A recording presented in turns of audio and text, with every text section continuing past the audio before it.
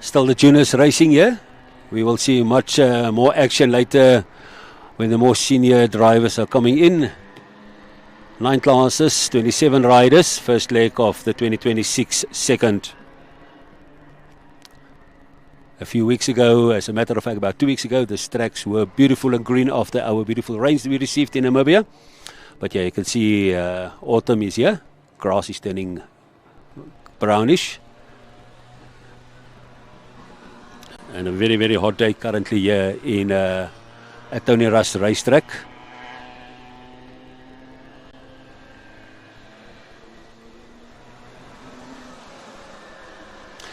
Yeah, the leading vehicle quite ahead of the two behind him.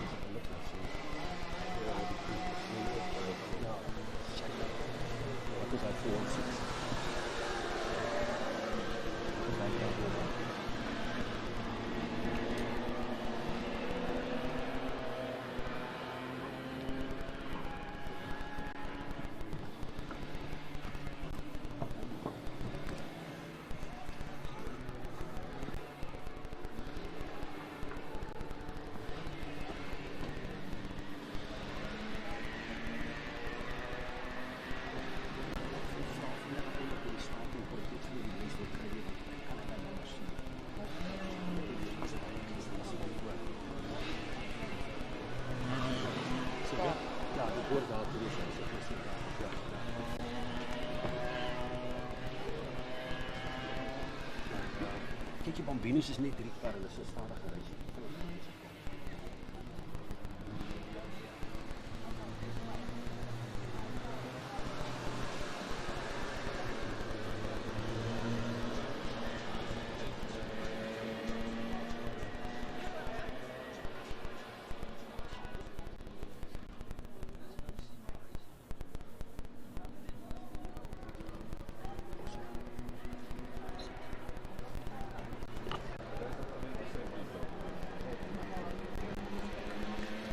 The three races currently on the track in car number 13, that is Luna dos Santos, all the way from Walfish Bay, and then Stein Franco in vehicle number 90 or cart 90, and 416 belongs to RJ van Tonder. This is still the Bombinos, the youngsters, but that's a very good starting point for them. And this is how you start to become a professional.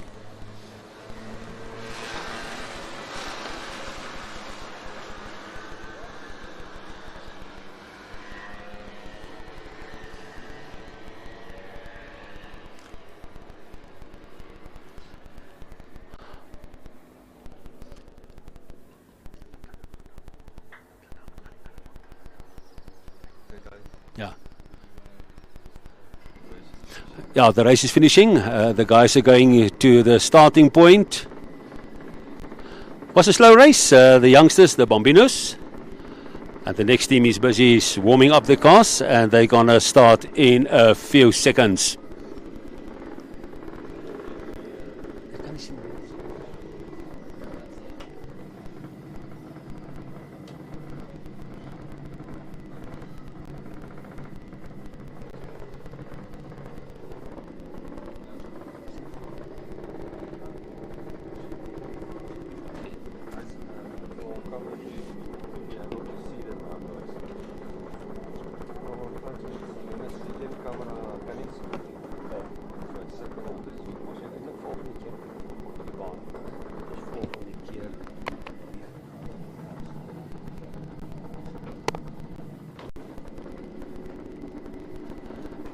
The wind that's slowly picking from a northern direction. You can see that on the flags of the Windhoek Motor Club.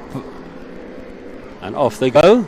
First their warm-up round, and then they will line up for the official start.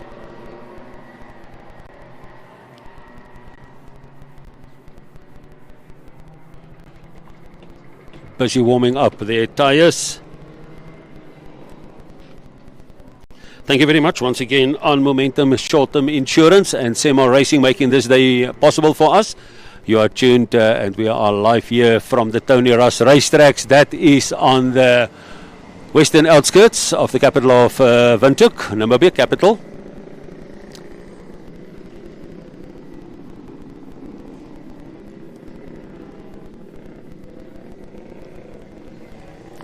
Busy warming up their tyres, that's why they're zigzagging like that.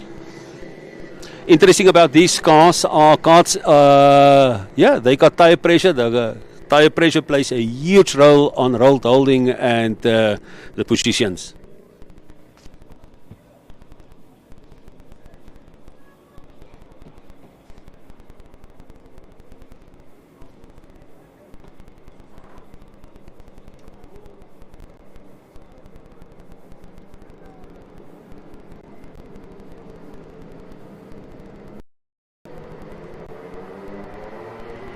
And there they go, the green flag's off, and it's all systems go.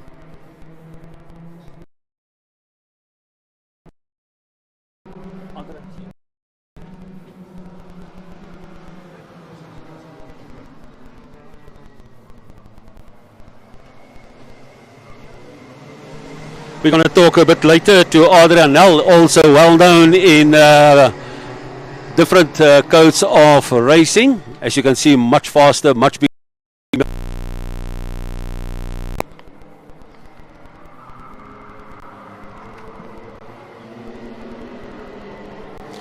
That is in the Micro Max, Mini Max class. As you can see, the leading pack, they are really going full out. Seconds counts in this race. This is also the first heat. We're going to take a break around 12:15, and then after that another 2 heats taking up for today here at the Tony Ross racetrack. A very, very sunny day. As we say local, dis lekker warm hierso. But yeah, we Namibians, we're not scared of the sun or the heat. We're going to go full out. And as you can see there, the parents and friends and family lining up next to the tracks to encourage them.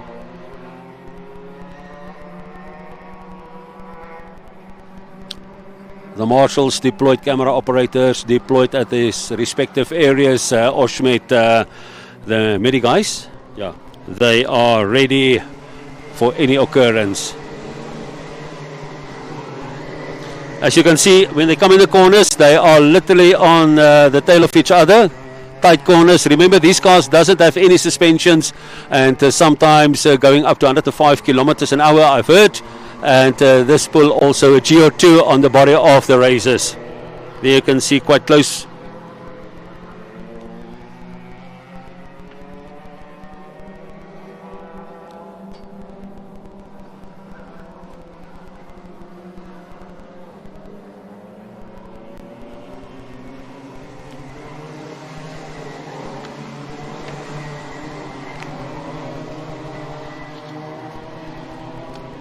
Let's talk about some of the races. We got RJ van Tonder. He raced in the Bambino class. He started racing 2025. That's about 5-6 years ago. And that's only when he started taking part competitively. And as he said, he loved playing with his dog, build Legos, and collect sticks in his free time. That's an interesting hobby, to collect sticks.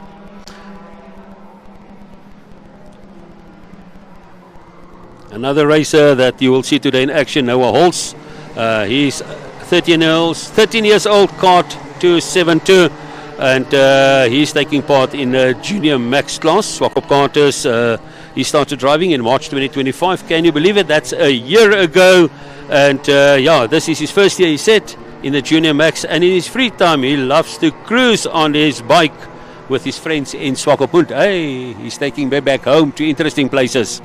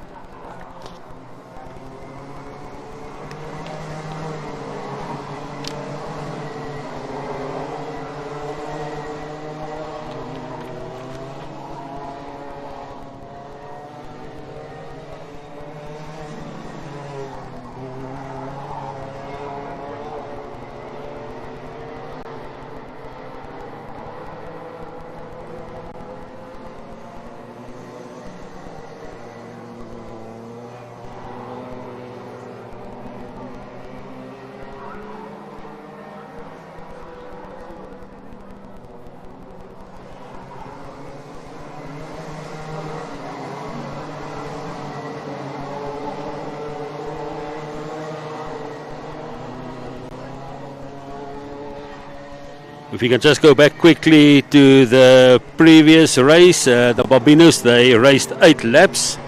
And if we can give quickly RJ van Tonder and the second place Luna dos Santos with Franco Steyn there with his vehicle of his kart number 90. You can also follow us live on Facebook. You can just go onto the link and share that. And so far, no incidents, but normally when the races got more tighter towards the second and the 30th, you can see the racers normally put in much more effort, and this is also sometimes when some of the incidents happen.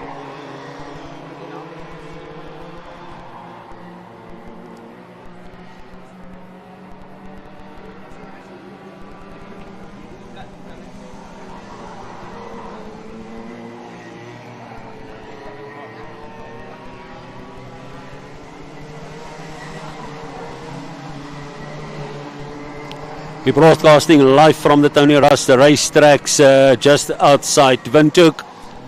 This is a matter of fact one of 2 tarred or cemented surfaces for karting in Namibia. The other one knowing Swakopmund. That will come on later this year.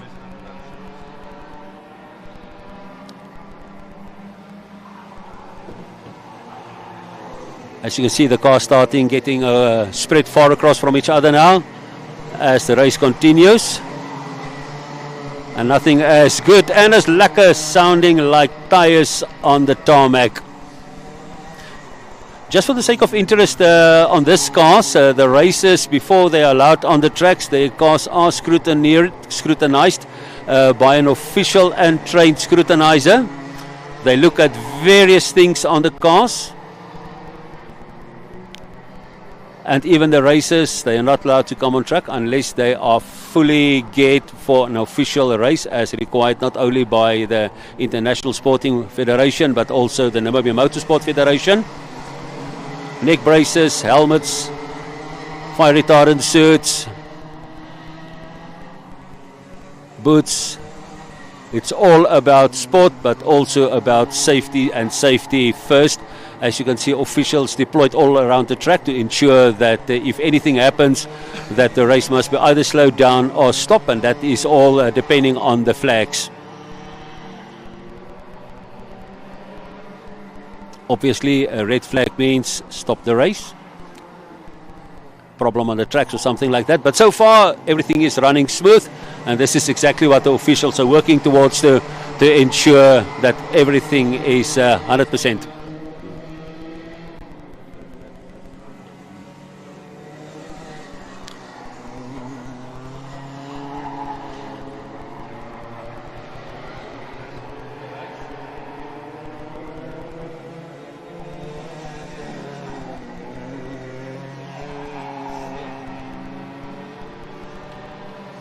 Interesting currently here because of the confinement of the area. Sometimes the camera operators and the marshals must share some spots.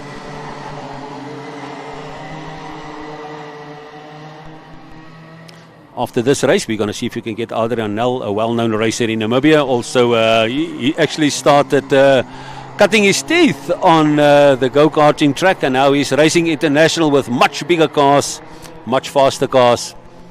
Quite recently, he also raced in Angola and South Africa, and every time he came back with a podium finish or two. He will join us a bit later to talk with you, to tell you what's happening and why.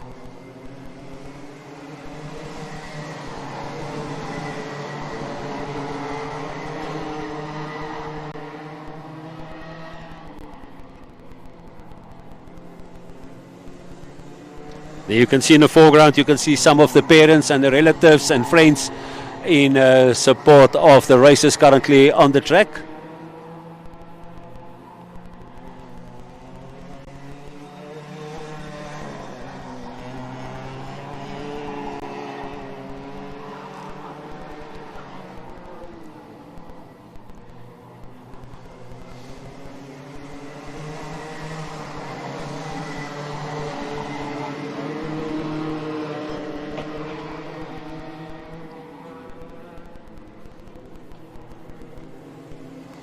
Coming in again here on the interlock start. There you can see the checkered flag. We're going to see now who is the one that's going to take it. Checkered flag that just showed that the race is over, and then we're going to see who are the winners and the positions they ended on. This is still the first heat of today. Another 2 heats after lunch.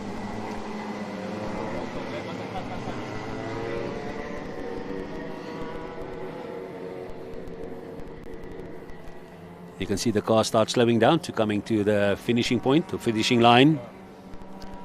Parents and friends and mechanics and supporters slowly but surely start walking back to the pits.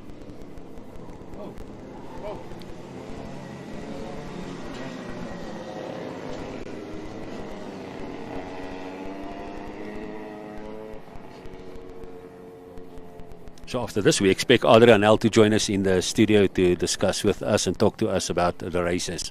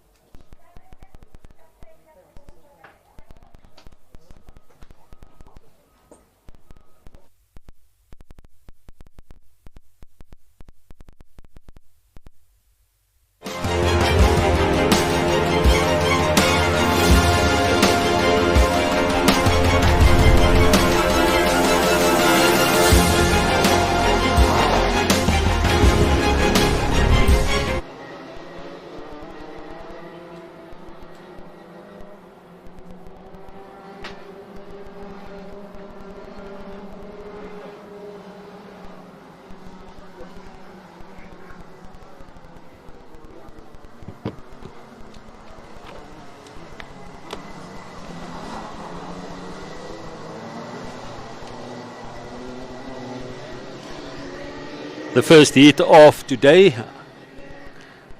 Still to later after lunch. The Junior Max, Senior Max currently on the way. 15 laps facing them. Later the day, the higher the temperatures.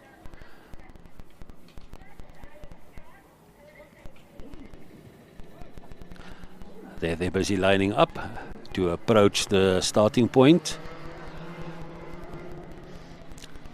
These guys are long, like young horses. They just want to go out. Nothing can hold them back now. Here you can see the ambulance of the medics always on site. Thank you very much to the medics, always making sure that we have the best of the best in case an incident.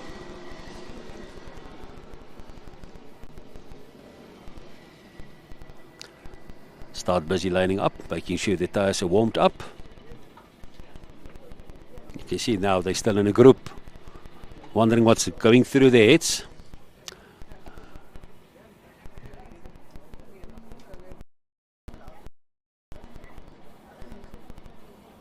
That is the Junior Max and Senior Max, their first heat consisting of 15 laps.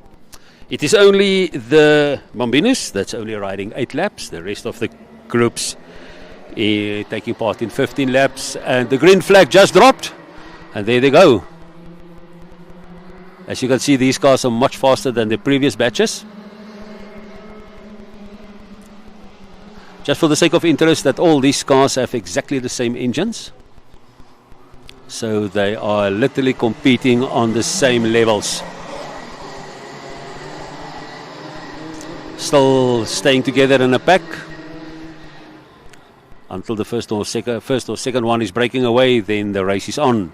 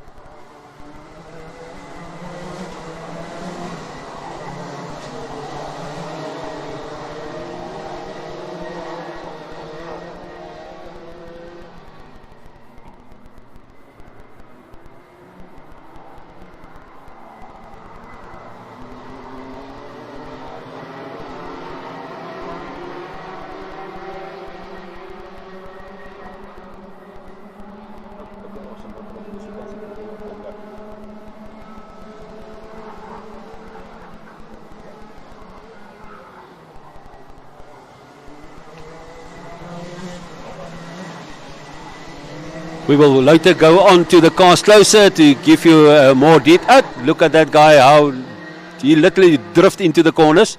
But yeah, this is what racing is all about, especially this karting. And do not be fooled. These cars can reach up to 100 km an hour, and imagine for such a small car the difference. And since there's no suspension, these drivers must hold on for dear life. And often if you speak to the drivers afterwards, they will tell you it has an effect on their bodies.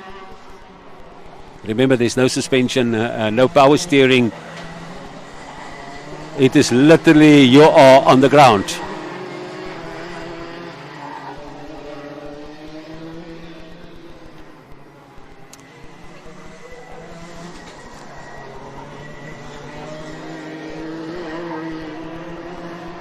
There in the background you can see one of the townships of Windhoek. Area is quite dry. Our winter season is approaching in Namibia. Also, thank you very much, Momentum short-term insurance, making sure that this day can happen. Also to SEMA Racing and CDC. We value your input, Cecil and his crew and everybody on board. The medics, the marshals, we value your time.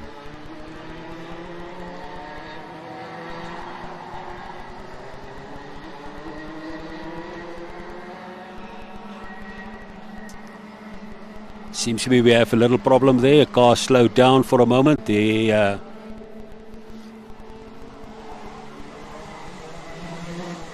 No, definitely. There's a problem in the car. One of the cars in the line. As you can see, it seems to me problem solved. Not yet. Yep, he's back in the race. We can't see at this stage exactly who it is. Valuable seconds, valuable points of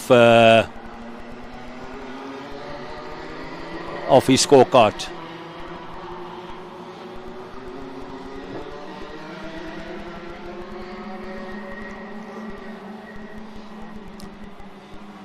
A soft wind pushing out of the northern areas. Clouds forming up there on the horizon, but there's no rain forecasted for today.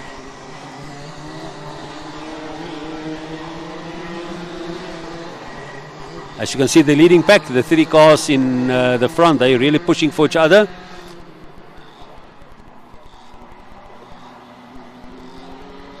One of the cars withdraw.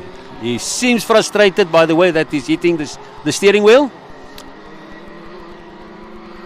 The rest of the crew is still going on.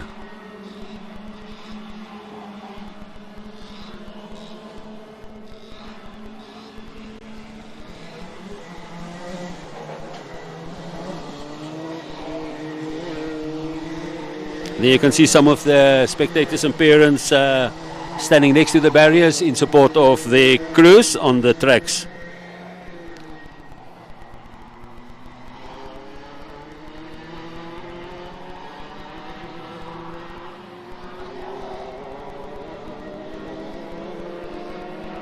Just coming in front of the main stands into the corner, northern corner, excuse for that one. Northern corners are quite hefty turns in this area.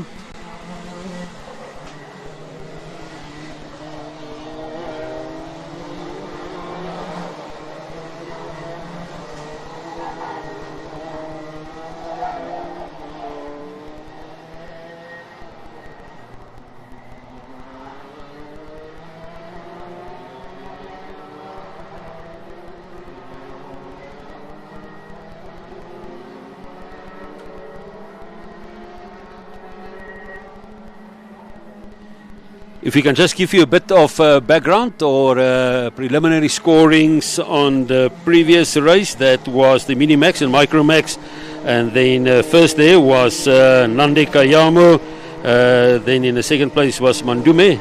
Twin brothers, Kayamo, they normally are racing in South Africa. Welcome to see them back on local soil, on Namibian soil where they actually belong, but yeah, we understand. And then Milan Fisher with the third. And then Gary Dos Santos, that is the brother of Luna Dos Santos, there in the fourth place. And if you look at the times, quite well. And you are more than welcome to, if you see this on your live stream, to share the link and tell the world what's happening currently in Namibia when it comes to racing, kart racing. The first leg of the 2026 season, 2025, was also very good races. And spoke earlier today to one of the organizers, Cecil Koorts from Sema Racing, and he assured me it will be a day not to be forgotten. And also remember, if you are at the tracks and you're watching us, there's something to eat and to drink also here on the tracks.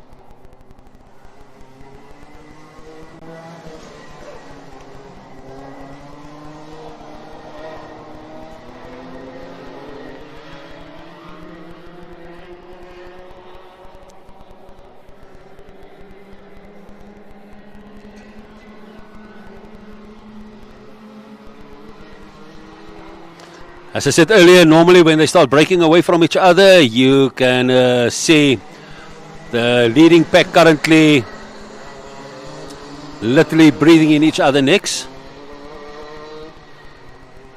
That's a nice thing about motorsport. It's all about winning, keeping your car on the tracks.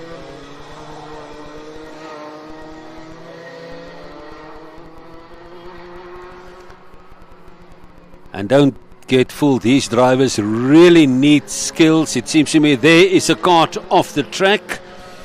There is the kart starting one, and if I could look, that is kart 74. Not sure exactly what's happening there. He's standing around his car. Officials also now with him.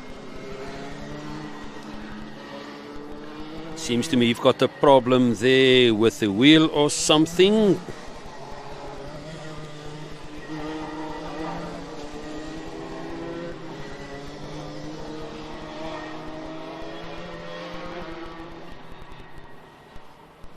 Standing around there, he's looking really disappointed in himself and in the car.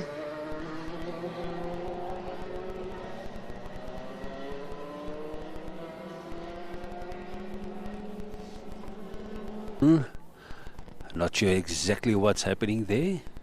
Guy still got problems there standing with his car.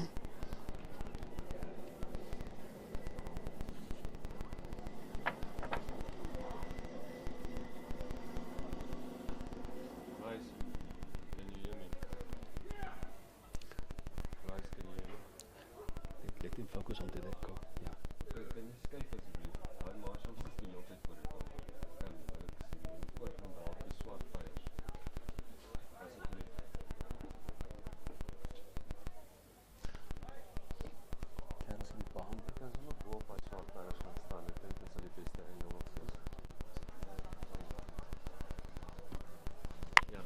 This race something of the past.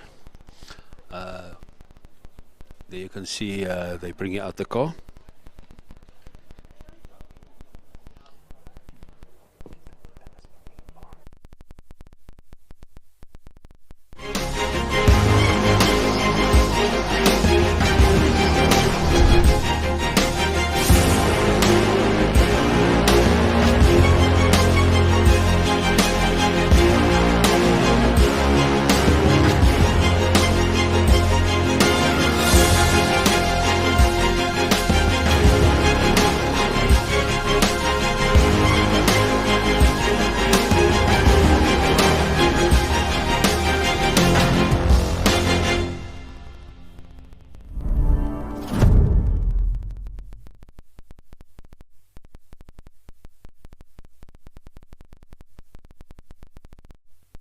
Yesterday night, I could barely sleep. I was thinking, what would happen today? Only champions make it this far. Their sacrifice, hard work, worth it. It's been a struggle this whole year. I mean, the beginning of the year, I worked so hard. A lot of championships to try to, get here, and it's been a lot.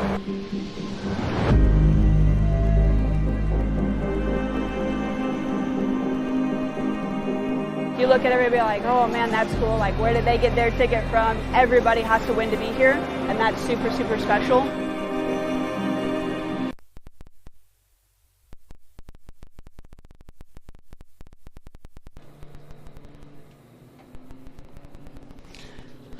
The next heat for this course, that will be the Mini Rock, Mini Under 10.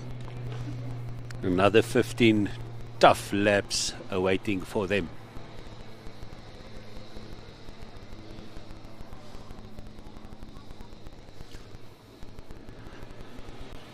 We're just awaiting Adrian Nel. He's just busy with one of the races. He's also not only racing himself, he's also a coach.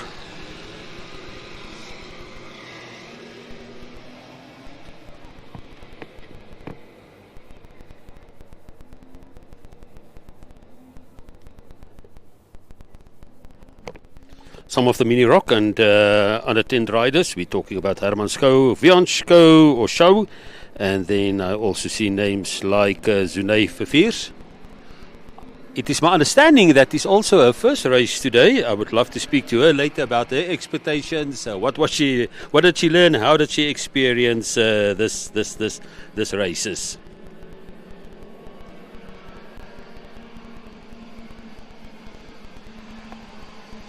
Some brave souls in this heat standing without their shirts. I think they will run to the medics a bit later and asking for some a relief oil. Of course, this sun is no joke, although it is almost in the winter in Namibia.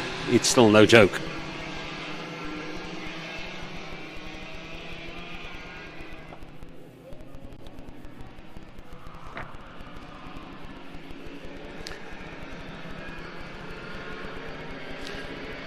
Also in this race we got in the under 10 rock Nel Zayn, Gous Francois and also Don Miko Botha.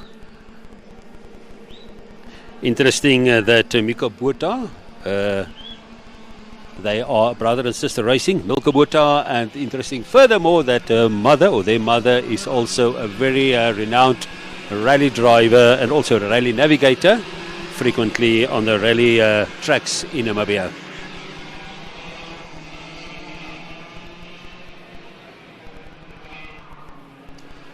If you can see this little guys, especially the youngsters and the Bambinos and the smaller classes, if you see them lining up before racing, putting on their helmets, strapping everything on, they are really like professionals in the Formula One races. They are geared, they are desperate, and they are motivated.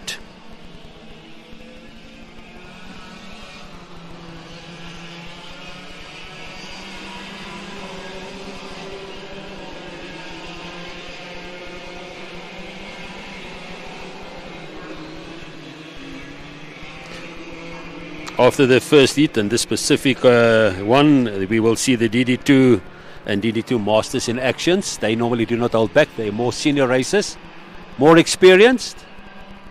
So we're going to see a bit later as well. But as I said, this one is kind of very busy. Mini Rock and Mini Under 10 racings.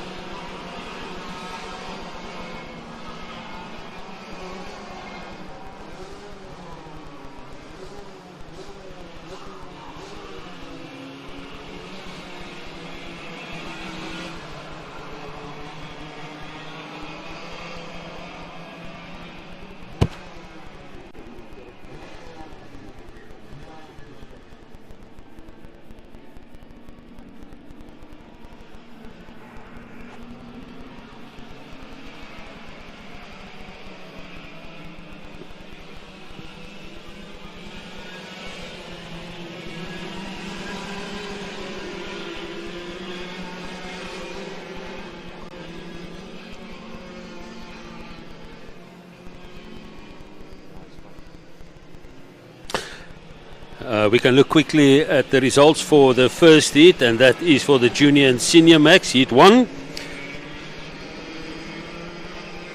Cecil Koors Jr. there in kart 44. That young man is really giving his everything. He's a man that's going to move very, very soon.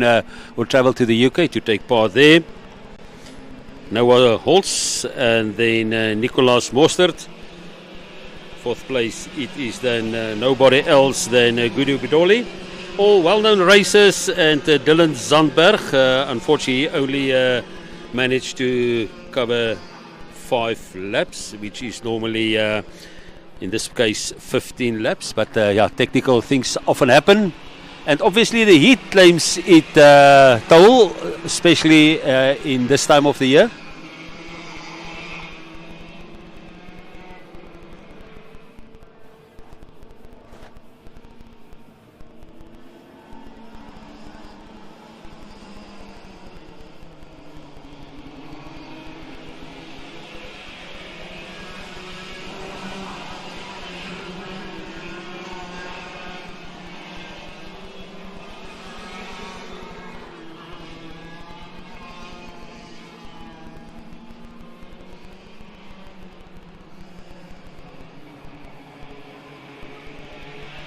The marshals deployed on every corner to ensure that everything is running smooth. And in case of any incident, they normally wave the flags, and then the rest of the racers and crew and officials know exactly if there is a problem. So far, everything flawless.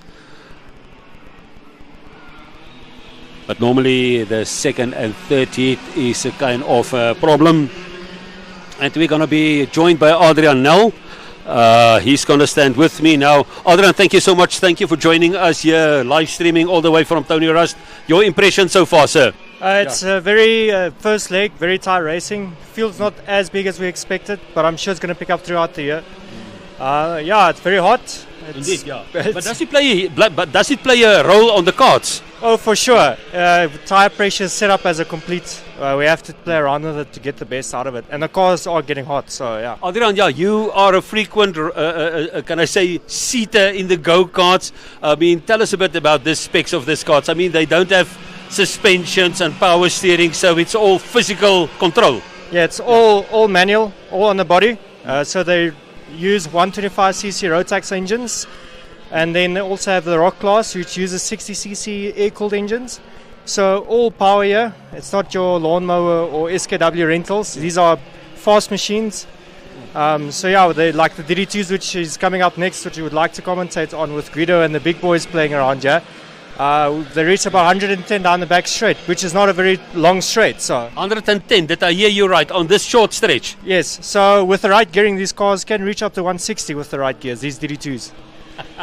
Sorry for me laughing on air, but I mean, you cannot imagine it, because if you hear the word go-kart, you think a kind of a social thing. Oh, let's go after Sunday afternoon lunch, let's go enjoy. Not this one. No, this is professional karting. It's the same level as what we have on the world stage. Like Guido Bidoli, that's racing in the DD2 class now. Yeah, he's that WSK, which is World Series kart, the biggest, and he almost won the world last year. And then Kian Fussel went to the world finals as well with the Rotax last year. So, I mean, these are the big boys. It's world-class racing. This is not just playing around here. It's good news to hear. I mean, I shared with our listeners and viewers quite recently that we've got Namibians taking part on international arenas. I think Cecil Koort is going next week to the UK. So this is a step for much bigger racing, like yourself. Yeah. Yes, like Cecil's going to Champions of the Future UK next week. So best of the best karters there. And like, yeah, myself, I raced in South Africa. Last year I did a MSA F4, which we came third in the championship. So the first Namibian to come on the podium in the South African Championship. So we're proud of that. So it shows we got talent in Namibia. We just need the backing and the seat time here. Now I understand that broad shoulders of you, because if I can race from a small country, a big country, small population in Namibia, and you can take the internationals and you can bring trophies home, it says something. Yeah, no, it definitely does. Like I said, that's why we've got talent in this country. And like I would say Guido is one of the big talents. He raced last week in the MSA4. He took the car over from me, and he put it like third and second on the grid. So the man's got pace. So he'll be definitely a front runner coming into the next races there. Adrian, we can talk hours and hours and hours, because I think this is not only interesting sport, but once you understand the dynamics of it, then you realize skills play a role, but also off the tracks. I mean, the pit crew like yourself, if I see you with spanners in the hands and do that, you're there. There's the bigger picture. Yeah, no, so of course skill plays a big part, but in part of that is the setup of the kart itself. So that's where I come in, try to teach younger generations what's do's and the don'ts, and then do setup on it. On the karts, there's so much you can do, and that plays into the bigger picture to develop these drivers to be our future champions and heroes in motorsport in the country and internationally. My multi-million-dollar question: will we see you again in future in the go-karts? I know it's tough for you to get off the tracks, eh? Yeah, I'll never say no for a drive, so we'll definitely see what maybe we jump in a kart this year again and see if the opportunity arises. Like I say, I'm focusing mainly on my coaching and stuff now. So, but if the opportunity comes up, we'll definitely take it on and see what we can do. My last question to you, because I know you want to go back to the pits to assist again. My last question to you: it's not just fuel. I understand. Same car, same engine, same fuel to give a level competition floor. Yes, so it's not about money here. Okay, it is expensive, I'm not going to lie to you, but everybody with an even playing field, you got different chassis manufacturers, if I must say so, but the engines are the same. So you're racing the same. You don't, not more money, more power. So it's all the same, so it's all about the driver and how you can put it together. So you can't say ek het 'n 8-cylinder, jy het 'n 16 wel van ek het dit where you doesn't. Yeah, exactly. You can't do that. So it makes it so the best driver wins. There you have it. Adrian, thank you for your time. I know you still have some stuff to do, and you're also coaching some of the younger riders here. So there's some stuff for you to do, but we invite you again back to the studio a little bit later. Yeah, I would like actually if I can do one of the DD2 races commentary. The next race, that's one after this, where the big boys are playing, Guido and them. You see, that's why I love Andre. He just pushed him in here. Adrian, the mic is yours after this one. As you said, that is the bigger guys and the much bigger cars, the more, can I say, experienced riders. Yes. Yeah. So we'll definitely, let's see. So it was now the mini rocks and kid rocks going on now. So as you see, that the lady driver that's on the screens currently, she's a new to the field, and I think she's doing really well. I've heard that it's her first race today. I know Cecil said to me, "You see that little girl?" I said, "Yeah." He said, "Well, it's the first race," and I would actually like to speak to her a bit later, just to get her experience. Because normally, when you stand on the outside of the tracks, and all of a sudden on the inside of the tracks, two different games. Oh no, for sure. And she's enjoying it a lot. And she's not the only female racer here today. There's another lady in this specific class, and then we got no. It's not Tony. It's Mila Bota, she's in the class as well. And then in our smallest class, we also have Luna dos Santos. That's my hero. Oh yes, lovely lady that. She's really, she's cute. She's really, and I see a lot of potential in Luna because I mean she's got the backing of her parents, her brother, the whole family racing, and that's what it's all about. Yeah, it's a family sport. Yeah. So all the parents are here, the whole family. It's like aunts, uncles, everybody's here. It's full support, and she's just enjoying it. She's here for the fun and games, but she's taking it seriously. But she's here to enjoy it. So we're going to take a short break, and then as you can see, the tracks are kind of empty, or they are empty. The guys are preparing now for the last heat. First DD2, the last race. Or first race for the DD2. For the DD2, and then we're going to take a break after this. And Adrian promised he will take us through the races and speak to me. Remember, this guy's more experienced. He's on the tracks. He knows exactly what to do. Adrian, we also spoke about the speed, but coming with speed, if you look, no suspension, no power steering, there must be G-forces on that body. Oh yeah, for sure. I'm not going to lie to you. Last year I did a race as well, and I was not fit anymore. I'm fast, but I'm not fit because I don't get onto the track as often as I want to. But because it would take about 3 Gs with the DD2s, for instance, 3 Gs through a corner, and they say it's the closest thing to what you get to Formula 1. The speed, the time of reaction and everything. It's crazy. It's just something different. 3 Gs, I don't think I will manage that on my old body. But let us take a quick break. They're busy now preparing the vehicle, standing there in the shade under the gazebos of Momentum. Thank you very much, Momentum. They are part of the sponsors for today. Without them, we will not be able to. And I think also a big shout out to the Kayamu family for assisting us to make sure that we can resurface the tar tracks. Yeah, so they resurfaced turn 1 on the current layout, and as well as the Taka section, as we call it. So big thanks to them. The track is a lot better, and it's not just for the karting; it is as well for the main circuit. It's for the drag racing. It's for everyone. So it's a big thanks to him. He did put a lot of effort and money into this. Right, we can stand out. I see the cars over here. Can hear the cars are busy lining up. I think, Adrian, you can stand. Yes, we're going to have a better view. I'm going to stand next to you. We're going to talk about this. We've got the screens in front of us. And just quickly back to the Kayamus before we're going to come back to this race. The twins Kayamu, that is Nande and Bandume. I'm going to say that, and I will not shy away from the two stunning little kids on the tracks. I mean, they're not only on the tracks, gentlemen of the tracks, they're gentlemen as well. So salute to those youngsters. Yeah, no, definitely. They're also part of the GR Racing Team South Africa, with Leroy Polter running a multiple champion in South Africa in many regards, as well as, I think, world champion, if I don't stand corrected. Yeah. So, yeah, it's a good team that they're with, and I'm sure that's just developing them strides. So. I must, as I said, you just mentioned they are racing under GR in South Africa, and it's sometimes sad. I miss them on our tracks, but one understands for the development we have to go to bigger grounds. Yeah, so for this year, NMSF requires them to still take part in the Namibian Championship before they can go. So that's just good development to keep the sport alive on our side. So, and bring back the knowledge they've gained. I love that. Bring back the knowledge, because you said a few minutes ago we got a lot of talent, but we still need knowledge. Yeah, off they go, and there they go. Adrian, how's things going there? Okay, so I don't know if it's a full race start yet. We'll see now, but it looks like it. Yeah. So Guido had to start from last place. Unfortunately, had engine issues the whole time yesterday, so I had one of my spare motors for him, and then this morning we got told we can't use that motor. So it's a false start, guys. So, yeah. So let's see, he is currently supposed to be third. So yeah, there we go. Kian passes him. Kian that went to the Worlds last year and represented Namibia on the world stage. And then of course Guido that raced Europe for the last 3 years and was bloody fast. So that's awesome. Adrian, just so for the sake of interest, you said it's a false start. What happened?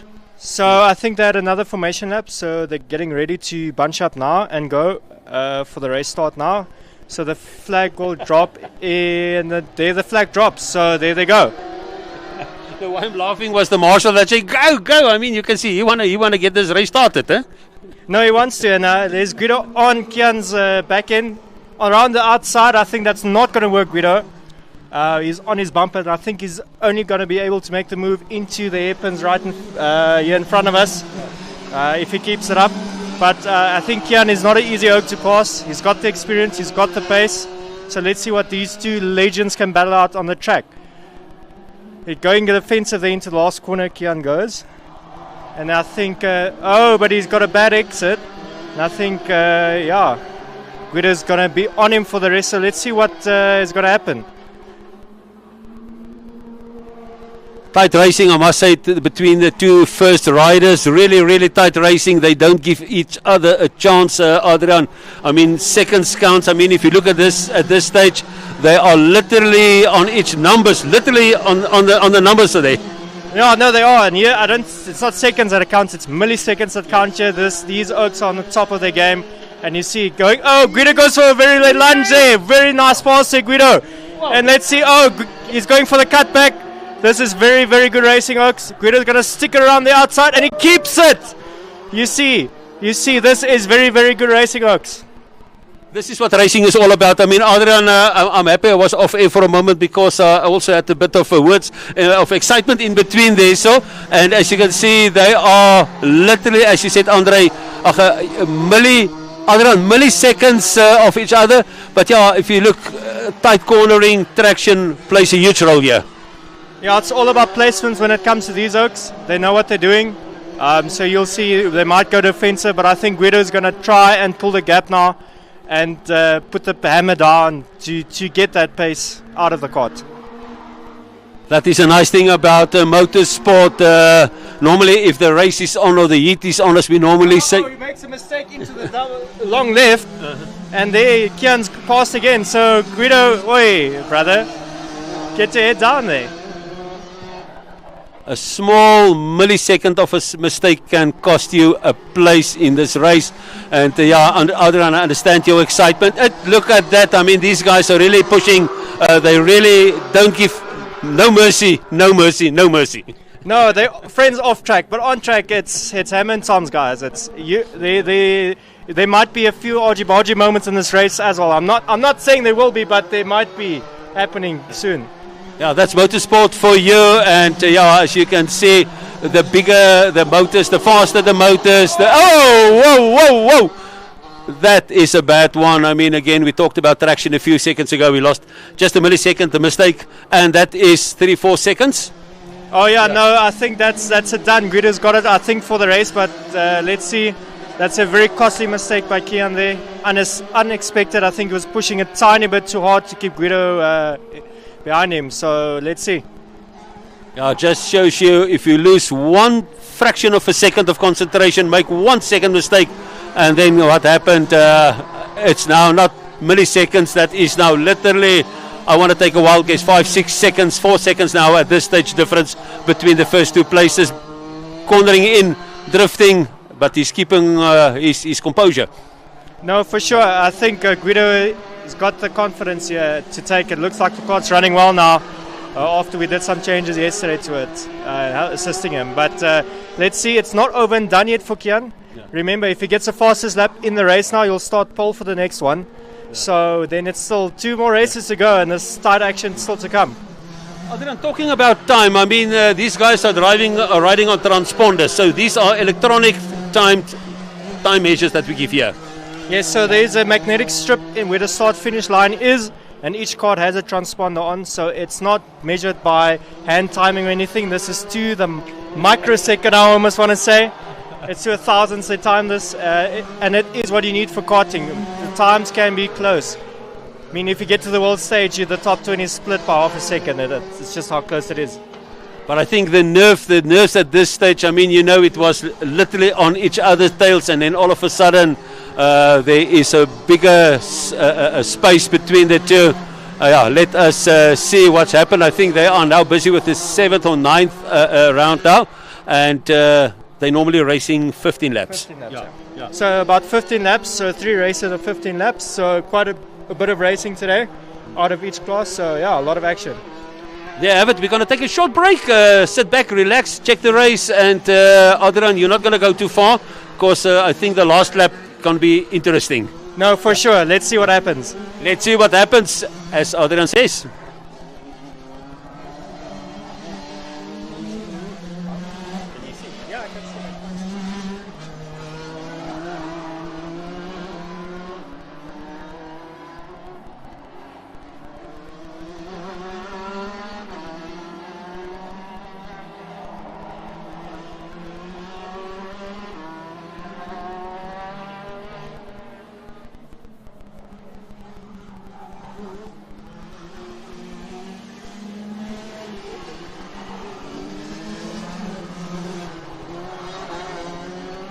Other than talking about it while we're standing and watching, and you can see it also on the screen, these guys often have to rely on their brakes. Is that a special brake system for these cars? So the DD2s are the only class currently today with a front disc as well on the axle and the rear disc, but most of the other cars only have a brake disc on the rear, so only brakes on the rear. So it makes it a bit tricky, but it learns you a lot in braking. And it's not the brake system that you have in a Formula 1 or a circuit racing cars. These are kind of direct brakes. Yeah, no, it's like most real motorsport cars. There's no boosters on the cars. So this is all actuated by your foot. There's no electronic nannies here. It's all done by yourself. Now I understand why all the racers got such strong right legs, because of the brake system. Yeah, no, for sure. You have to be fit, guys. This is not playing around here. No, that's a fact. You have to be absolutely fit because, I mean, this is physically, seems to me, let me see, he showed there's something with his hands, slowing down. Not exactly sure what's happening there. No, I didn't see what happened there. I think he might be tired. I doubt it. But maybe, well, let's see. We'll interview him after the race, see what went on. We will, yeah. See, he's picking up speed again, so he is ready. Maybe he just wanted a bit of encouragement there from the side. Yeah, I'm asking the officials, guys, can we just stop the race? I'm tired now. But I might be wrong. I'm not saying he's tired, but yeah. Yeah, that is one thing. I think I will be the first one, the first lap. Hey guys, can't we stop now? Because you need to be fit, as you said, and the heat. Come on. Yeah, no, it's definitely like last year when I was not on my A game. Pace was there, but my fitness wasn't. I was like, guys, can't we just shorten the race by 5 laps, please? Yeah, but yeah, it's 8 laps, 15 laps that you have to face each other, and yeah, another one there. Yeah, two tires off the tracks. You can see the dust kicking up. But yeah, everything, seems to me the race is something of the past. No, that one is going off. Yeah, so that's it for him. He can't come back on the race. He's pulled off now. So yeah, so it's just Guido and Kian on the track currently. So the two little horses to race it out now. Yeah, no, for sure. It's sad to see the DD2 field. We're up to 9 carts at one point a few years ago. But I'm sure if we can get the Oaks back here and the field's going to grow, it will be exceptional racing. As we saw the first 3 laps with 2 carts. Yeah. Imagine 5 guys on it. Yeah, exactly. Yeah. Then the real competition starts. Yeah, so no wind anymore. Can you believe it? A few minutes ago we still had a little bit of a northern wind. It's quiet now. The flag's not moving. Even our zipline camera, this is not moving. The heat is taking a dead knock on us.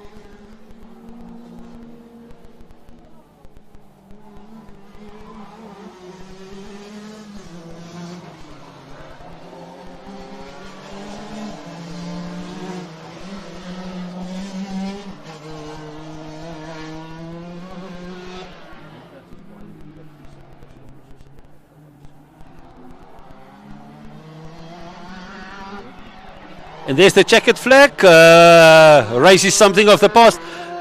How many checkered flags did you have the privilege to say, yep, there's a checkered flag on Adrian? I've done a bit of racing in my lifetime. It's about been 15 years. Yeah. So I can say I've done a lot of races, and that's online as well with the esports. Yeah. So yeah, I'm privileged to race a lot in my life. Yeah. And Guido takes it for first heat. We'll see what the pace was and see if he's got pole for the second one. And I think Kian is going to keep him honest today. There you have it. Yeah, we're going to take a break and then we're going to move downstairs and see if we can speak to some of the participants. It is a bit of lunch break now, and I think let us get them in front of the cameras. Laat ons kyk of hulle sweet, man. Nee, ek dink hulle sweet definitief. Dit kan ons nie oorstry nie. Stay tuned. We're going to see if we can speak to some of the racers.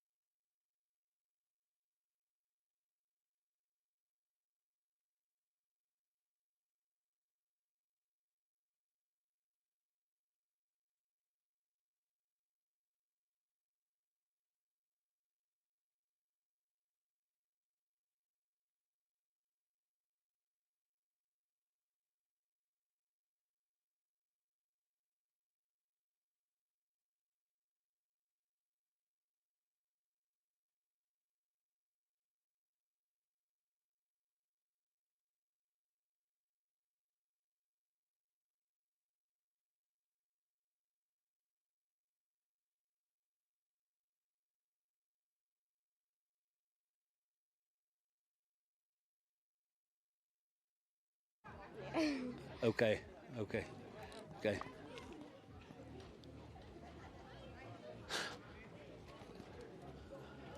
Okay, kan ek opgaan? Julle kan my cue as julle reg is. Okay. Now, the first heat of today is something of the past. It is hot. It was tight competition, especially in the DD range. With me, I've got Zunay. Zunay, that is your first race. Am I right?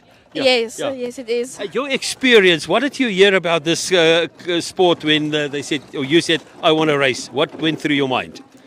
I was at first stressed, but then later on I saw that it was kind of fun, and then it just became nice. And today it is the first leg of the National 2026 Championships. How did you experience there on the tracks? It was kind of stressful, but it was fast and quick over. Another 2 heats for you ahead. Are you ready for that? I think so. I also hope so. I love his spirit. I think so. I hope so. Thank you very much for your time. All the best. We're going to speak to you a bit later again. Okay, thank you. Thank you very much. All the way from the Tony Rust here from the pits. With me, Rocky van Eden. Rocco, he said to me he's going to be a bit shy. Rocco, no reason to be shy. You're going to speak to me. How did the races go for you, my good young man? I just spun out. I crashed over here by the tires. It wasn't that nice. My arm is a little bit sore. But the qualifying, it was nice. I came 5th. Which class are you racing? Micromax. Micromax, I mean, and that is not an easy max because, I mean, that is fast, that is tight corners, good competition. Yeah, but against the minis is kind of good with a Micromax. There you have it, Eden. Rocco, thank you for your time. We're going to speak a bit later to you again, and all the best for this next 2 heats. Take 5. I say, and all the way from the Tony Rust racetracks here at the pits, you can see it's a bit of a lunch. And I see if I'm going to speak to one of the other racers. And that is Cecil Koorts, Cecil Jr. I'm going to say that. I'm not shy to say that. Cecil, you my hero. That car 4044, did you hear I shouted for you? No, I couldn't hear it because of the engine. Because of the engine. Cecil, you are, it's the first day, but you're also on the way to the UK around the corner. Yeah, we're flying the 24th this Tuesday. I'm very excited because it's my first time being in the UK. Awesome. But it's not only local known. Italy quite recently. I think last year it was Italy, South Africa frequently. Yeah. So, and how was that for you in the other countries? How did you experience it racing international? It's very nice because the competition is way much better than here. Because we're more I think in Italy we were like 70 in one class. 70? So they had to split us up in 2 groups. Yeah, but wasn't it a bit scary or intimidating? I mean, all the way from Namibia, a small country, and wow, here is the world stage. Yeah, it was very intimidating because it's the first time learning a new track, all the drivers, the lines, everything. 2 hits ahead of you. Are you ready for that? Yeah, I'm very ready. I'm surprised because you normally also say, I'm born ready. Cecil, an honor having you next to us, and we're going to stand next to the tracks for you, my young man. Okay, thank you. Thank you very much, Cecil Jr. That spoke there to us here at the Tony Rust, a young man with a lot of potential, and we will see with the next crossover if we can speak to the Kayamu twins. I want you to introduce you to the Kayamu twins because they are a special crew on Namibian soil.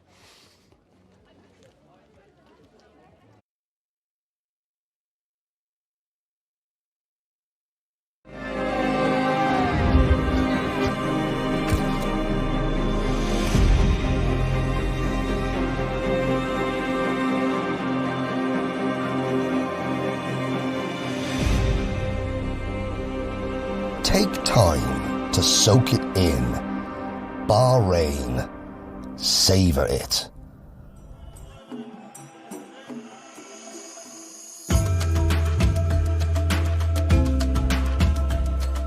Enjoy it.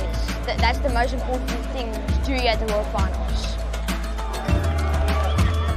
All the activities that they make, so many things that come, you know, like drift shows, F1 paddock and so on.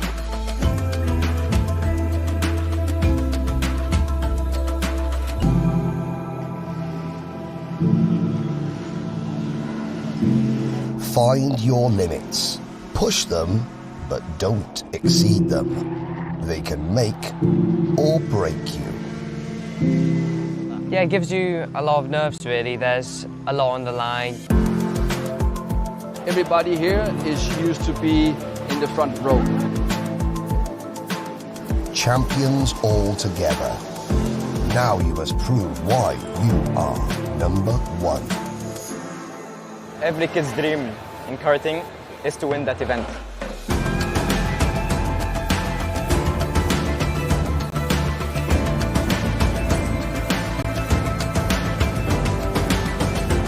When the start goes and you hit it off and you're overtaking somebody, but nothing gets the adrenaline up and pumping like driving a race. When you see that green flag go, you've got to know you're ready for it. This is it. 36 remain. One race, one chance, one moment to make history.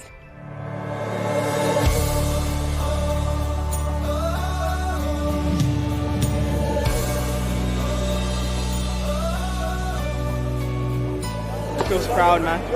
Bahrain, man, they've been driving for podiums for a long, long time, and it feels great to finally give back and give a podium to Bahrain. Fucking unreal. The one thing I wanted to win my whole life, my whole career. I just went out and done it like that, made it look easy.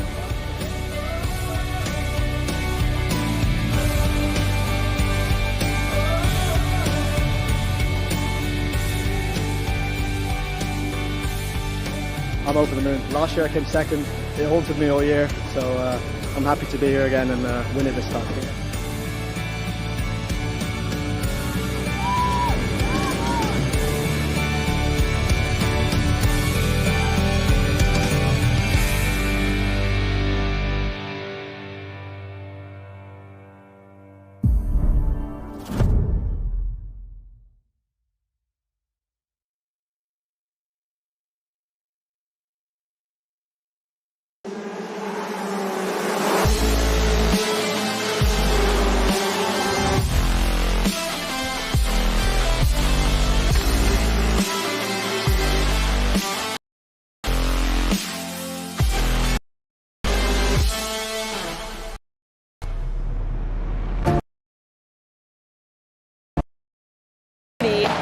Is very, very good with the Rotax engine, and I would say the Rotax engines specifically, you pull them out of the box and they are all pretty much dead even. Usually as an Australian, when you travel overseas, you're not going to get equipment as Europeans just because they're a bit more known. Whereas Rotax, I don't feel that way. So you know when you arrive, it's just down to the driver and getting the kart set up right. You don't have to worry about if you've got a really good engine or not.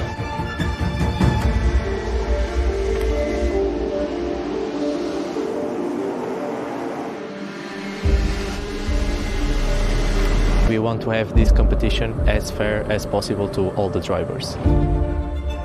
We checked top 3 and some random drivers.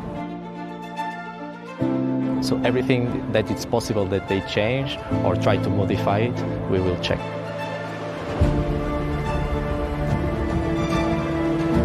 The biggest payoff putting all the efforts to the topic parity is the closest racing you can ever see. You've got to be pinpoint perfect everywhere. I think that's what's really cool about the event. You've got to be perfect and you've really got to nail it to be good up the front. To me, everyone's wearing the same helmet out there. There's no difference at all. It really feels like it's just all on the driver for this race, and that's what's so special about it.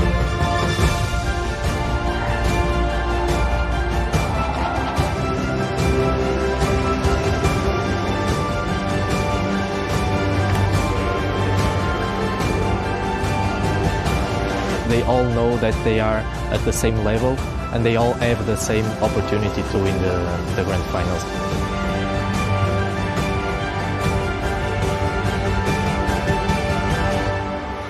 From the start to the end, the closest grid, and it's not decided within the first 1/3 of a race, it will be decided in the last. And this makes us happy as Rotax that we have done our job in terms of parity.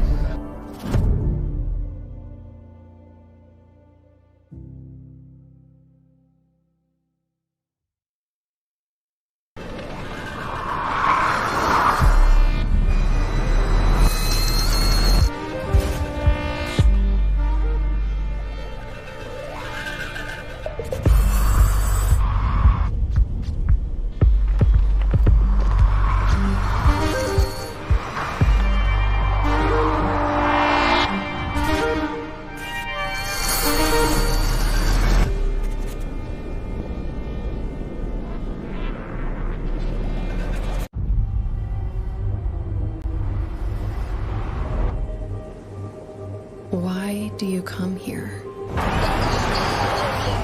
Is this your career? Or is it all about fun? A chance to get away and leave it all behind?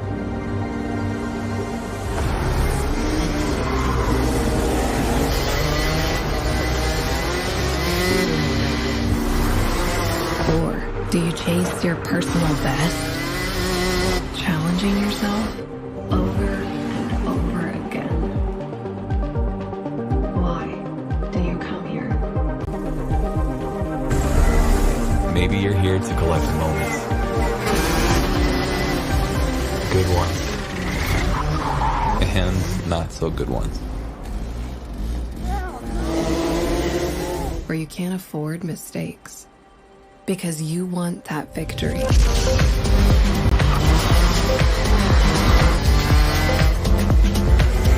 It's all about this one moment when the hard work finally pays off.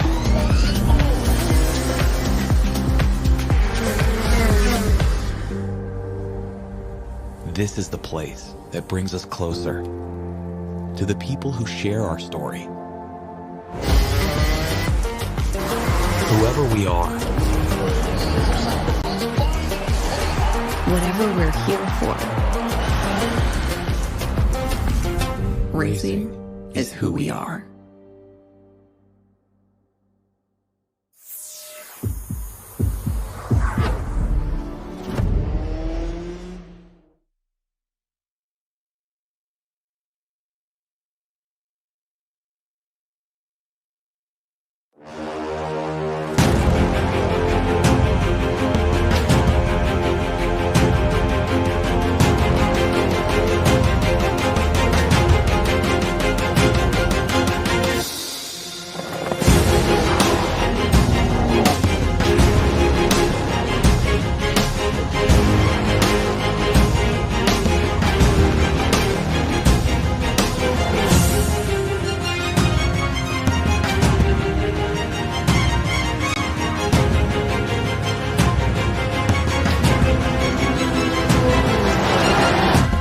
Driver unique.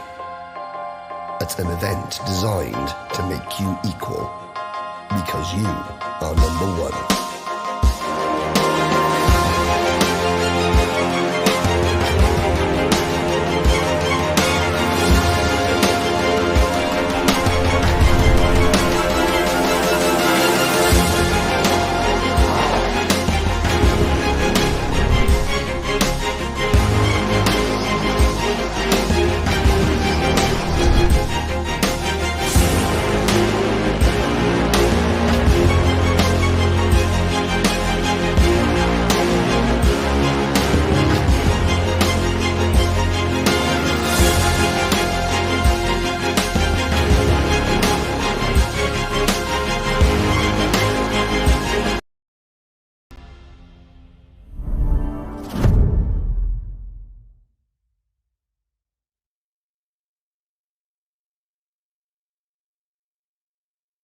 You know, yesterday night I could barely sleep. I was just thinking, what would happen today?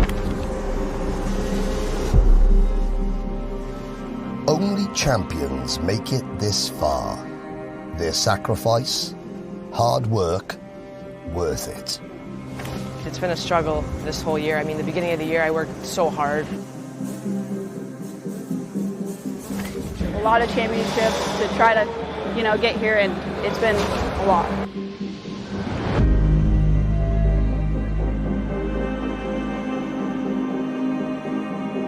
You look at everybody like, oh man, that's cool. Like, where did they get their ticket from? Everybody has to win to be here, and that's super, super special. Just being here is already a success.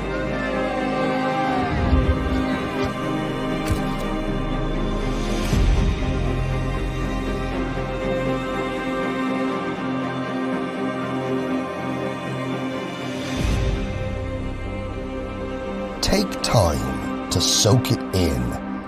Bahrain. Savor it.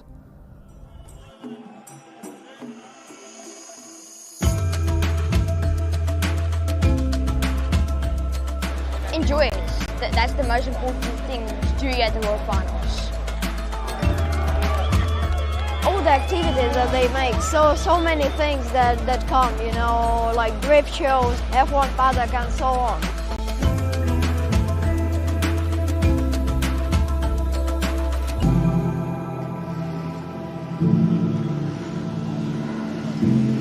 Find your limits.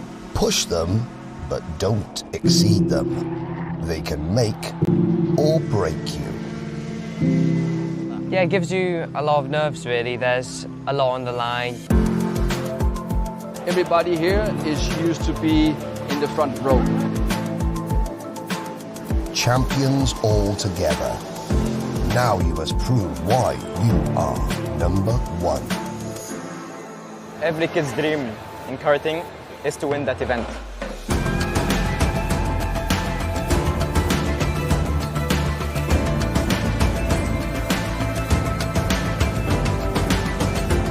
When the start goes and you hit it off and you're overtaking somebody, but nothing gets the adrenaline up and pumping like driving a race. When you see that green flag go, you've got to know you're ready for it. This is it. 36 remain. One race, one chance, one moment to make history.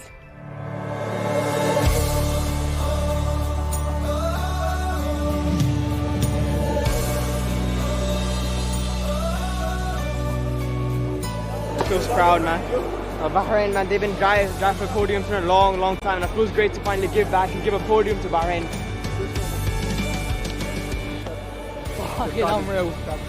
The one thing I wanted to win my whole life, my whole career. I just went out and done it like that, made it look easy.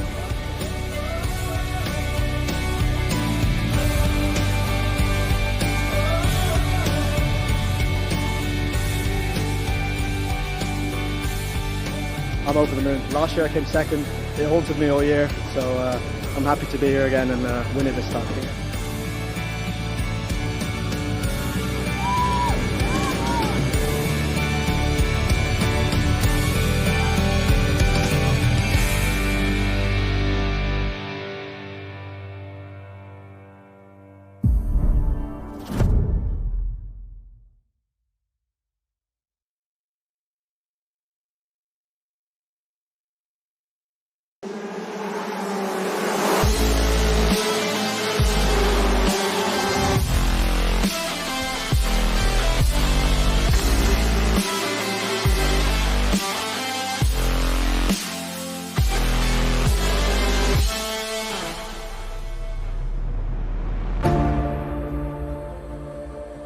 So parity is very good with the Rotax engine, and I would say the Rotax engine specifically, you pull them out of the box and they are all pretty much dead even. Usually as an Australian, when you travel overseas, you're not going to get the same equipment as the Europeans just because they're a bit more known. Whereas Rotax, I don't feel that way. So you know when you arrive, it's just down to the driver and getting the kart set up right. You don't have to worry about if you've got a really good engine or not.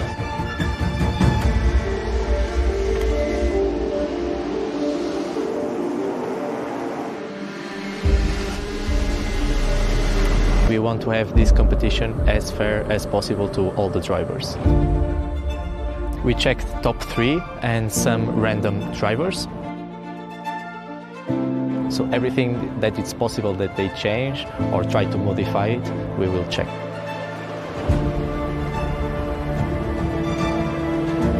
The biggest payoff putting all the efforts to the topic parity is the closest racing you can ever see. You've got to be pinpoint perfect everywhere. I think that's what's really cool about the event. You've got to be perfect and you've really got to nail it to be good up the front. To me, everyone's wearing the same helmet out there. There's no difference at all. It really feels like it's just all on the driver for this race, and that's what's so special about it.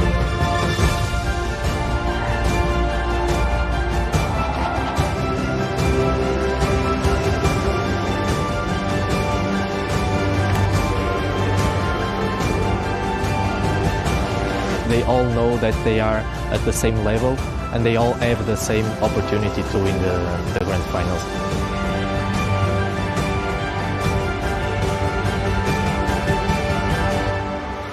From the start to the end, the closest grid, and it's not decided within the first 1/3 of a race.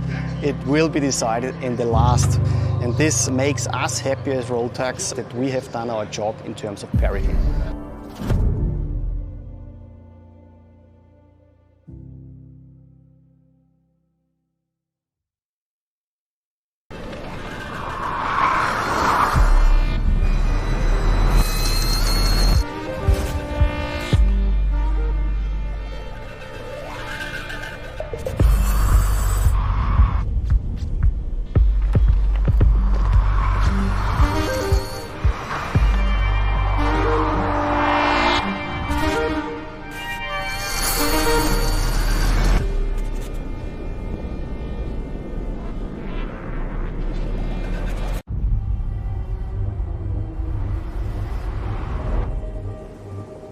Why do you come here?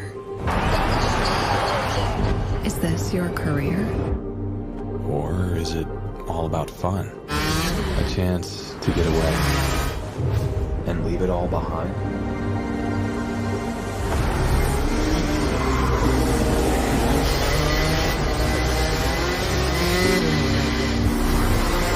Or do you chase your personal best? Challenging yourself over and over again. Why do you come here? Maybe you're here to collect moments. Good ones. And not so good ones. Or you can't afford mistakes because you want that victory.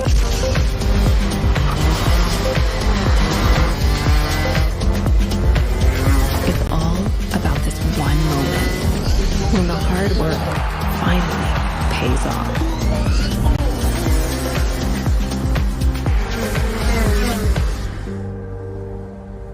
This is the place that brings us closer to the people who share our story.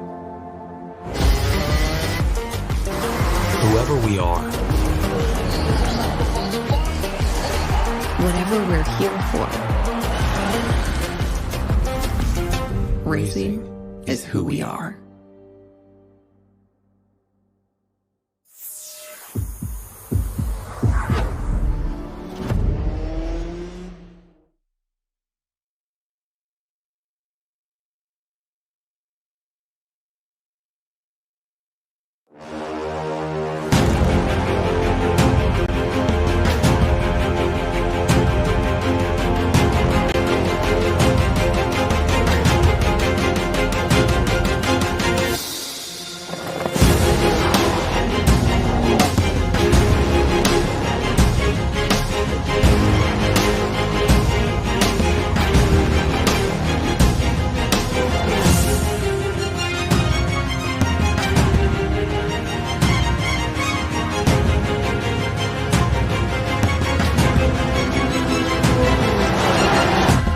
Driver unique.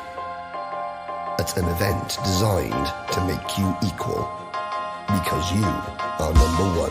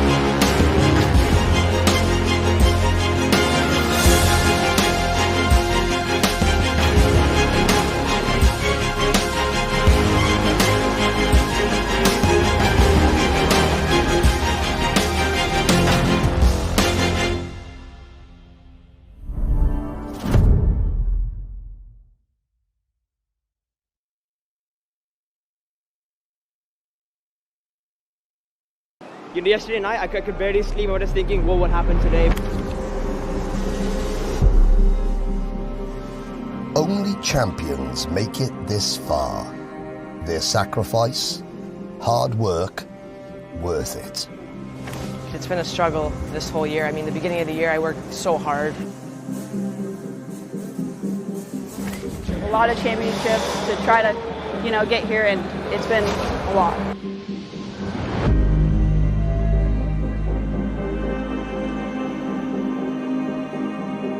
You look at everybody like, oh man, that's cool. Like, where did they get their ticket from? Everybody has to win to be here, and that's super, super special. Just being here is already a success.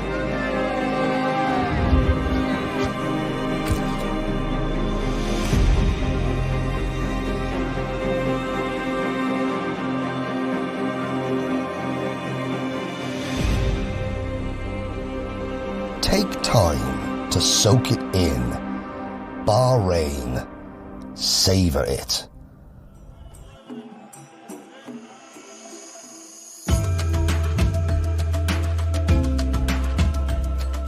Enjoy it. That's the most important thing to do at the World Finals. All the activities that they make, so many things that come, like drift shows, F1 paddock, and so on.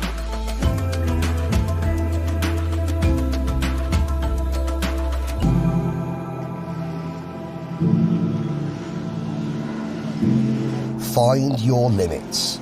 Push them, but don't exceed them. They can make or break you. Yeah, it gives you a lot of nerves, really. There's a lot on the line. Everybody here is used to be in the front row. Champions all together. Now you must prove why you are number one. Every kid's dream in karting is to win that event.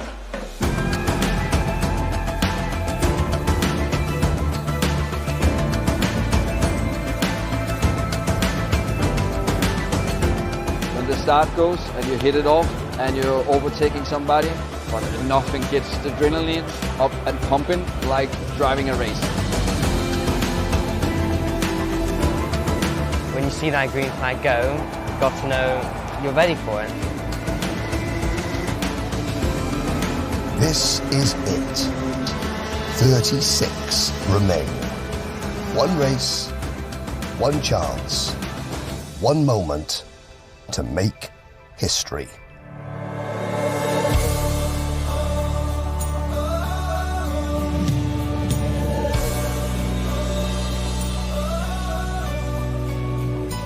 Feels proud, man. Bahrain, man, they've been driving for podiums for a long, long time, and it feels great to finally give back and give a podium to Bahrain. Fucking unreal. The one thing I wanted to win my whole life, my whole career.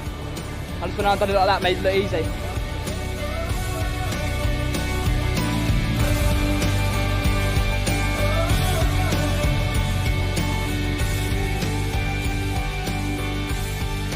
I'm over the moon. Last year I came second.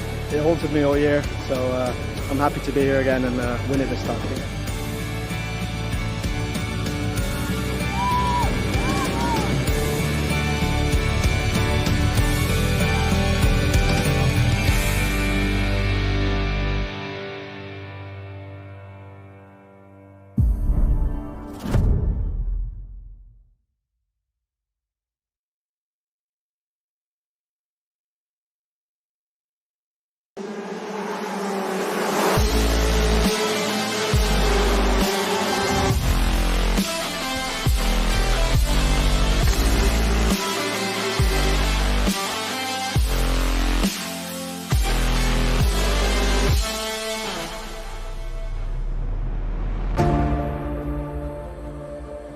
So parity is very, very good with the Rotax engine, and I would say the Rotax engine specifically, you pull them out of the box and they are all pretty much dead even.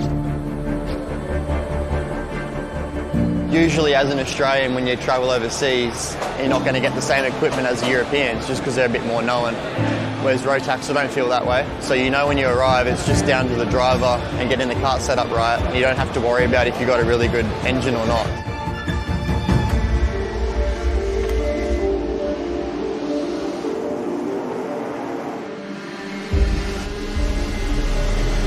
We want to have this competition as fair as possible to all the drivers. We checked top 3 and some random drivers. So everything that it's possible that they change or try to modify it, we will check.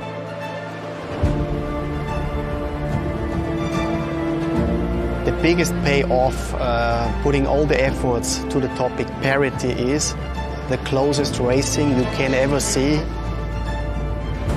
You've got to be pinpoint perfect everywhere. I think that's what's really cool about the event. You've got to be perfect and you've really got to nail it to be good up the front. To me, everyone's wearing the same helmet out there. There's no difference at all. It really feels like it's just all on the driver for this race, and that's what's so special about it.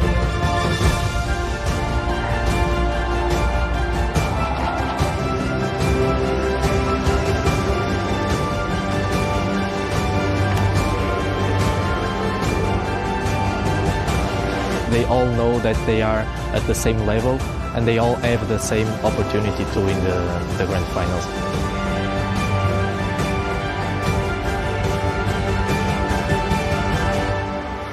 From the start to the end, the closest grid, and it's not decided within the first 1/3 of a race. It will be decided in the last. And this makes us happy as Rotax that we have done our job in terms of parity.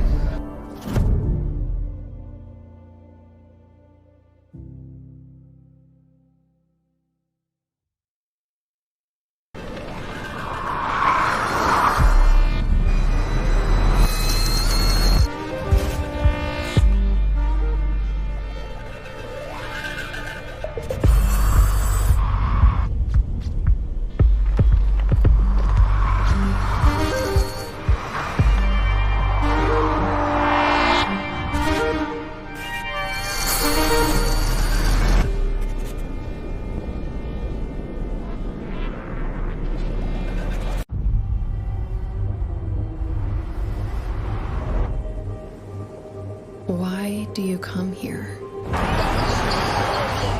Is this your career? Or is it all about fun? A chance to get away and leave it all behind?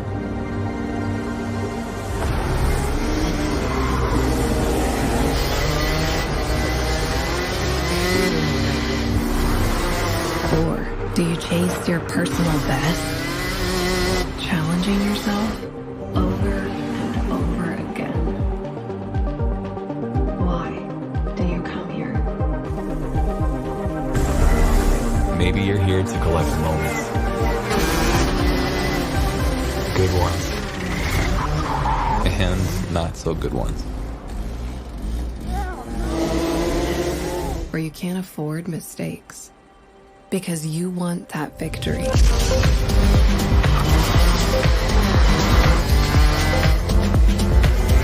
It's all about this one moment when the hard work finally pays off.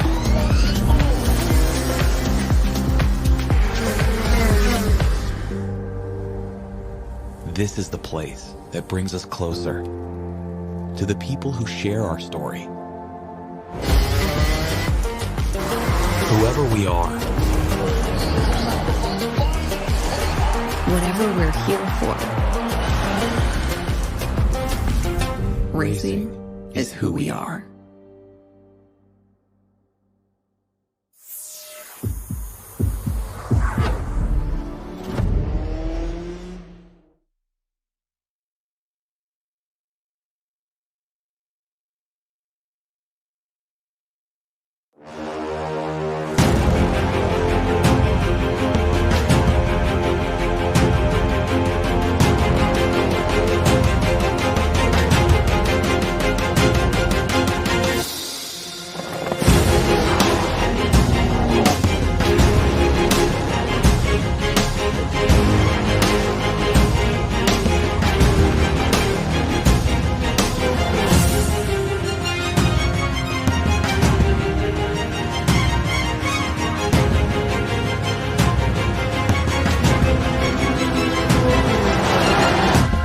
driver unique.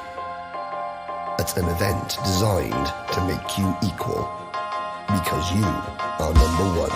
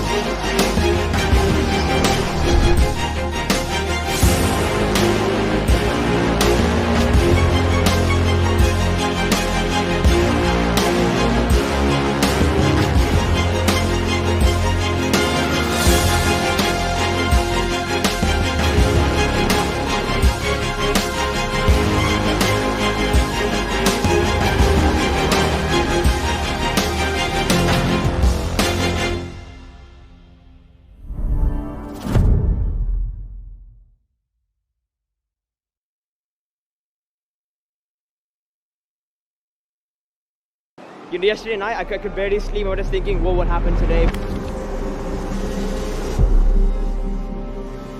Only champions make it this far. Their sacrifice, hard work, worth it. It's been a struggle this whole year. I mean, the beginning of the year, I worked so hard. A lot of championships to try to, get here, and it's been a lot.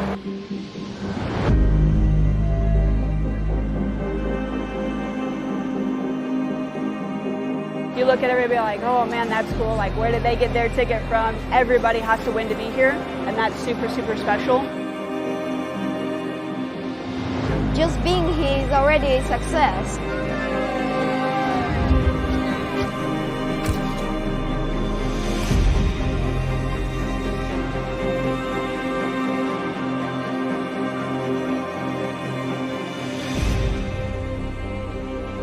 Take time to soak it in. Bahrain. Savor it.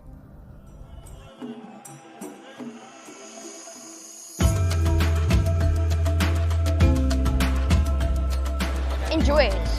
That's the most important thing to do at the World Finals. All the activities that they make, so many things that come, like drift shows, F1 paddock and so on.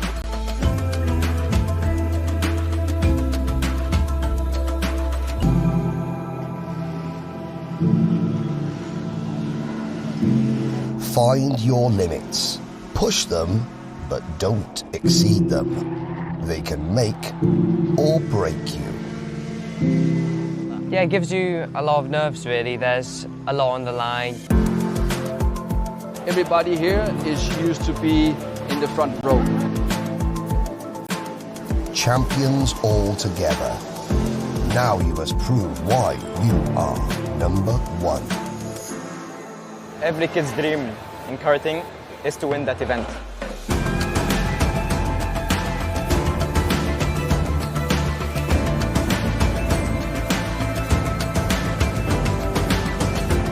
When the start goes and you hit it off and you're overtaking somebody, but nothing gets the adrenaline up and pumping like driving a race. When you see that green flag go, you've got to know you're ready for it.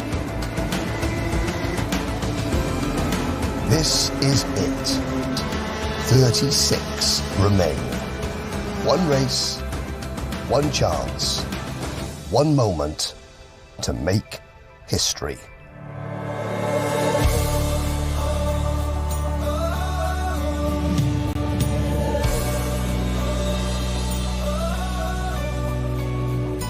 Feels proud, man.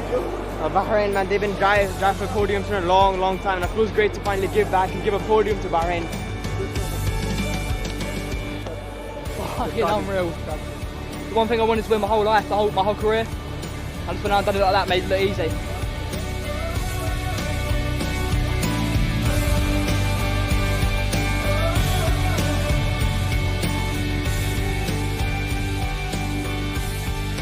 I'm over the moon. Last year I came second.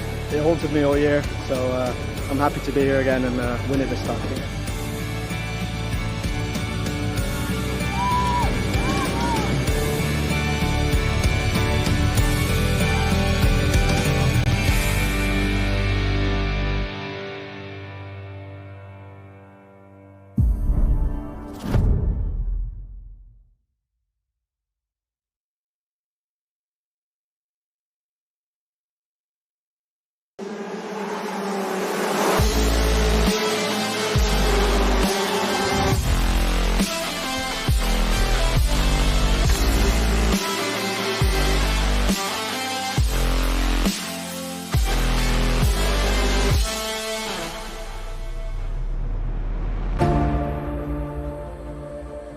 So parity is very, very good with the Rotax engine, and I would say the Rotax engine specifically, you pull them out of the box, and they are all pretty much dead even.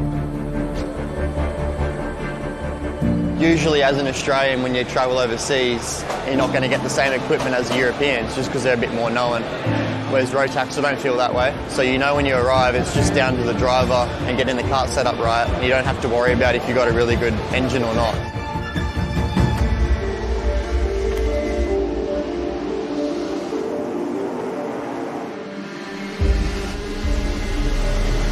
We want to have this competition as fair as possible to all the drivers. We checked top 3 and some random drivers. So everything that it's possible that they change or try to modify it, we will check.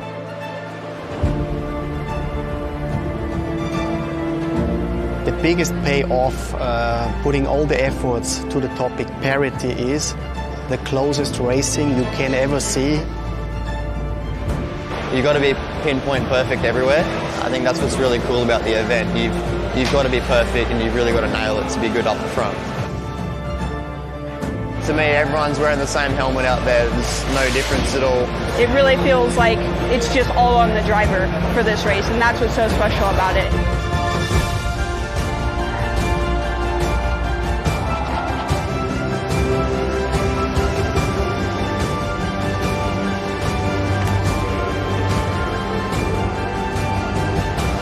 They all know that they are at the same level and they all have the same opportunity to win the grand finals.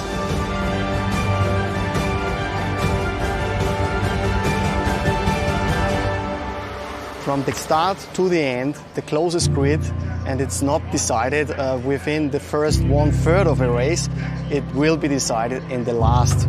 And this makes us happy as Rotax that we have done our job in terms of parity.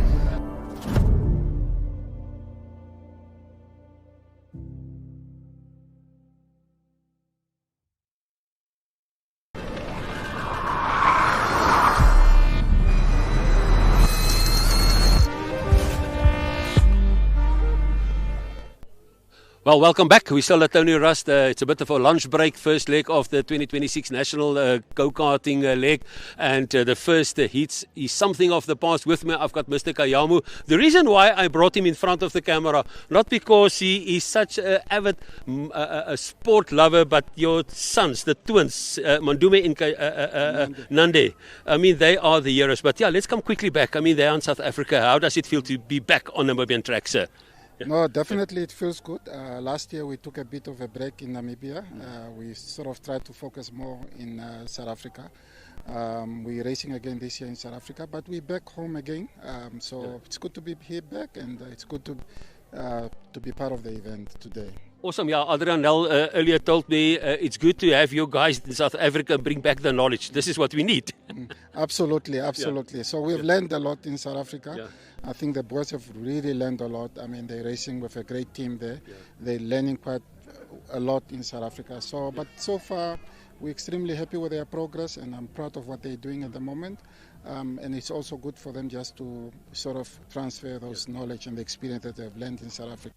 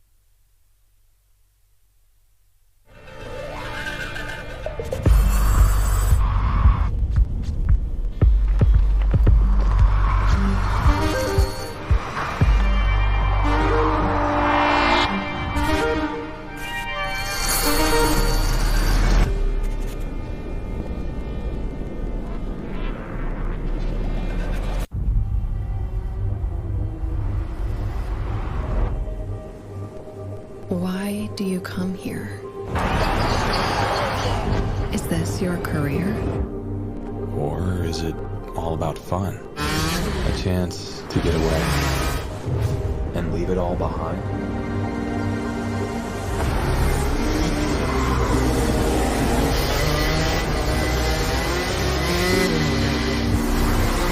Or do you chase your personal best, challenging yourself over and over again? Why do you come here? Maybe you're here to collect moments. Good ones. And not so good ones. Or you can't afford mistakes because you want that victory.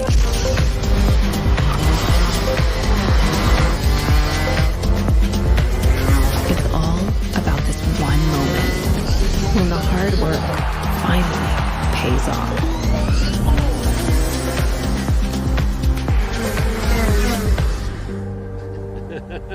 This is the place that brings us closer to the people who share our story. Well, welcome back again, and we're still at the Tony Ross racetrack, and as I said earlier, we're going to speak to Cecil Koorts, Sema Racing. He's not only one of the guys that literally ran around behind the scenes, Cecil, but you organize, you are all over on the tracks. First leg, your impression so far, sir? No, for today it's going well, and I'm actually quite impressed with everybody, so yeah, it's going good. Yeah, Cecil's son is, we spoke to him a few minutes ago, he's going to the UK very soon. Cecil, ja, ek meen, dis nie 'n maklike dag nie, dis warm, die windjies sien ek begin druk uit die noord uit, gaan dit 'n effek hê? Ja, ek dink so. Ons moet nou die warmte geniet, want as ons in Engeland Woensdag is, dan is dit maksimum 9. Ek sou vir 'n bottel Jägermeister saamstuur. Ja, dan is dit koud daar, so. Dan is dit anders dan. Ja. Cecil, this day cannot take place without sponsors. Obviously, no sport actually can take place in Namibia without sponsors. You guys got on board. Yeah. We are hosting 2 events, Sema Racing, with partnership of Momentum Short-Term Insurance. So we thank them for contributing to the sport. And yeah, like you said, without them, it's not possible. Cecil Jr., I know that you as a father, mentor, mechanic, everything, how do you feel for him approaching now to the UK? Yeah, today I'm very proud of him. It's the first time he's driving on the new kart. So yeah, and he's looking very good. Yeah, there's no words to say how proud I am of him. But, it's a feeling that I can't explain. I will say,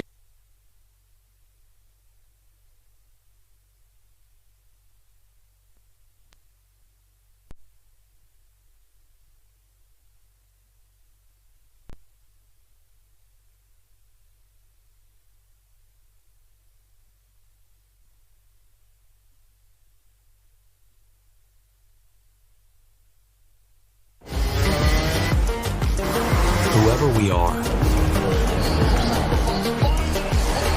Whatever we're here for, racing is who we are.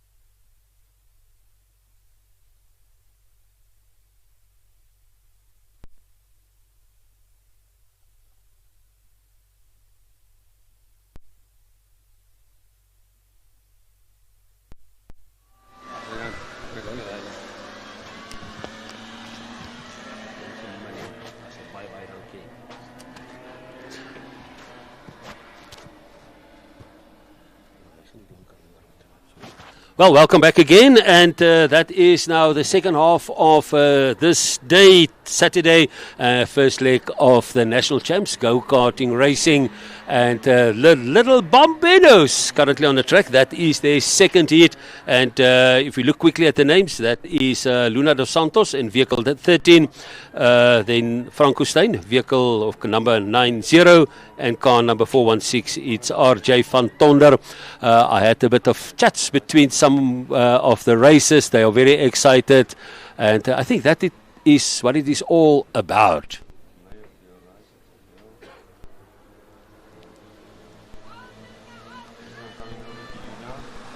The Bombinos, unlike all the other classes, only 8 laps for them, and then the other bigger classes 15 laps.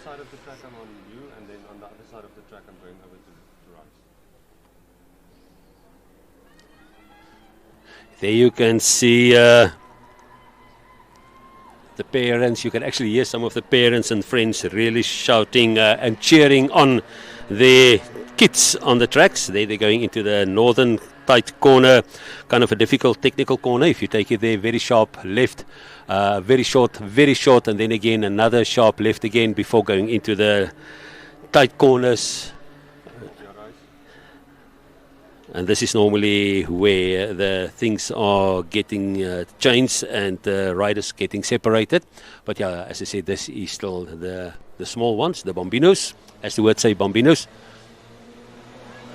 Marshals already, everybody on site, the green flags. Let it, oh, something just happened there, little, luckily, recovered quickly after losing some traction there and lost a few seconds, but luckily back on track. Yeah, the Bombinos, let's go quickly. That is Luna dos Santos, vehicle 13, Franco Steyn, cart number 90, and 416 belongs to RJ van Tonder, all Bombinos, 3 of them. And don't get fooled, there you can see the two leaders, they really are neck in neck with each other. Very nice shot, as you can see there, coming into the corners again. Left turn will coming now very soon onto the main track.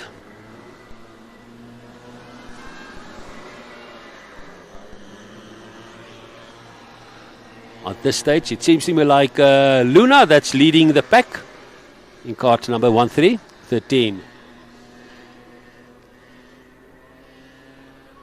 She's not racing alone in the family, her brother as well. That is Gary dos Santos. Neck and neck there on the straight, as you can see between these two racers. And Luna said, your boy's not going to take over. And this little young lady is giving a good race now.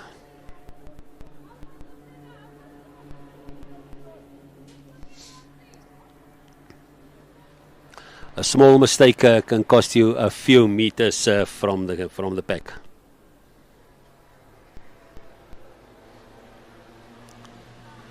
The second heat of the day for the Bombino class. There you can see now that the lead is start getting much bigger between the first two vehicles. But again, that is part of motor racing.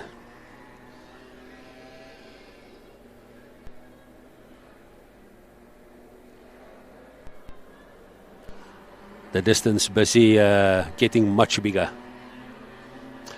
Also, thank you very much again to Momentum for their involvement. Also to SEMA Racing making this day possible so that we can not only show you the highlights and the races, but also the sponsorship from their side is vital for the promotion of the sport and obviously for the races. Always good to know that these races always ask when can they see themselves on YouTube. And that makes a difference. It's really boosting their esteem to be better, be faster, be greater. Yeah, Luna sadly now in the second place, but she's not going to give up this fight.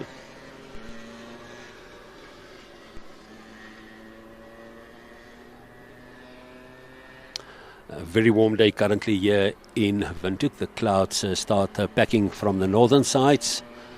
though they didn't predict any rainfall for Namibia or this parts of Namibia.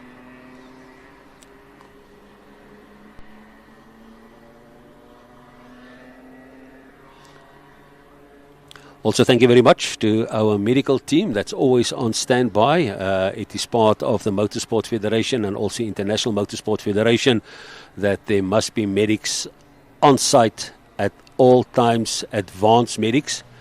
And Oshmet is currently standing here with us. In case of any incidents, they will make sure that the patient will be treated ASAP, and if needed, and we don't believe it will, transport them to the hospital ASAP. Always nice to see these kids in the Bambino class.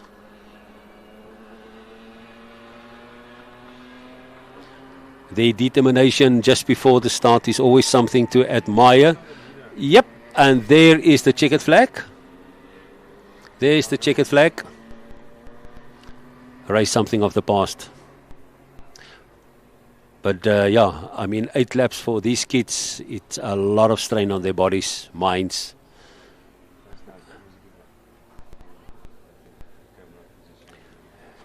Yeah, I agree with you 100%. Coming in for their last towards the finishing line. Marshals waving the red flag, showing that the tracks are closed. Also, thank you very much to our marshals that's always on duty at the motorsport, and very much needed for the safety of the riders and the good, safe flowing of the sport. Very much required by the International Motorsport Federation and also with the Namibian Motorsport Federation. Thank you very much also to the Windhoek Motor Club, availing the Tony Russ track to us to make sure that we can host the first leg of the 2026 go-karting events.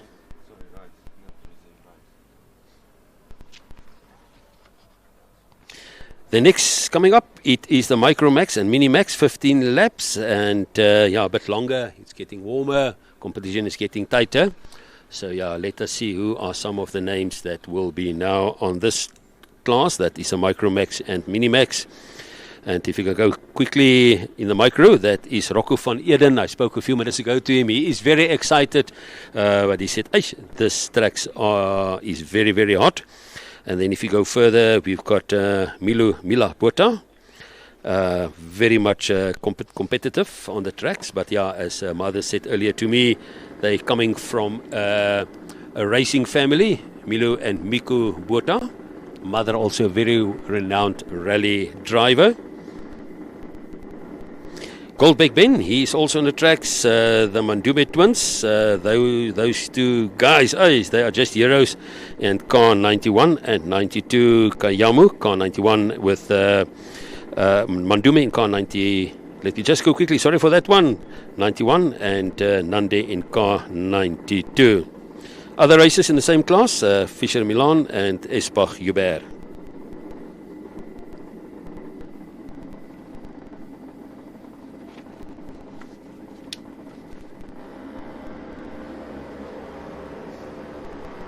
This is most likely one of the biggest teams racing against each other.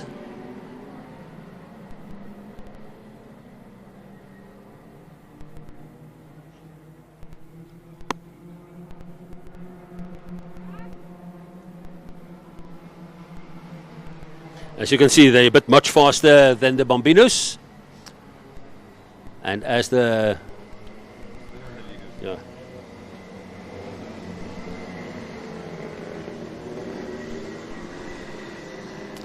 There you can see one of the marshals actually showing them slow down, slow down. You're not in the race yet. But remember, these kids, they are ready to race.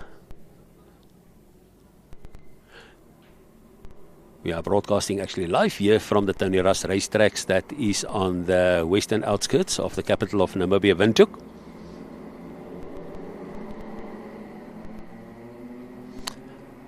The green flag just dropped and the race is on. As you can see, they're still together in the clan, but as the race progresses, they start falling behind, and yeah, let's see what's going to happen.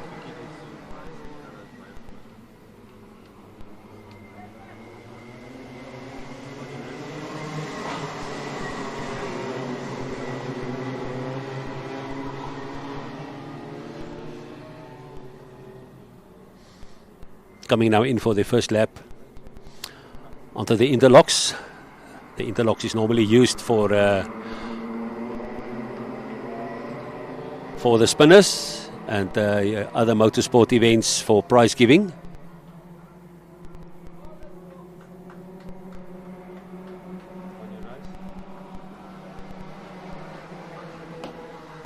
The area that they are currently in, as you can see there in the screen, that is a very tight corners, very technical, before coming out to get onto the main tracks. And this is also normally the place where the guys racing that see an opportunity either try to overtake and cut the corners as short as possible.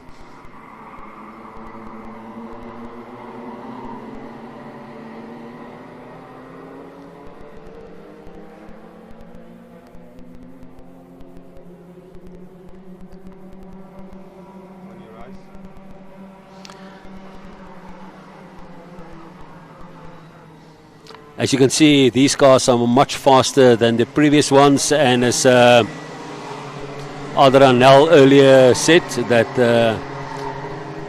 when these cars are set up with the special gears and everything, can reach up to 160 kilometers an hour. These cars on average working around 100 km an hour, which is pretty fast for such a small car, such a short track. If you take the straight in front of the spectator stand, then you can often see they start increasing their speed, and also the traction, especially around the corners, very much needed. And once again, also the tire pressure plays a huge role, especially on these tracks. The tarmac is becoming really hot now, and it has an effect on the traction and the grip of the tires as they get softer in hot weather.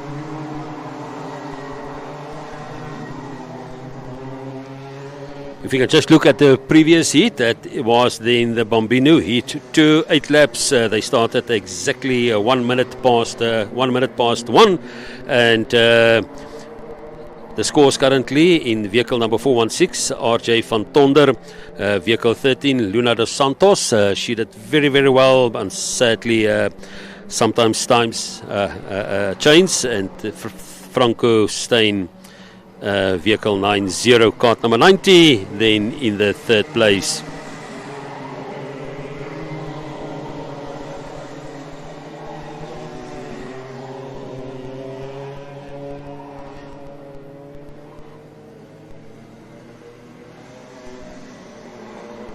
If we can go quickly back to the Bambino class, if you look at the lap times, lap 1 for Van Tonder was 1 minute 10 seconds and 40.45 seconds. His second lap much faster with 58.489 seconds.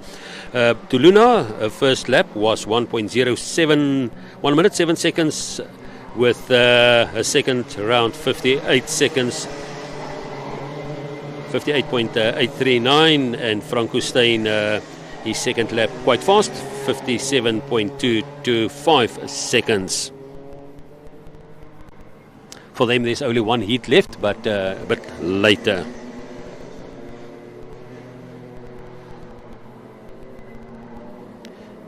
The starting grid for heat 3 for the Bambinos will be then Van Tonder in the first place, then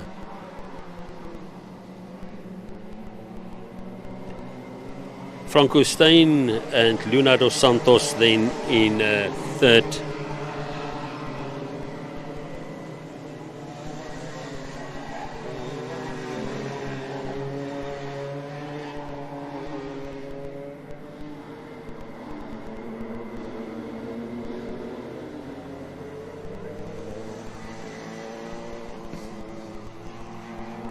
Thank you very much once again to Momentum Short Term and also Sema Racing making this day possible here at the Tony Russ racetracks. Thank you very much also Windhoek Motor Club availing this tracks to us for the day.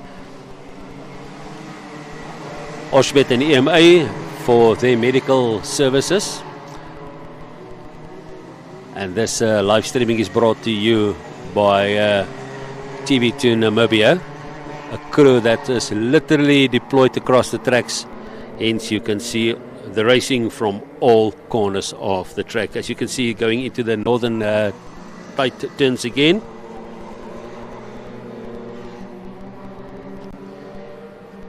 Before coming here into the tight corners that is on the southern parts of the tracks.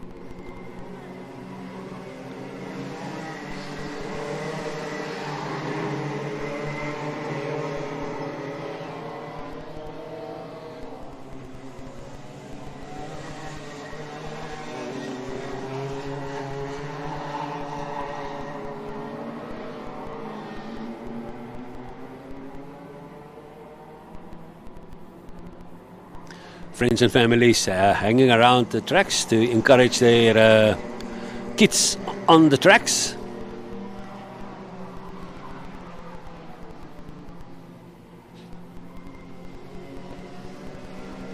Busy with Heat 2 shortly after lunch break at the Tony Russ racetracks, and currently the Micromax and Minimax on the tracks, 15 laps.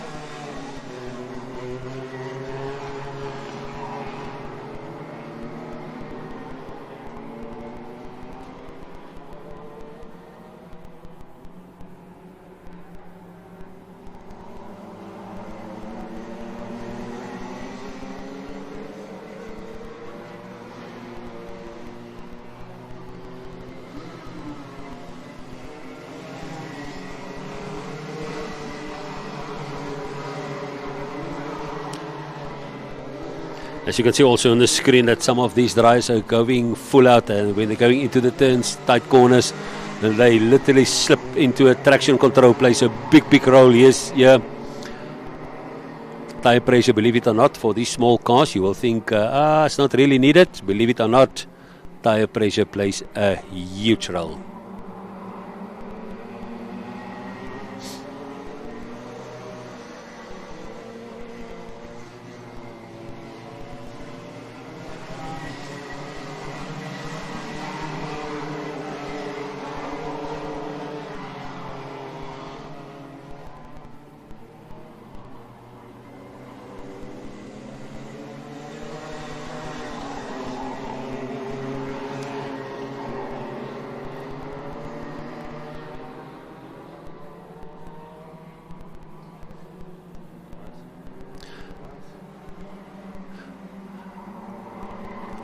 It seems to some of these riders already formed up some packs that they are competing in against each other. Isolated one or two races that is literally solitary, but most of them stay in groups as close as possible to keep the pace. So far everything is 100%. The green flags are still waving, and that is good news.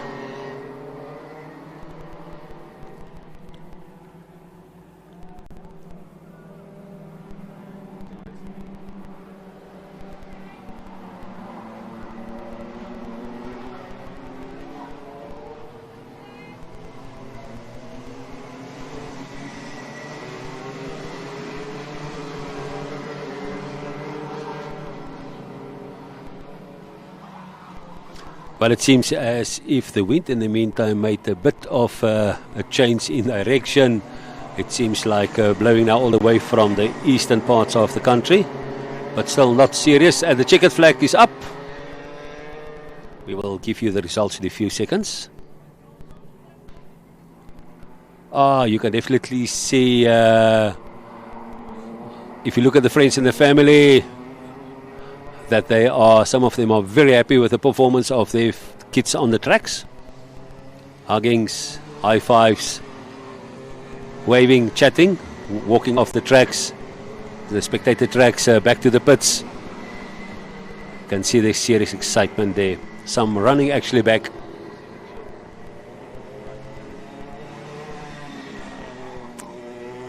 Now the guys going off the tracks now. As you can see, the last races into the corners. The races into the corners. Also preparing to go off the tracks now.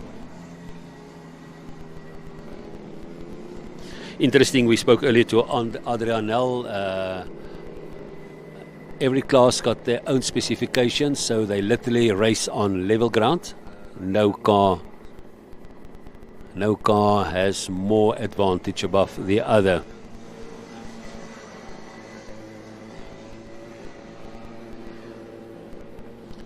Still busy with Heat 2, and this is now the next group coming up. That is the Junior Max and Senior Max, 15 laps ahead of them.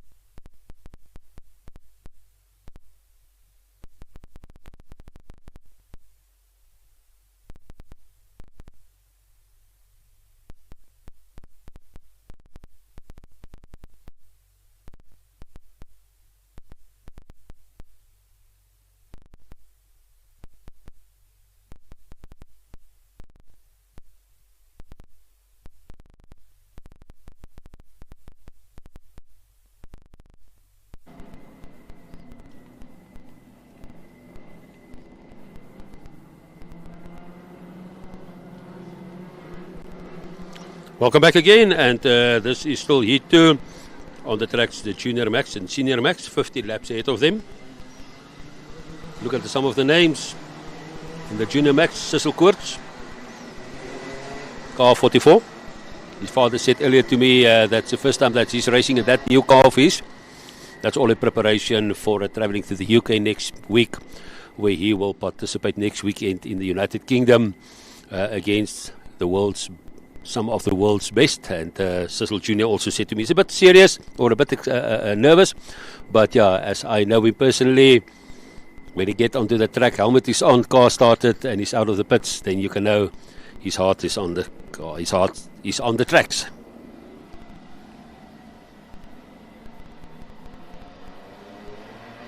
And the green flag is up, and off they go. You can see much faster this time.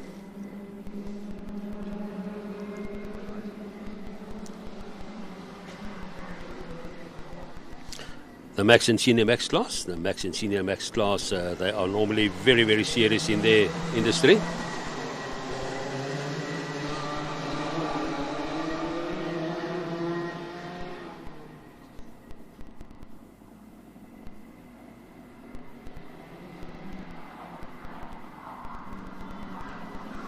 I think in the background you can also hear the screeching of the tires on the tarmac. These guys really means business. Pack is still closed together, but eventually the moment the first car starts breaking away, then you can see it's breaking up the pack, and the whole pack changes.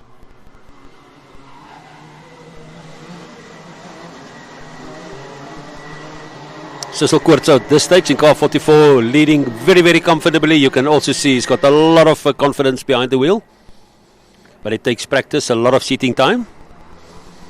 And he is really going full out.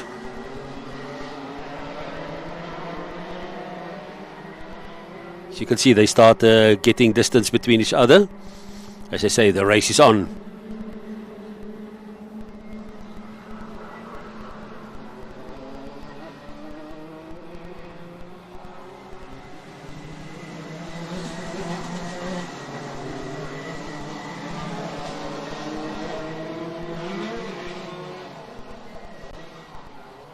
This little stretch just behind the interlocks, kind of technical. Lots of zigzags, it's like a snake. So a lot of skills, agility and racing skills needed. One of the cars off the track. See just the parking there. I can't see exactly from here which number that is. Getting out of the car, seeing what's wrong. Try to start his car. It seems to me like this from here. Valuable time. Every second counts.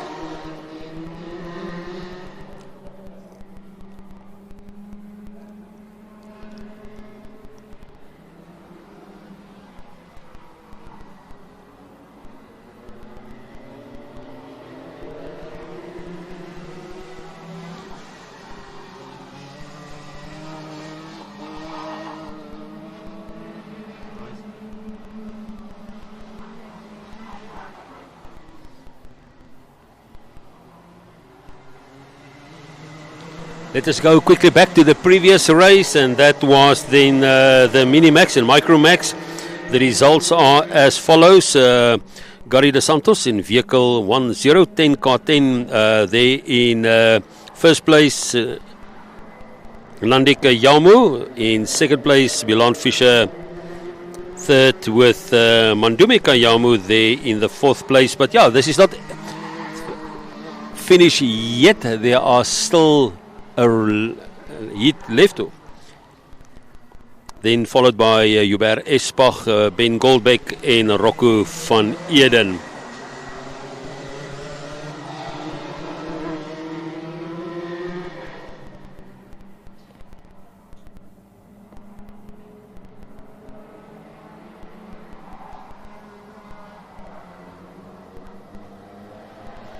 In the meantime, their starting grid came out. That is then for Heat 3. Nobody else or no else than the Mini Max and Micro Max. First place, Gary Dos Santos. Gary Dos Santos. Second will start Nandu Kayamu. Third will start Mandume Kayamu. Fourth is Milan Fisher. Then fifth, Hubert Espach, followed by Ben Goldbeck and Rocco van Eden.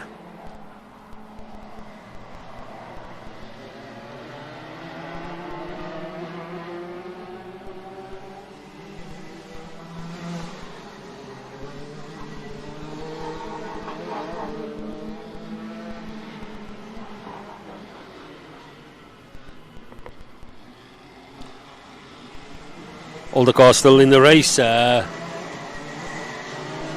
except the one that fell out a few laps ago. Competition very, very tight.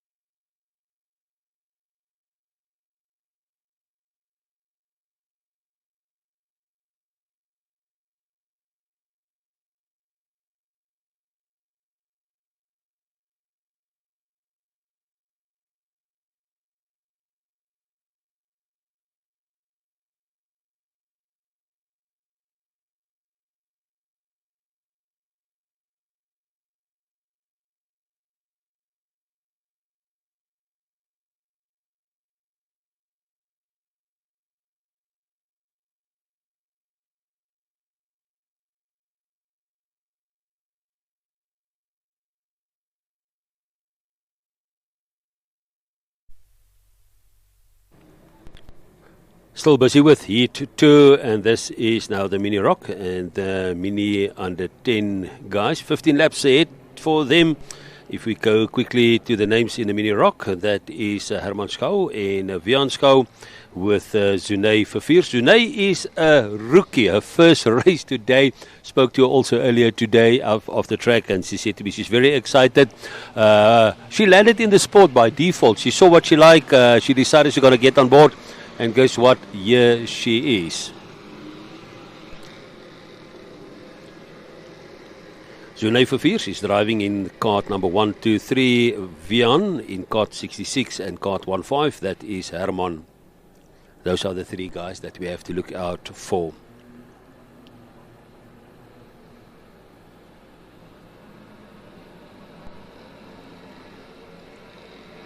This is the Mini Rock class, as I said. And along the Mini Rock class is then the Mini Under 10s.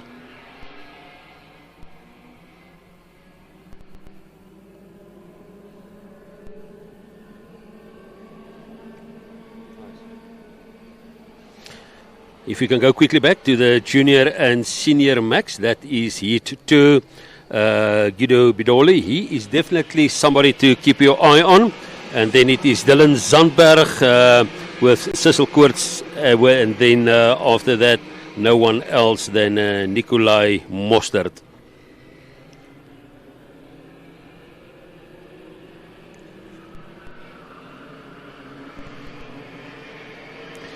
Guido Badoli, he really managed good times on around the track with 39.517 seconds, his second lap. Followed then by Dylan Zandberg, 41.261 in his first lap. Second lap, he managed 38.845 seconds. Cecil Koorts, his time, first lap, 41.339. Second lap, he did extremely well with 38.454 seconds.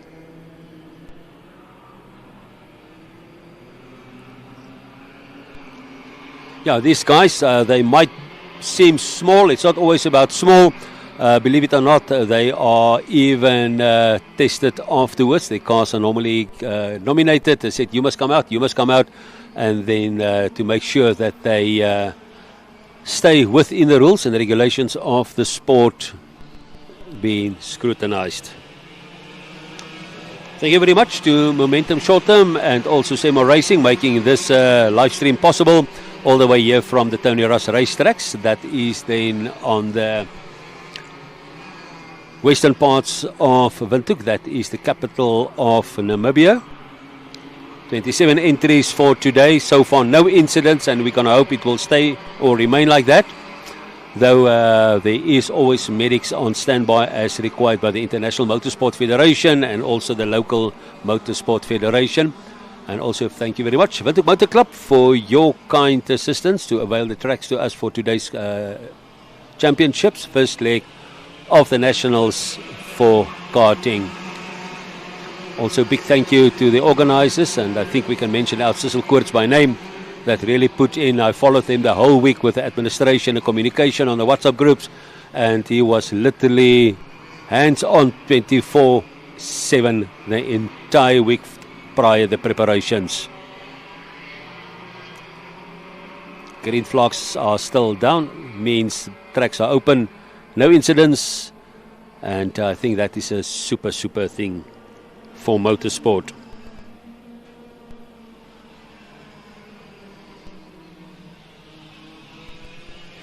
Time is managed by transponders, everything is electronic. And it is such an advanced system that it is comma seconds can be calculated or recorded for the races.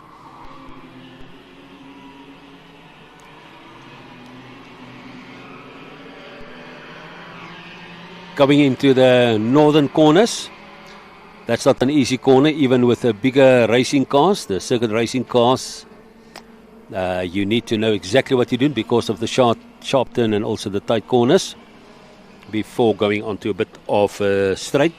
As Adrianel also elaborated earlier this morning, that when these cars take that straight in front of the spectator stands, they can reach up, the bigger cars can reach up to 100 km an hour. That is pretty fast for such a small car, taking in consideration no suspension, normal brakes like normal cars. It is just go out full and make every second count.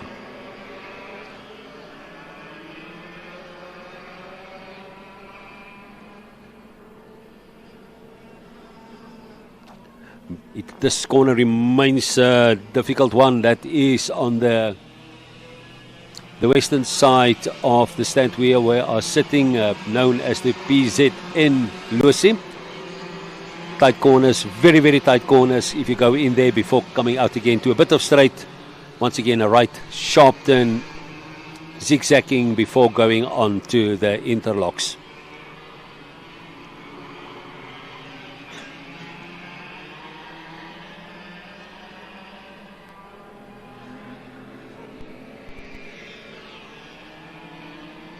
We will bring you very shortly the results of this heat.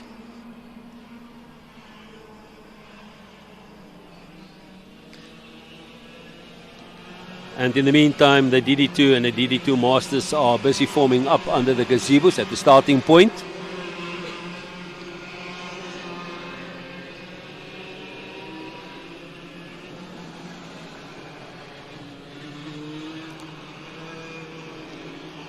After this race, there's another race left before taking a very short break before taking on Heat 3. And the next group forming up DD2 and the DD2 Masters, also very, very fast racers. Experienced racers, guys, that's racing international on international tracks. And they are definitely a step ahead or two. Interesting about the Tony Rust racetracks for our viewers and listeners. This track is one of the most technical tracks. Several South Africans that normally come to race here in the circuit racing, which is much faster, much bigger cars, and even they will tell you it's not only scenic and beautiful, it's the only place or the only tracks in the world where there are, or in Southern Africa as far as we know, that have some elevations because of the mountainous areas that these tracks are in. Thank you very much also to Mr. Kayamu that assisted in, with tar so that they can resurface parts of the track. It's a privately owned track, and all the money that they normally generate is normally going to pay the employees and for maintenance. Hence your support for motorsport is very, very important, vital for Namibian motorsport, as most of these races are privateers. Very few races are sponsored. But yeah, all for the joy of motorsport in Namibia. Motorsport in Namibia is actually quite big, apart from the karting that we are currently seeing on the screen. This is also the first leg of the National Championship. There is rally, there is circuit racing, enduro, motocross currently underway in Gobabas. That's the second leg for the Motocross Nationals. Ovals as well, 4x4 fastpace as well. That is some of the codes that you will find on the Namibian Motorsport calendar.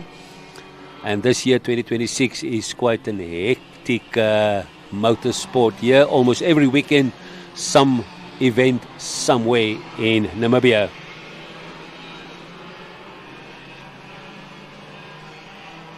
The next event for the go-karting will take place early next month, I think the 11th of April. But this time in Swakopmund, and as I said earlier, that Swakopmund is the only other go-karting track outside Windhoek that has a tarred track or a tarred surface where guys can go on with their karting. Also a very, very spectacular track, very spectator-friendly track, since it is built literally around spectators. And what makes it so much more unique is the cooler coastal wind, the dunes not far away from that, close to an airport, close to the main entrance from the inland to the coastal areas. Very, very unique outlet, and very, very well planned and operated to race on that tracks.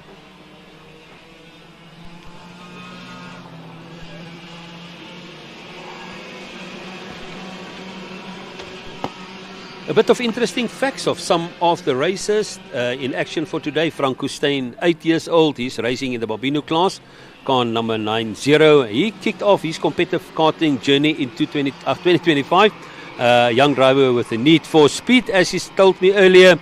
And Franco loves anything with wheels. I don't blame him.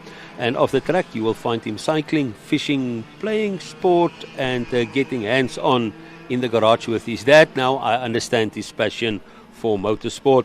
Then Armand Botha, he's 16, he's racing in the DD2 class, just started racing competitively. He plays game and he loves the jog. And yeah, as Adrian earlier elated, that you need to be fit when approaching or taking on this sport.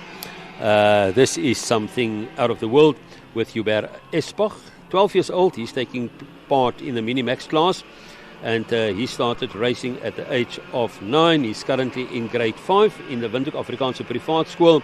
And to keep himself busy, he is cycling and with any additional sport on a non-competitive base, and that is to promote his fitness. And fitness is a vital part of karting. Believe it or not, it sounds or it seems from the sidelines not that serious, but once you get behind the wheel into that seat, you're going to talk a different language.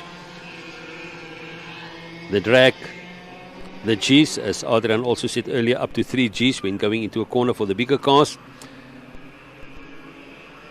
There is the checkered flag. It's out, so that is the last lap, and this is normally where the guys go out full out to make up that fraction of a second. In the background you can see the Awas Mountains, that is renowned for Windhoek, the surroundings.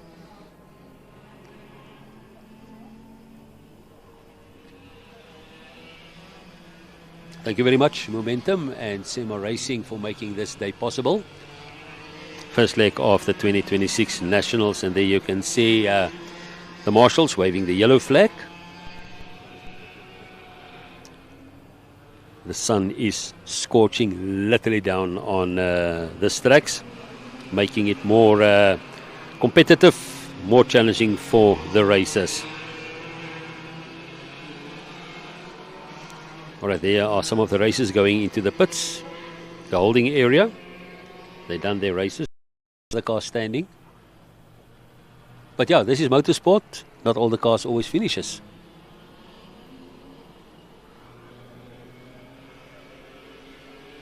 Checkered flag for that rider. I think on such a hot day, that is the first thing you want to see after a long day. The checkered flag, and after that something cold to drink and a bit of shade.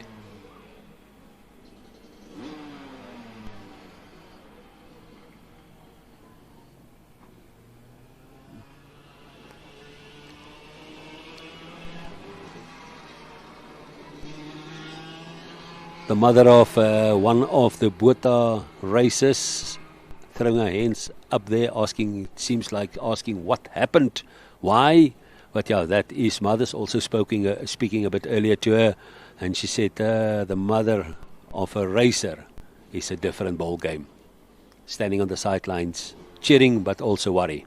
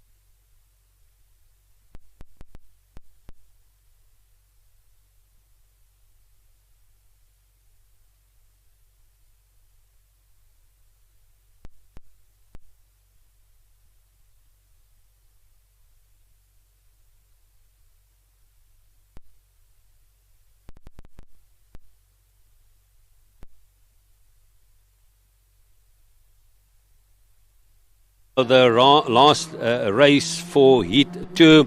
And the faster guys, that is the DD2 class, the DD2 and the DD2 Masters, 15 laps. And if you could go quickly to look at the guys racing in the DD2 class, Bidoli Gudo and then Bilker Justice, 2 guys that you cannot overlook, absolutely not. And as you can see there, they are twisting and twirling. And the reason for that is to heat up the tires to make sure that they got enough grip. Just for the sake of interest, if this sport is kind of not familiar to you, believe it or not, tires play a huge role between a win and a lose. The tire pressure, all of them got the same size tires, obviously, to keep the playground level. But the heating up the tires is a vital important part. Yeah, the marshal is standing there checking that everything is right and dropping the green flag. And there they go, into the most northern corners of Tony Rust, coming up to the straight.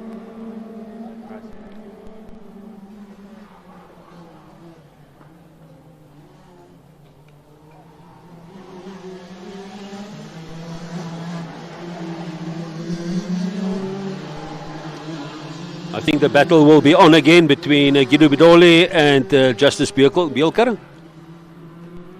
2 guys that really went out full out to make sure that they can score every second into the pocket, because that will mean a win or a lose, and end of the day, end of the season, championship.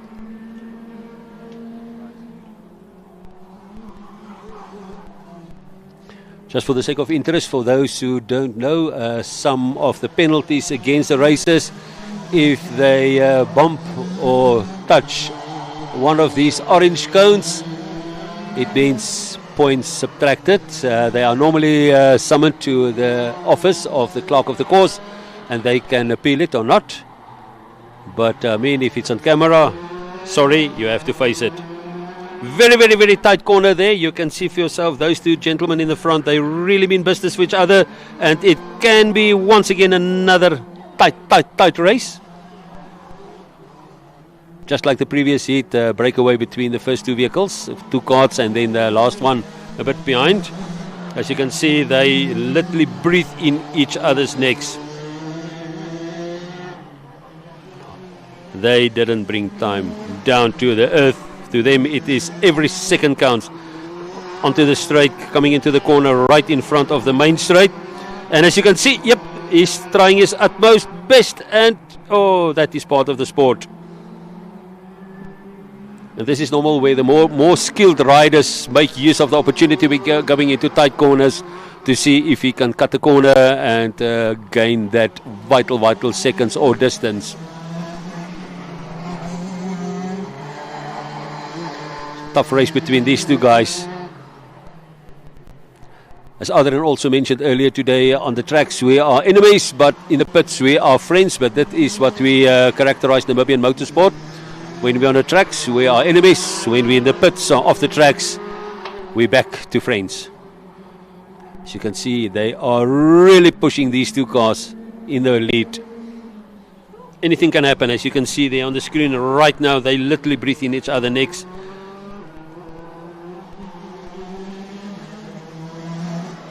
Tight times there. Absolutely control into the corners. Just look at that again. Experience plays a huge role here with calmness. Coming into the straight again in front of the main stands.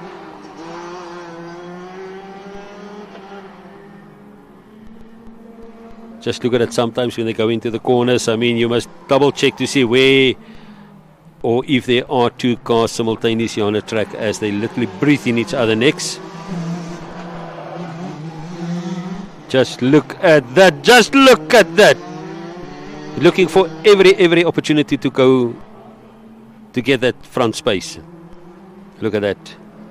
Bit of a distance now, but in the corners it is, look, bit of a distance or a gap busy building up there between the 2 front leaders.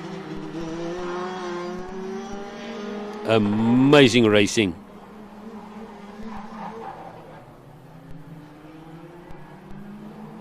Control and calmness absolutely plays a tremendous role in this race.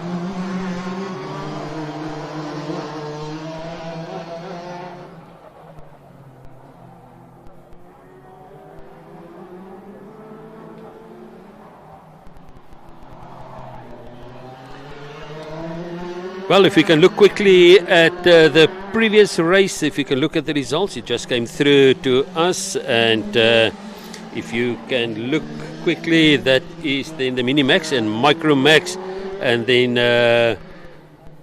Kayamu, Nande, there in the first place, then Milan Fisher, Mandume, Kayamu, and then Garrido Santos there in the fourth place. Very tight competition, good racing. Seems there's a bit of a lack between the first two cars now, a bit of a relaxation. It's not that tight race 2-3 laps ago, where they hardly give each other a chance, and it seems to me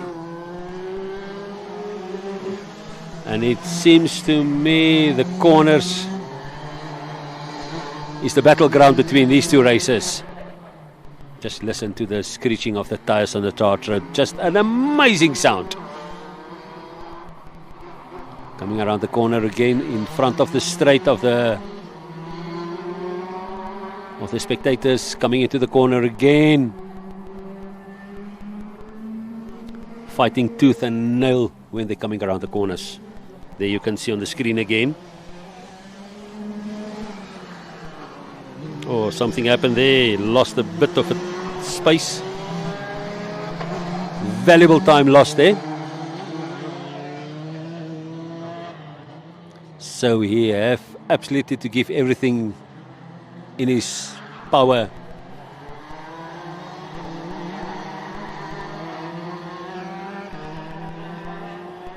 Seems to me we will soon see a lap between the fastest two riders with the one with the slowest. But that happens in the racing world.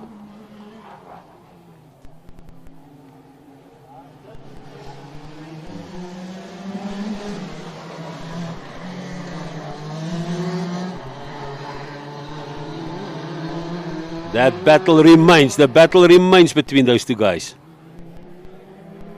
Justice Bilker and Bidoli.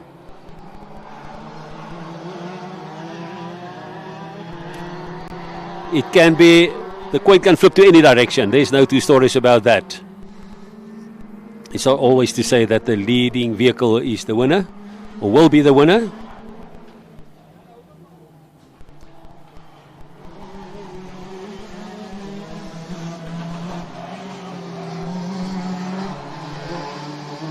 Beautiful racing, really beautiful professional racing on the tracks here at the Tony Rust racetracks on the outskirts of Windhoek.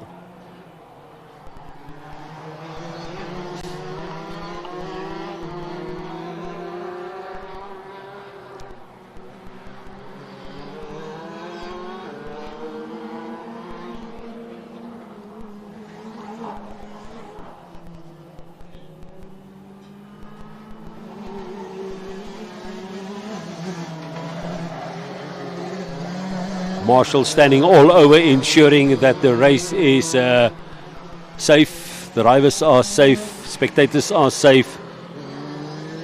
Safety in the motorsport is vital, especially in Namibia. We are still falling under the International Motorsport Federation, and the same with the Namibia Motorsport Federation. So it's not do what you want to do, absolutely not. There are rules and regulations, and the code must abide by that. Also the last heat, the last race for the second heat for the day. One heat still left.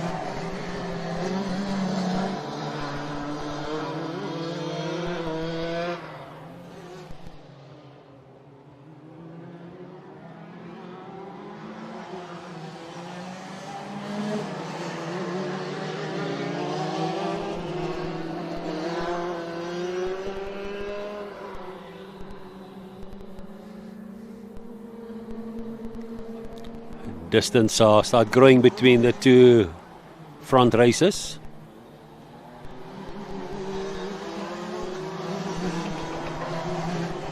And the marshal is coming out with a checkered flag, so the race slowly but surely coming to an end. And as I said earlier as well, I think that is the flag that everyone is waiting on the tracks, especially if you know that you are in the lead. And there is the checkered flag waving for the guy in the first and the second place, so they know that is now the last lap. So give everything for that valuable points. And family members and technicians are slowly walking back to the pits to service and repair the cars for the third and the last heat for this day.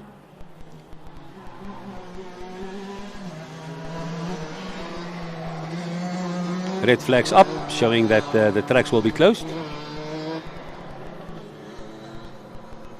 Tremendous speeds that these little cars with these little engines maintain. I mean, it's hard to believe that the engine of this size can manage a speed of up to 100 km an hour on such short stretches. Shows you the technology, the advancement of these engines.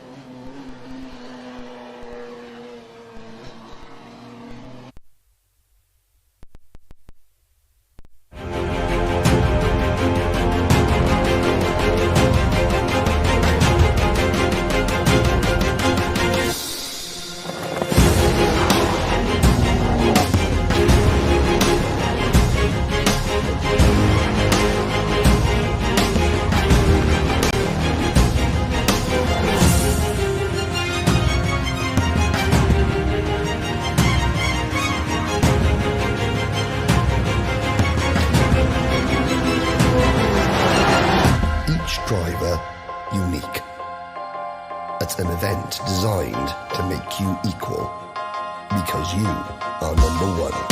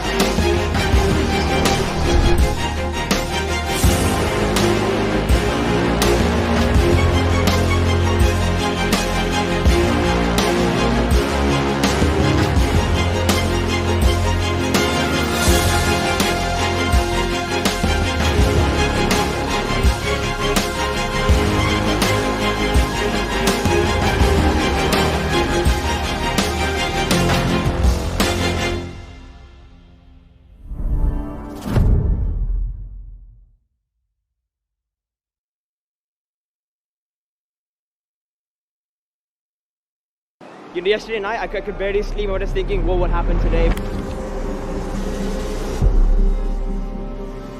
Only champions make it this far. Their sacrifice, hard work, worth it. It's been a struggle this whole year. I mean, the beginning of the year, I worked so hard. A lot of championships to try to, get here, and it's been a lot.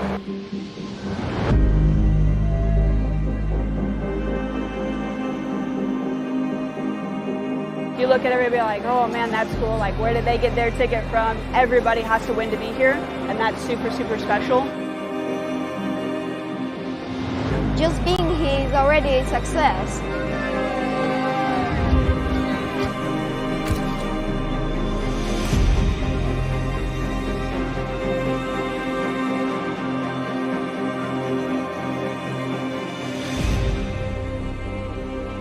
Take time to soak it in. Bahrain. Savor it.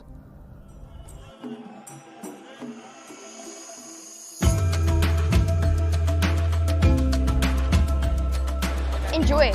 That's the most important thing to do at the World Finals. All the activities that they make, so many things that come, like drift shows, F1 paddock and so on.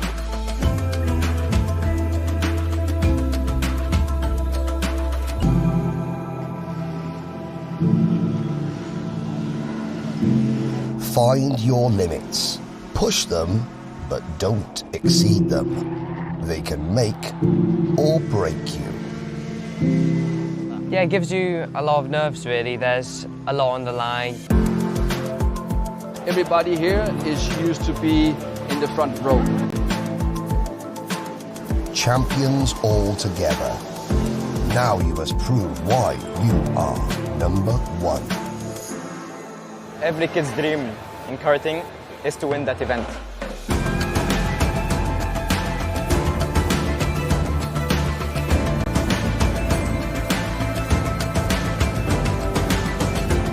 When the start goes and you hit it off and you're overtaking somebody, but nothing gets the adrenaline up and pumping like driving a race. When you see that green flag go, you've got to know you're ready for it. This is it. 36 remain. One race, one chance, one moment to make history.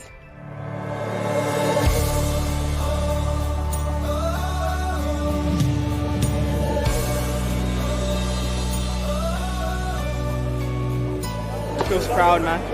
Bahrain, man, they've been driving for podiums for a long time, and it feels great to finally give back and give a podium to Bahrain.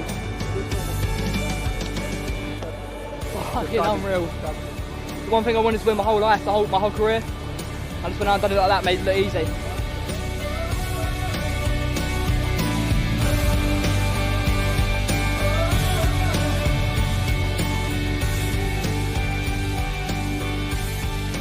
I'm over the moon. Last year I came second. It haunted me all year, so I'm happy to be here again and win it this time.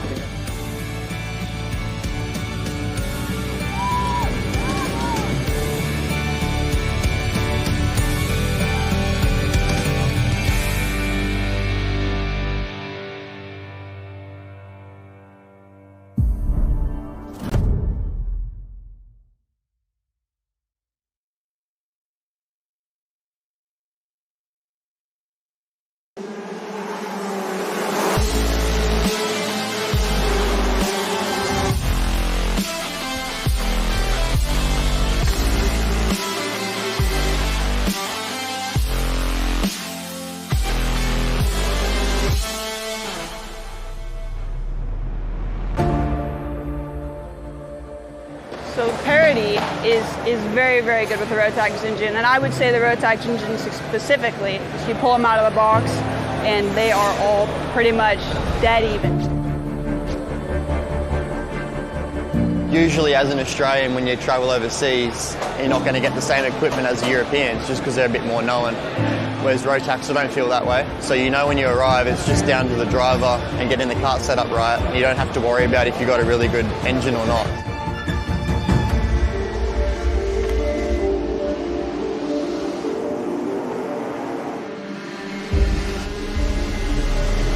We want to have this competition as fair as possible to all the drivers. We checked top 3 and some random drivers. So everything that it's possible that they change or try to modify it, we will check.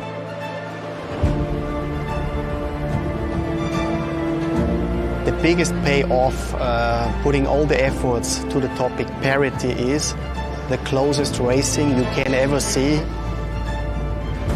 You've got to be pinpoint perfect everywhere. I think that's what's really cool about the event. You've got to be perfect and you've really got to nail it to be good up front. To me, everyone's wearing the same helmet out there. There's no difference at all. It really feels like it's just all on the driver for this race, and that's what's so special about it.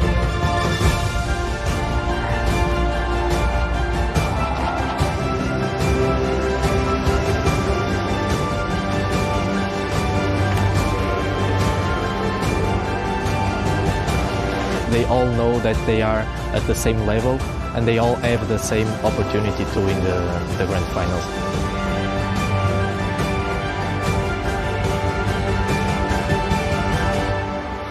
From the start to the end, the closest grid, and it's not decided within the first 1/3 of a race. It will be decided in the last. And this makes us happy as Rotax that we have done our job in terms of parity.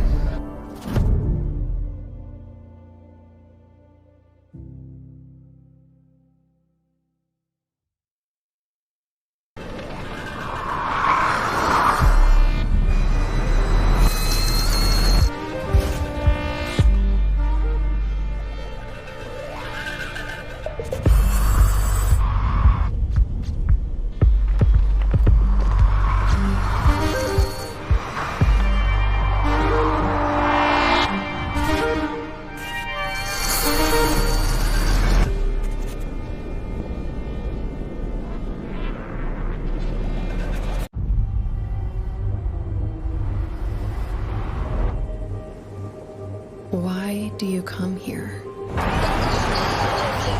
Is this your career? Or is it all about fun? A chance to get away and leave it all behind?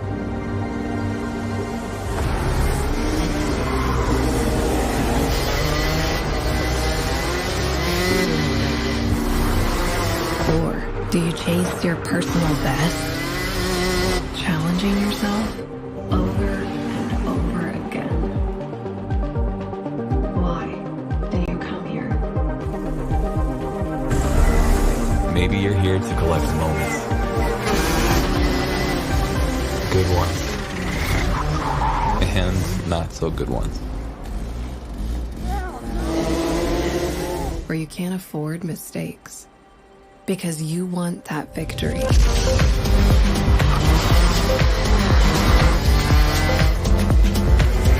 It's all about this one moment when the hard work finally pays off.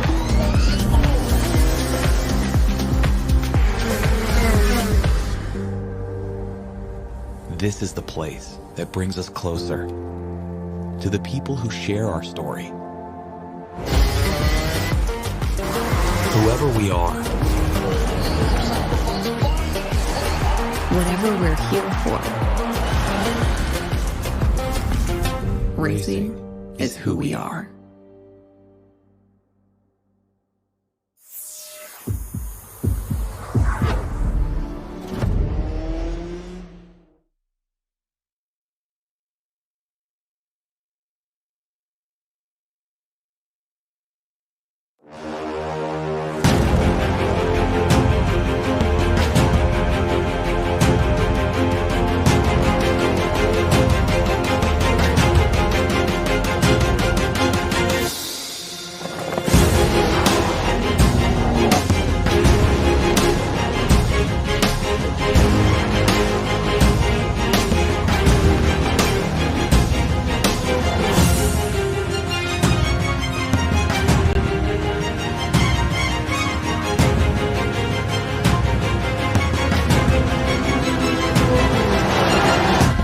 Driver unique. You equal because you are number one.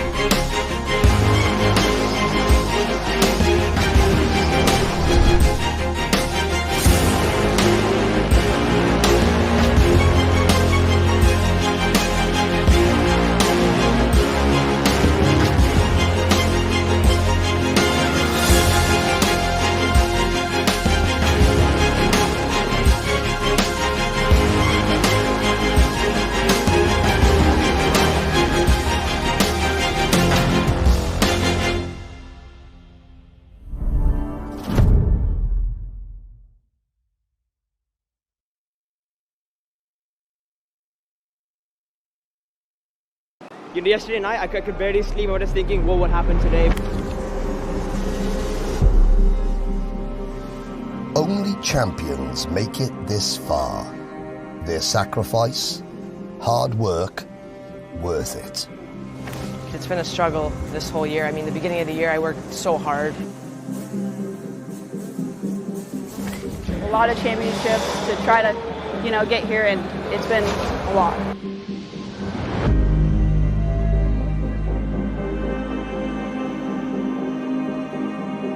You look at everybody like, oh man, that's cool. Like, where did they get their ticket from? Everybody has to win to be here, and that's super, super special.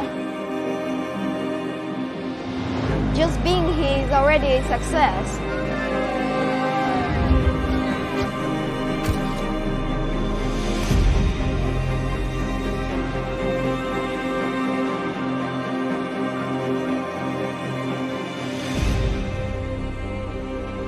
Take time to soak it in. Bahrain. Savor it.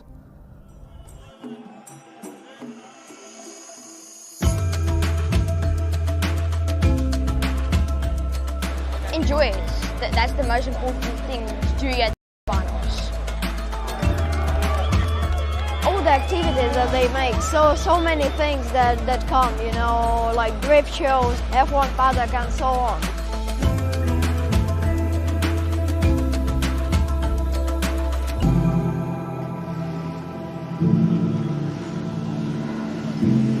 Find your limits. Push them, but don't exceed them. They can make or break you. Yeah, it gives you a lot of nerves really. There's a lot on the line.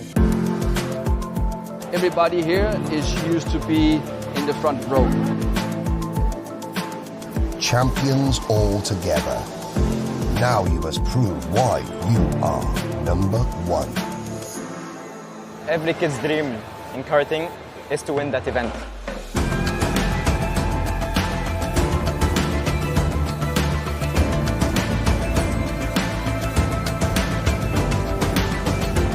When the start goes and you hit it off and you're overtaking somebody, but nothing gets the adrenaline up and pumping like driving a race. When you see that green flag go, you've got to know you're ready for it. This is it. 36 remain.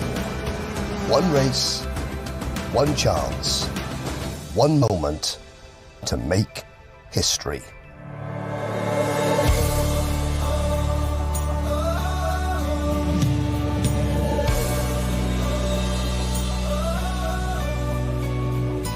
Feels proud, man. Bahrain, man, they've been driving for podiums for a long time, and it feels great to finally give back and give a podium to Bahrain. Fucking unreal. The one thing I wanted to win my whole life, my whole career, and just when I've done it like that, made it look easy.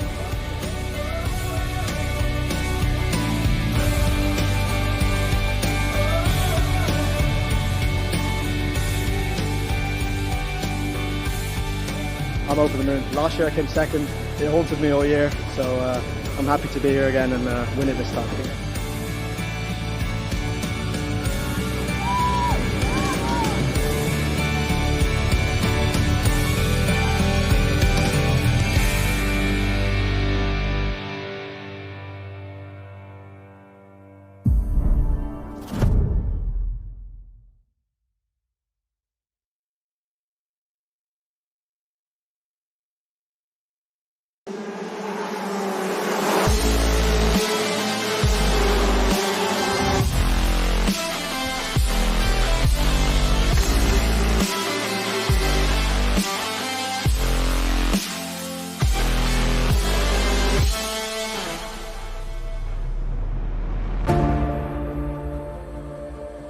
So parity is very good with the Rotax engine, and I would say the Rotax engine specifically, you pull them out of the box and they are all pretty much dead even.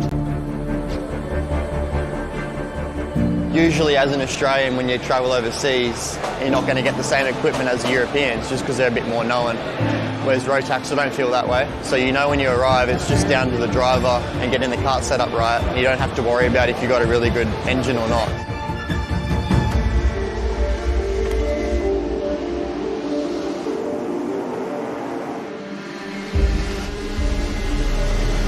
We want to have this competition as fair as possible to all the drivers.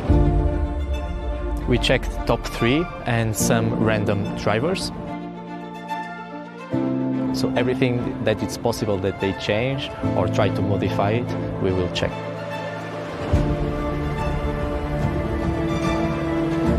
The biggest payoff putting all the efforts to the topic parity is the closest racing you can ever see. You've got to be pinpoint perfect everywhere. I think that's what's really cool about the event. You've got to be perfect and you've really got to nail it to be good up the front. To me, everyone's wearing the same helmet out there. There's no difference at all. It really feels like it's just all on the driver for this race, and that's what's so special about it.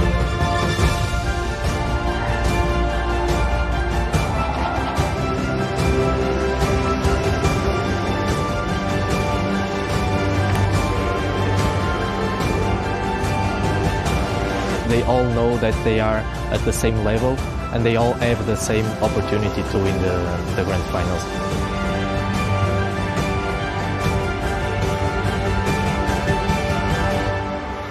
From the start to the end, the closest grid, and it's not decided within the first 1/3 of a race.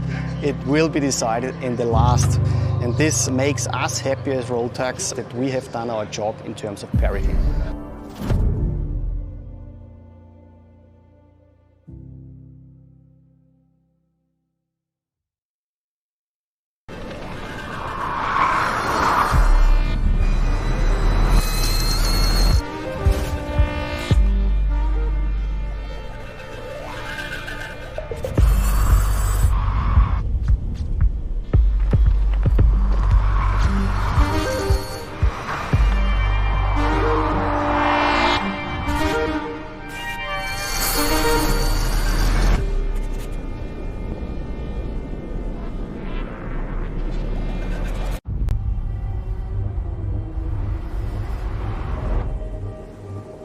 Why do you come here? Is this your career? Or is it all about fun? A chance to get away and leave it all behind?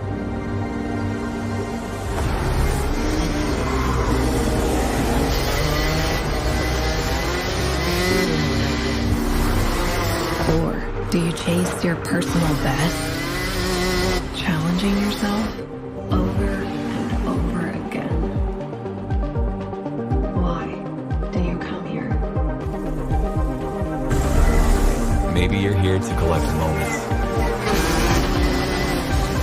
Good ones. And not so good ones. Or you can't afford mistakes because you want that victory.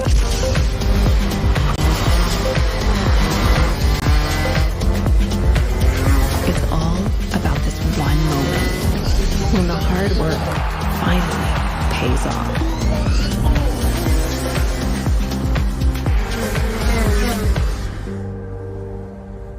This is the place that brings us closer to the people who share our story.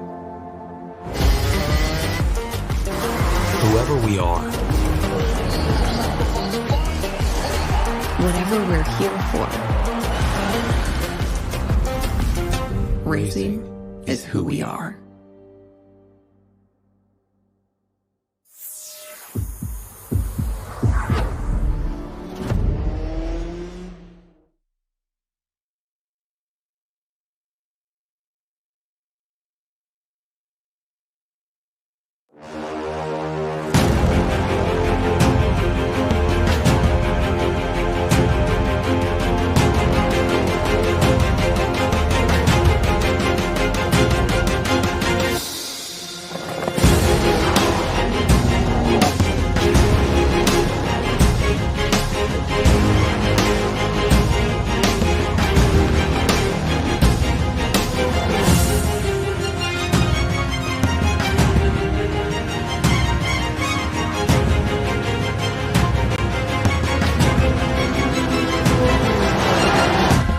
Driver unique.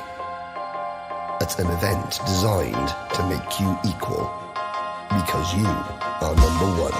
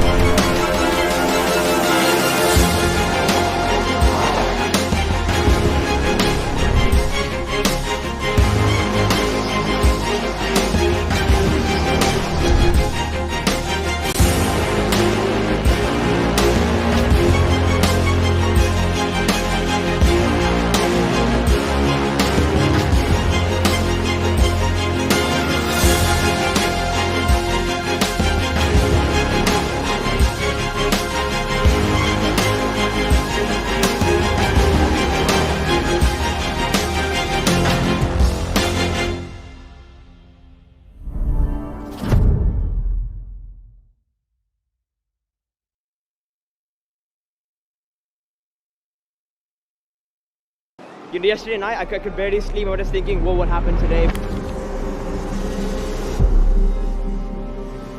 Only champions make it this far. Their sacrifice, hard work, worth it. It's been a struggle this whole year. I mean, the beginning of the year I worked so hard. A lot of championships to try to, get here, and it's been a lot.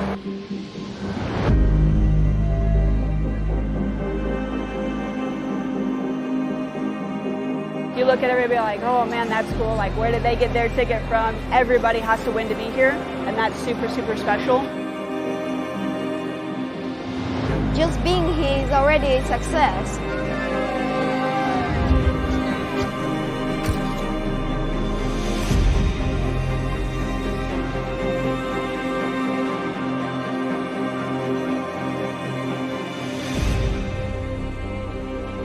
Take time to soak it in. Bahrain. Savor it.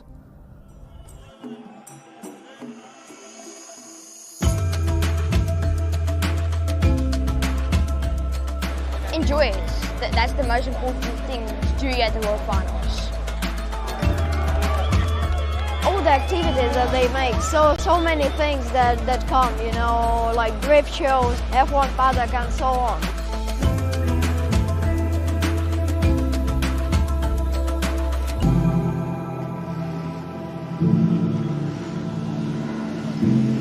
Find your limits.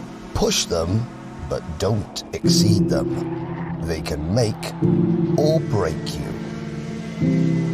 Yeah, it gives you a lot of nerves, really. There's a lot on the line. Everybody here is used to be in the front row. Champions all together. Now you must prove why you are number one. Every kid's dream in karting is to win that event.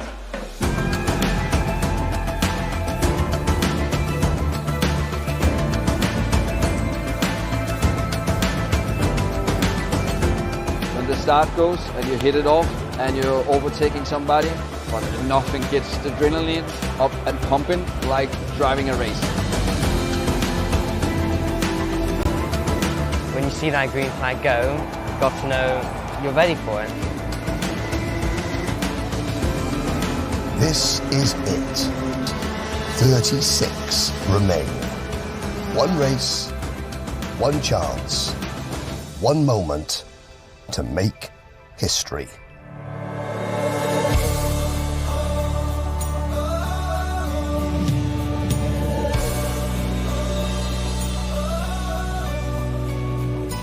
Feels proud, man.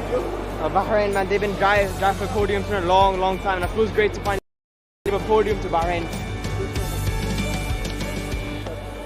Fucking unreal. The one thing I wanted to win my whole life, my whole career, and just when I've done it like that, made it look easy.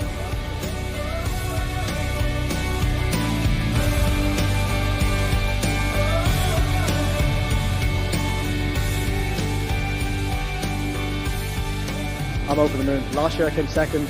It haunted me all year, so I'm happy to be here again and win it this time.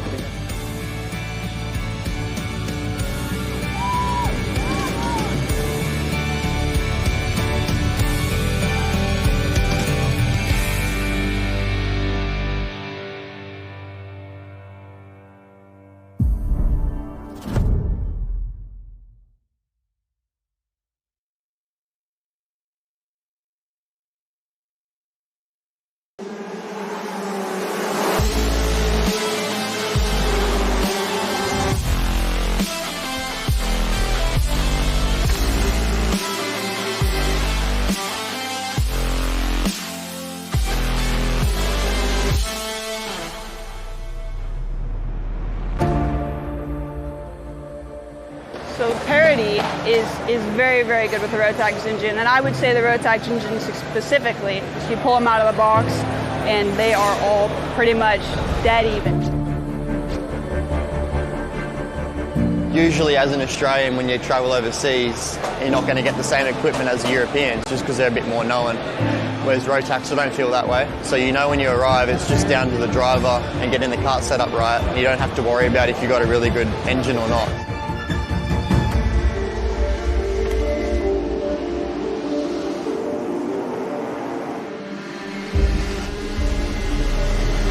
We want to have this competition as fair as possible to all, and some random drivers. So everything that it's possible that they change or try to modify it, we will check.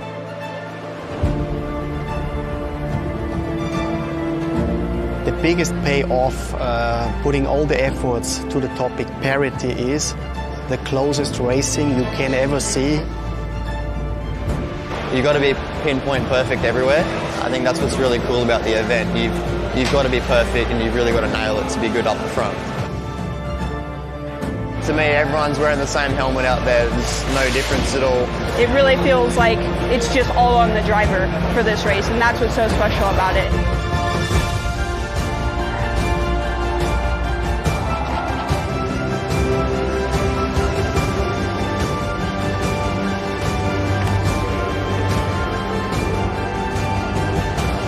They all know that they are at the same level and they all have the same opportunity to win the grand finals.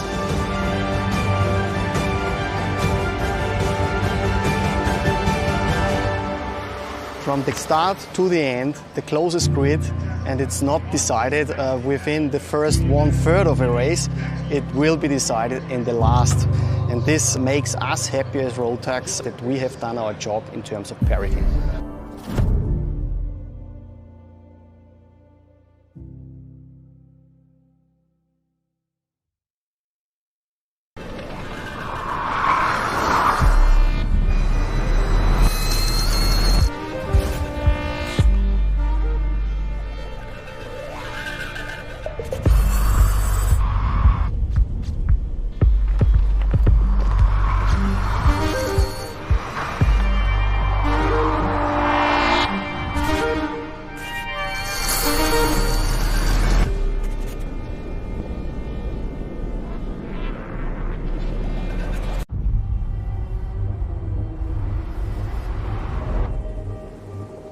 Why do you come here? Is this your career? Or is it all about fun? A chance to get away and leave it all behind?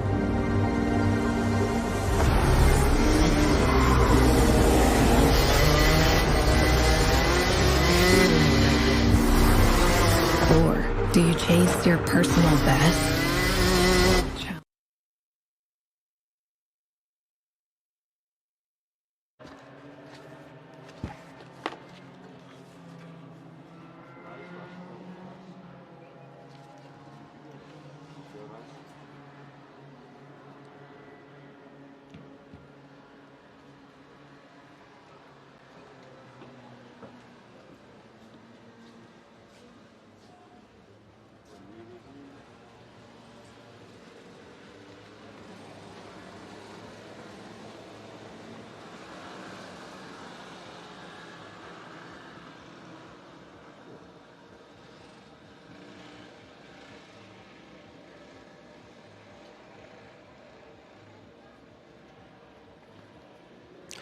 And welcome back again, and you're still all the way from the Tony Russ racetracks. This is the first leg of the National Karting event for 2026, and the first one at Tony Russ. The next one will be, I understand, in Swakopmund.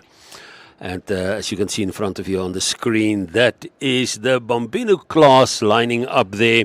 And they've got 8 laps in this heat. But yeah, racing is racing. Can we look quickly at the names in the Bambino class? That is Luna dos Santos, Franco Steyn, and RJ van Tonder.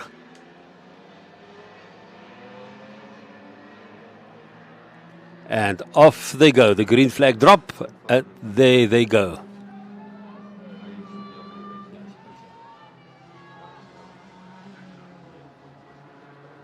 All right, the 3 kits still stick together.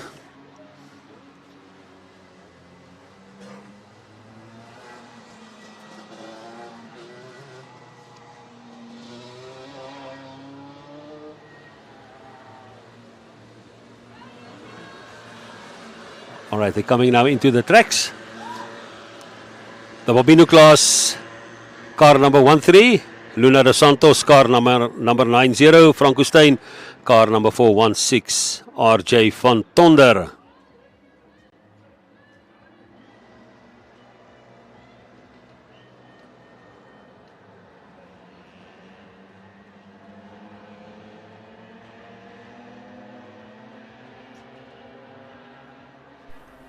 And there they go.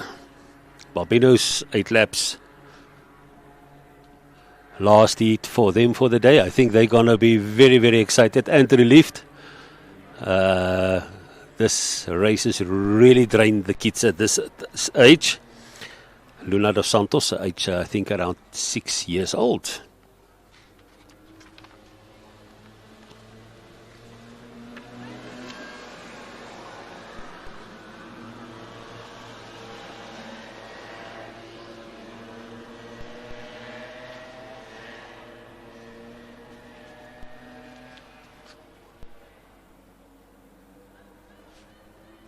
Just for the sake of interest, RJ van Tonder, he raced in the Bambino class. He started racing 2025 a year ago, and he loves racing competitively. He said he loves to play with his dog, build Legos and collect sticks in his free time. I will ask him later what sticks is he talking about.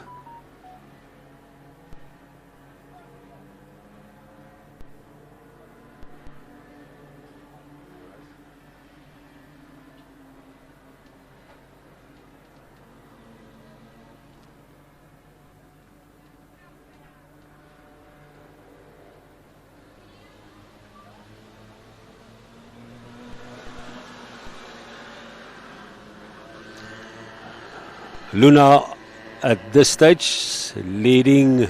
She's driving car 1-3, ladylike with a pinkish color. Steyn Franco and RJ van Tonder in vehicle 416.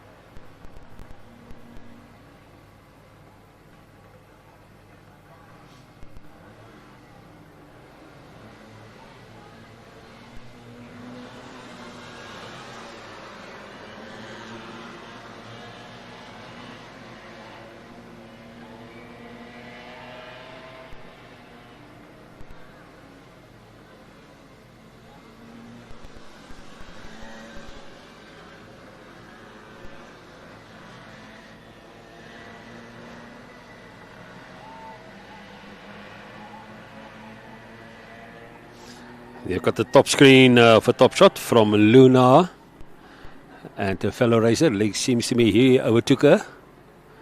Second place now.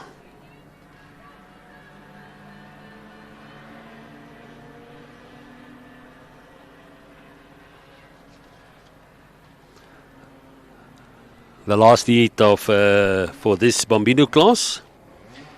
Normally all the bigger classes or ages 15 laps, they're only 8 laps.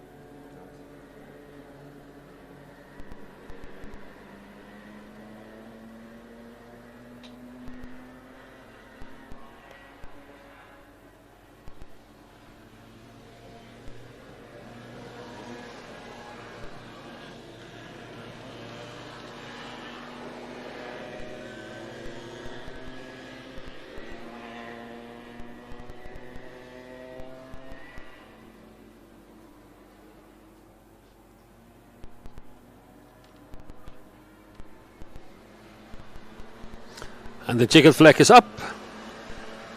There on the winning vehicle.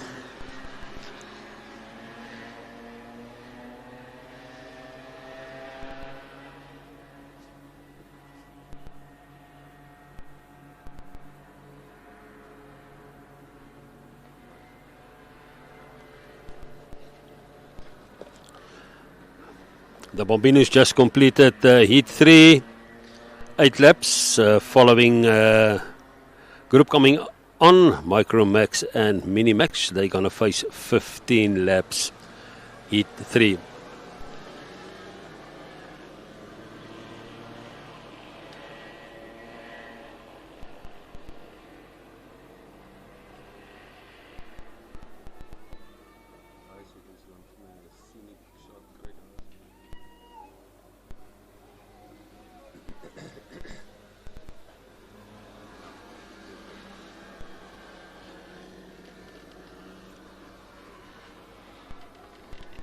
There the kids are coming around the corner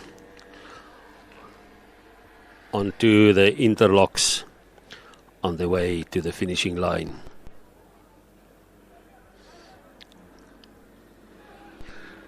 Back to the pits.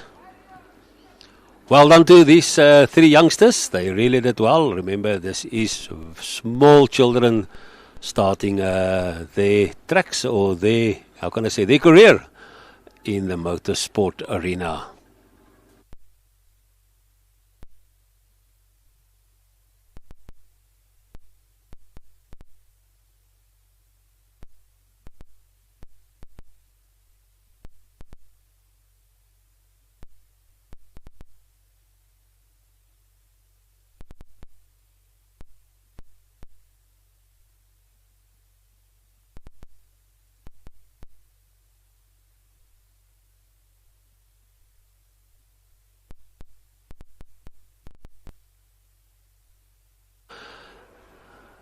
The champ for the first leg for 2026. First leg. Well done.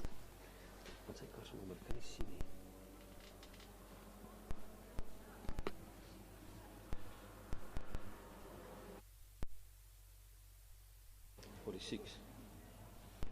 416 maybe.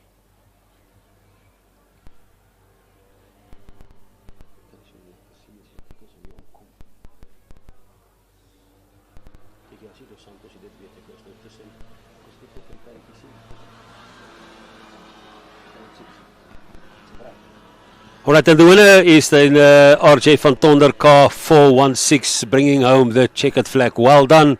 He really worked hard for that. Well done to Mr. RJ van Tonder, Bombino class.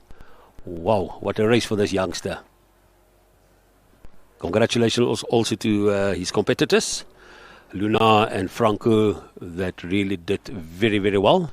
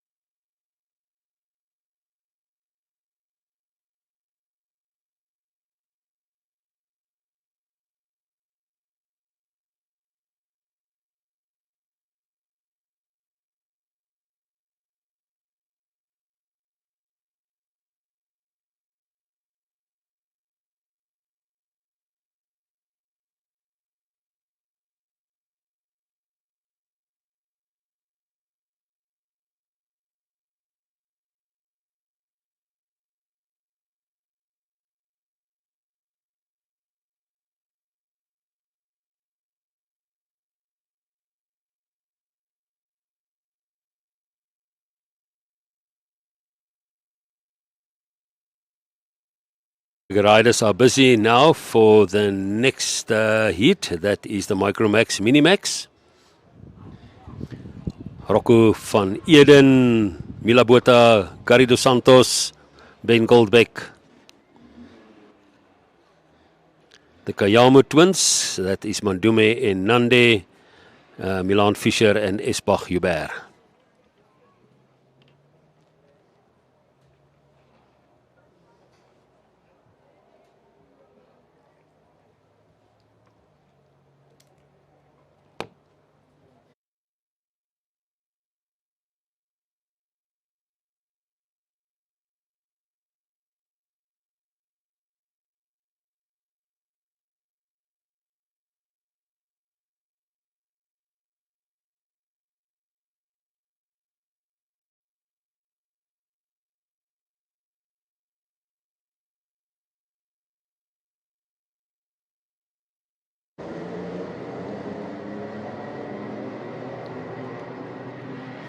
And as you can see, the car's much bigger, much faster.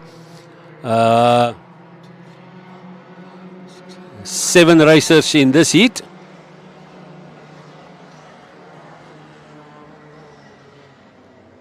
The Micromax and Minimax 15 laps awaiting them. Going into this tight corners in front of the main stand for the spectators. Start forming up, lining up, grouping together.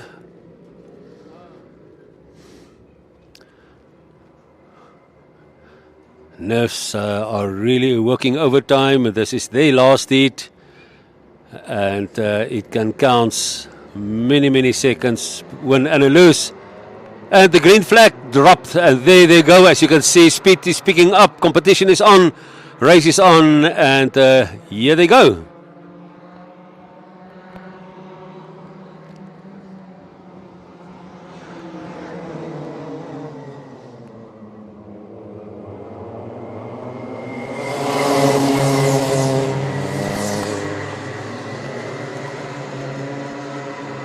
The first 6 of the 7 cars closely together going into the corner. Don't want to get each other a time, and as you can see, coming into the straight on the tracks. Still going on, still going on. In the background you can hear on the cameras the sound of the kartings. All of the engines are the same to give them exact same level of competition. And don't get fooled by the size of these little cars. They are moving. They are not toys, as many think it might be. They are not.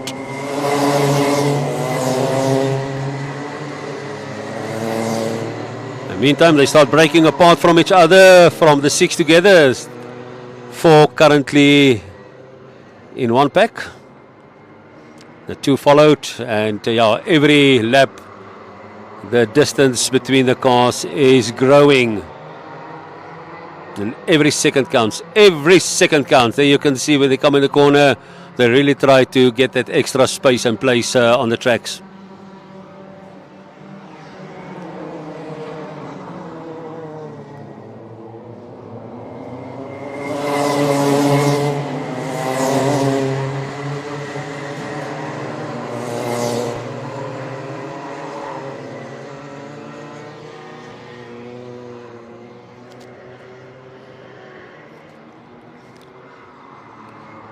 Definitely a sport not only for the kids but also for the parents and the relatives, the uncles and the aunts and the omas and opas. Because this is normally where you will find them during such races, next to the tracks, in the pits, giving advice, help repair, help service the carts, give advice, and often have to lend a shoulder for a crying eye or two. Most of these races are still kids on their way, on the stepping stones to much bigger platforms in the motorsport industry.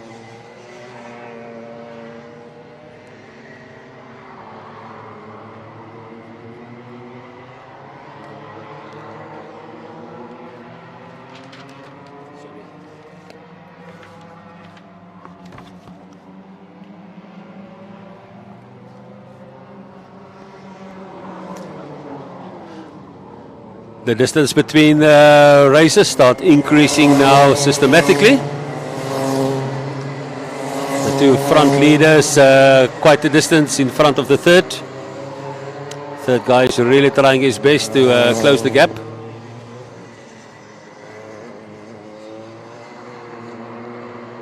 Most of the riders are trying to make opportune of the tight corners. And this is normally where they really cut in to gain that extra position on the tracks.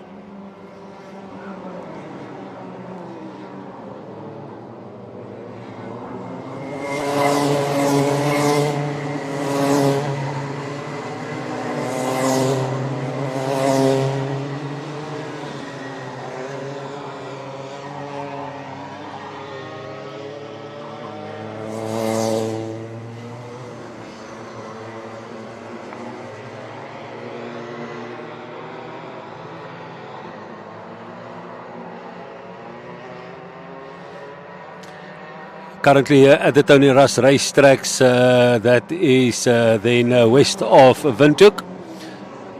One of two tarred racetracks in Namibia. The only one suitable for the bigger races, the circuit races and other motorized motorsport. The other one is in Swakopmund, but that one is more for go-karting. The one in Swakopmund is also much more technical due to the tight corners. It's a bit shorter, but the corners are much more technical, so it hardly gives the drivers an opportunity to gain speed once he's in and out of a corner. So the whole time they must make sure that they keep control of the vehicles. In the meantime, the medics are just closing up to make sure that everything is fine, that if need to help. Thank you very much on Oshmet and EMA Rescue Emergency Services.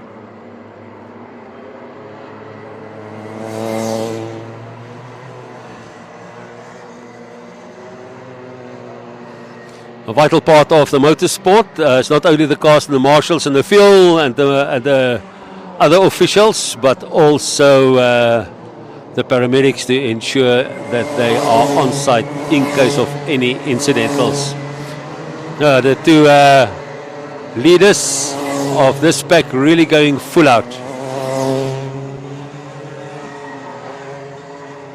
Started all together, but systematically start spreading and the distance between the cars, between the first and the last car.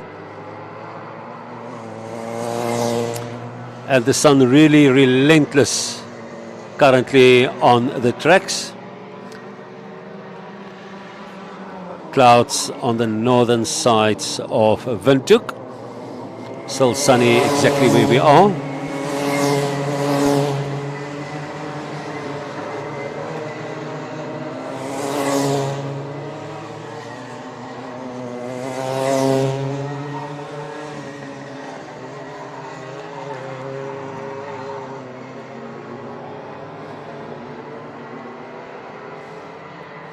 I think sometimes you can also see on the tracks when some of the drivers go into the corners, they start sliding and it's counter driving and systematically counter the operations just to keep the cars on the track. And unlike normal racing cars, these cars got a different suspension, hardly any suspension as a matter of fact. It's wheels on the tar, lots of strain on the arms and the body, and also on the mind.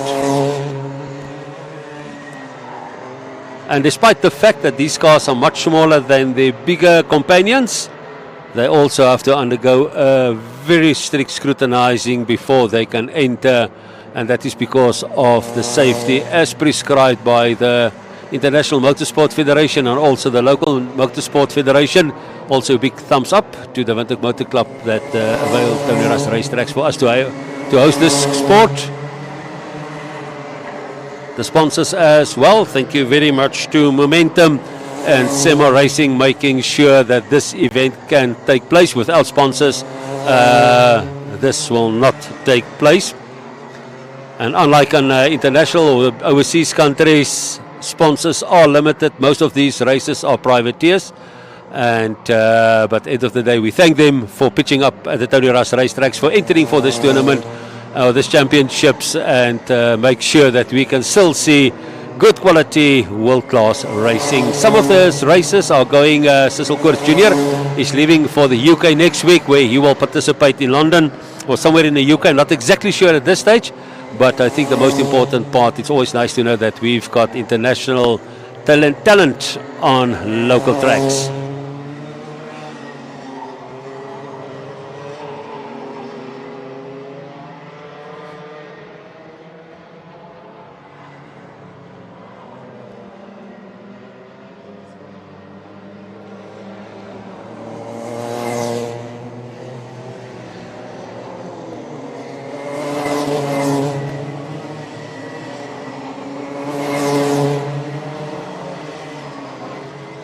The marshal standing ready right around the tracks to make sure that safety is key in this motorsport coach.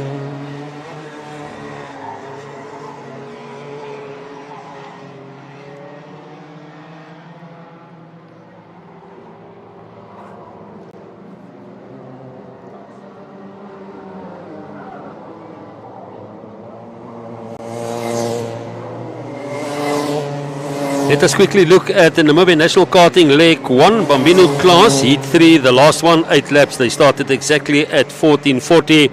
And first place was done RJ van Tonder. RJ really did well. And yeah, the checkered flag is coming out. And there it is. There's the checkered flag for this heat. And then back to the Bambino class, previous race, that is Luna dos Santos, second place, and Franco Steyn then in third place. Well done to all three. These races, they really did well, and the checkered flag that's showing to these riders, race is over.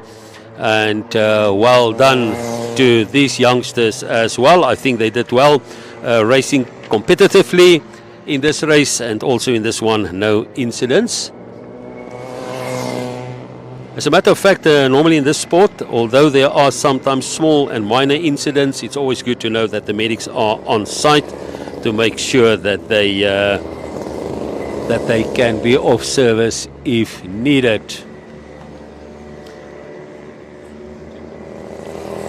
All right, yeah, we're going to see now who's going to take the checkered flag. A very big moment for any racer when you finish the race and you are handed over the checkered flag for the victory round. And I personally think that is something big for any racer, regardless the class or code that you are racing in. So let us see who is the bearer of the flag. Official standing ready, and there is handing over now the flag, and that is card number 16. Ja. Wat is zijn nummer?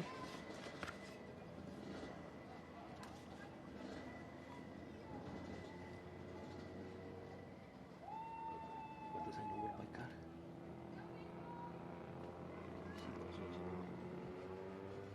Ja, kan ik niet meer inzoomen. Zijn max 10.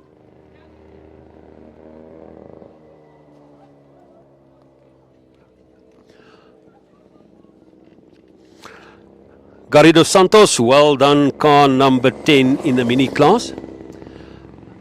Well done to Gary, he really deserved it, they really worked hard for that. It's a pity that we can't see his relatives on camera right now or on screen right now. I'm going to tell you one thing, they are a very, very happy family. Normally in a race, the parents are next to the tracks.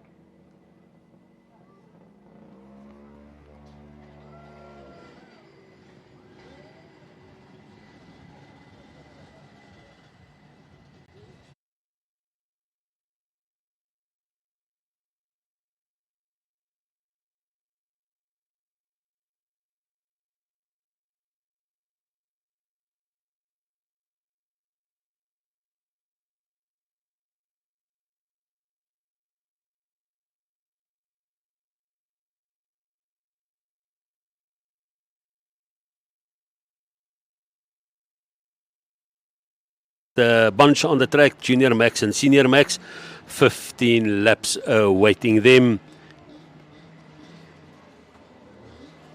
As I say, you want to run with the big boys, they are slowly but surely coming to the tracks. I think in the background you can actually hear the revving of the engines.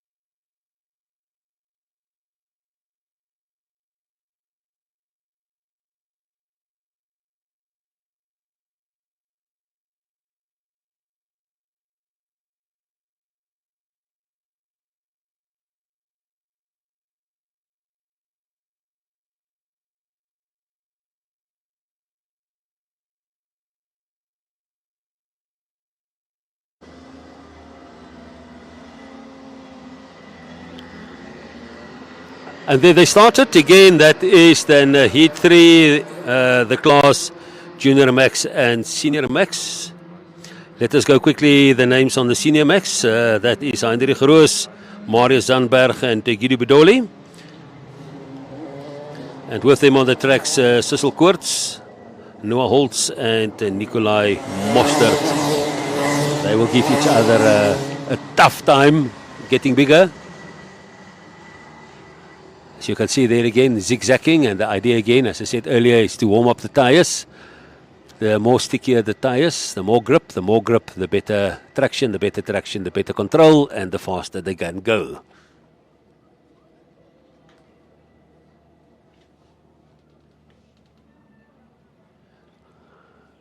Coming now into the straight, where they will receive the green flag in a few seconds.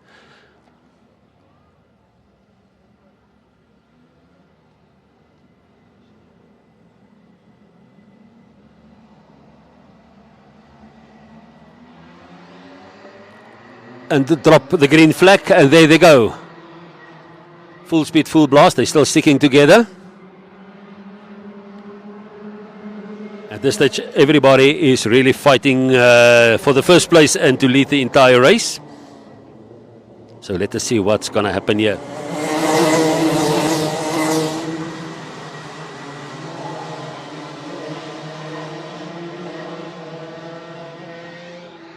Sissel Koorts Jr. in car 44. He's going to do everything in his power to keep the lead. His father, Sissel Koorts Sr., told me earlier today this is the first time that he's racing competitive in the bigger kart.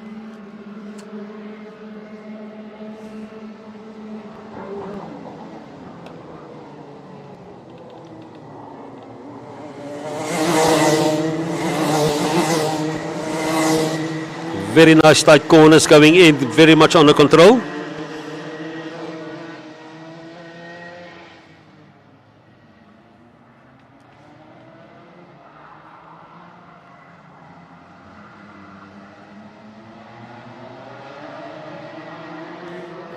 Tight battle between the first two cars, really a tight battle, as you can see there on the screen. Coming from the northern corner into the straight, into the tight corners here behind our booth. These two leading guys, they've got everything to put down.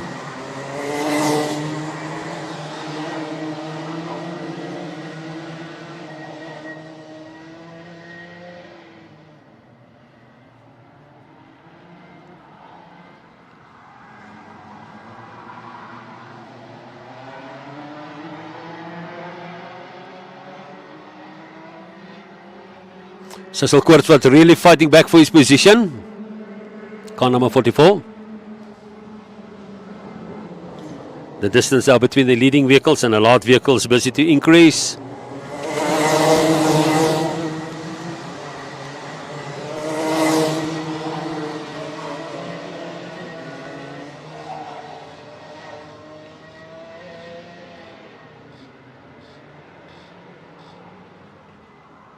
Very tight competition between the first, let me see, 4 cars. 3 cars at this stage.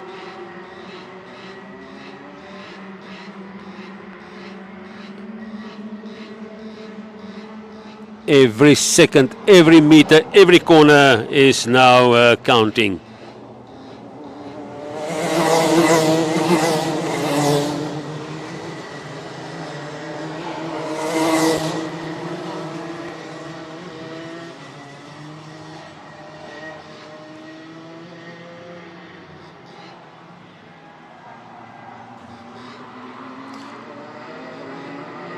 Family members and supporters cheering their favorite riders now on.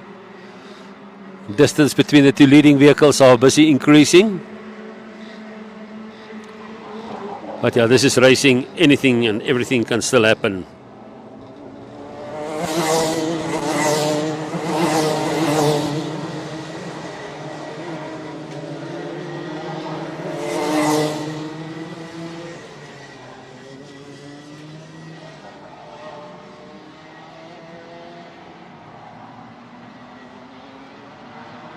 In the meantime, let us look quickly at the results of the previous heat, that is on the Minimax and Micromax, and the Garrido Santos. He took the honours there, followed by Kayamo Nande, Milan Fisher, and then brother Mandume Kayamo.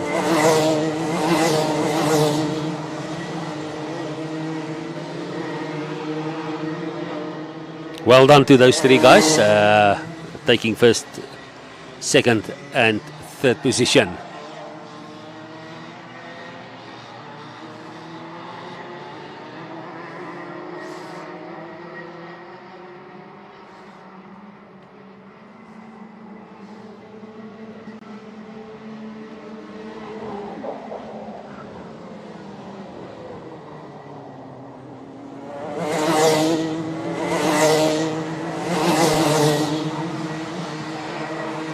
Family members and spectators start walking closer now to the tracks in support of their favorite races on the tracks.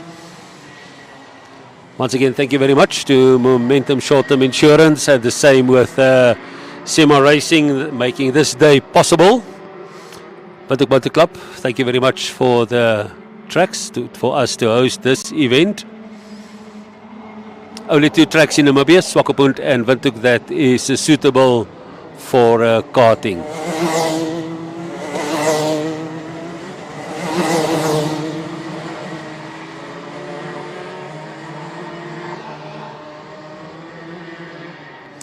Stiff competition between the first 4 riders, and then to cut it a bit down to the first 2 riders, really giving everything and taking out everything of their vehicles or the karts. Seconds counts, position counts, and all this for the national champs.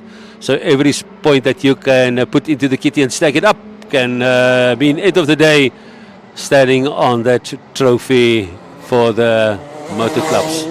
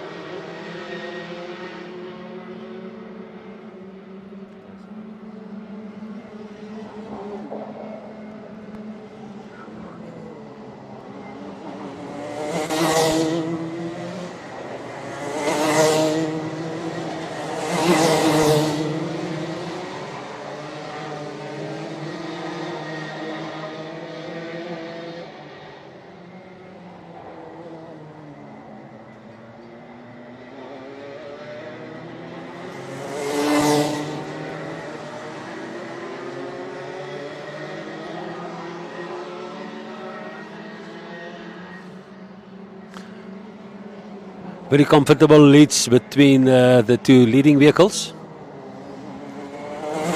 But still, there's no holding back to any of those riders, because every second counts here.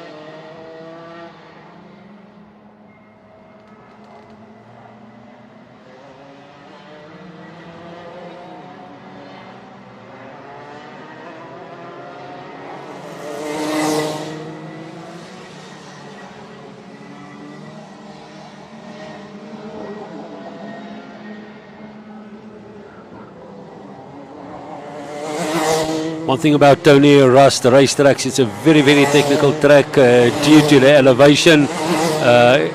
The tracks are not always level, so you have some elevations at some places, but racers love this track for various reasons. I spoke also to some of the racers before, saying they love this for the sole reason once they get into level tracks that they've got a bit of advantage to control their vehicles and race on tracks that is more technical, more uncomfortable in the sense of no leveling of the tracks.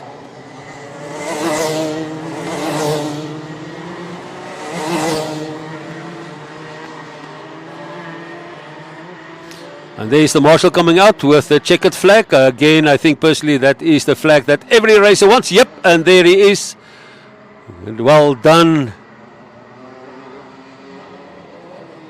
Indicating that is the last lap. I just want to see quickly.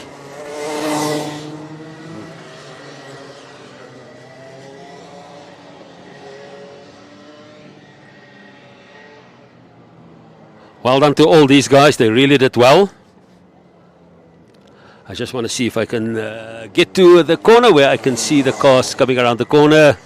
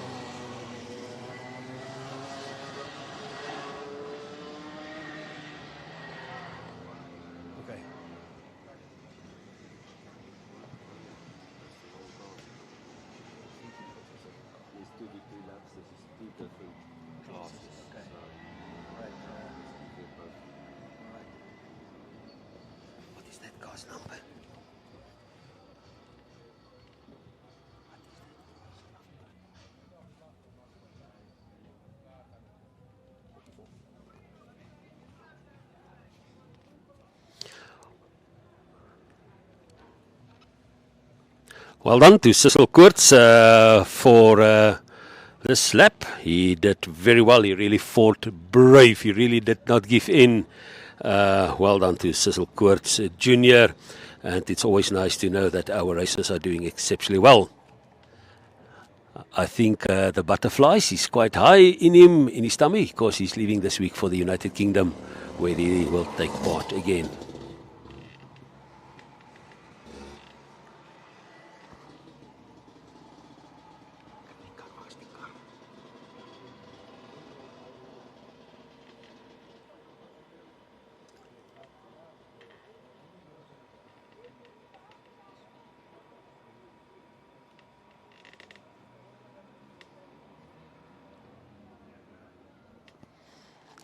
Well done, Cecil Koorts. You deserve that checkered flag, and he's going to hand it over to the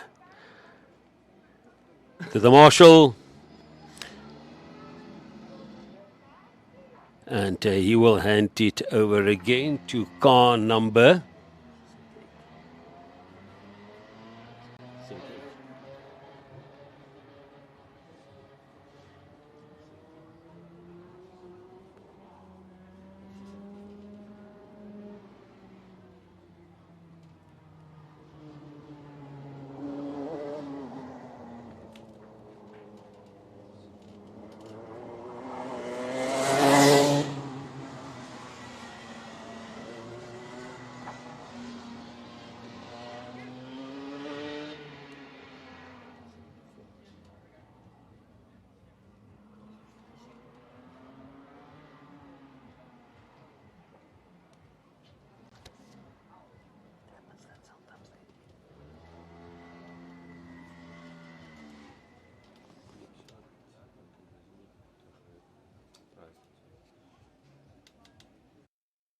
The results of this race in a few seconds once we get that official from the official scorekeepers.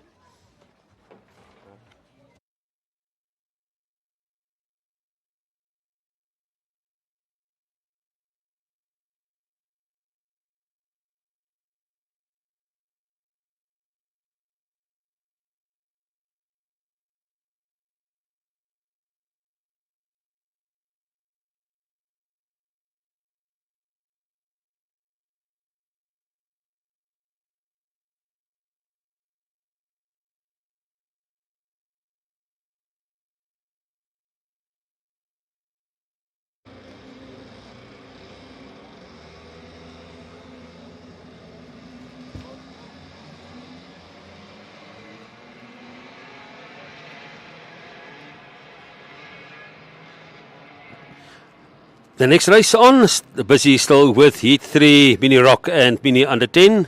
15 laps again is going to be an interesting one. And let's look quickly at the names of this specific race. The Mini Rock and Under 10. Under 10, Zainel, Franso Gous and Miku Botha.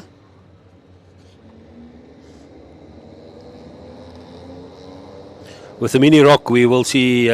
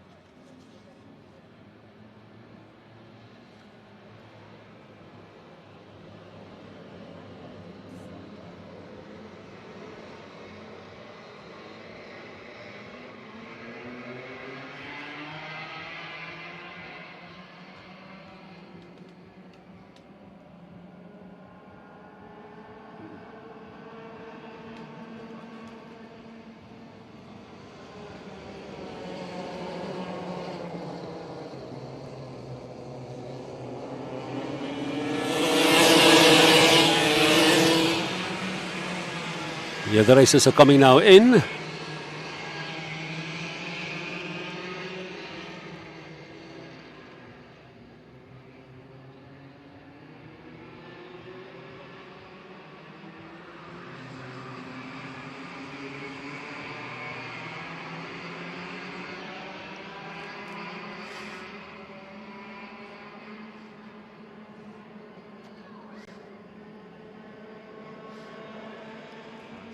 Tony Ross racetracks green, race is on, everything is going smooth, and must comment, so far no incidents, unlike in the past we sometimes have incidents, or sometimes the medics needed to attend to slight injuries. But yeah, now it is full out, full blast for this one.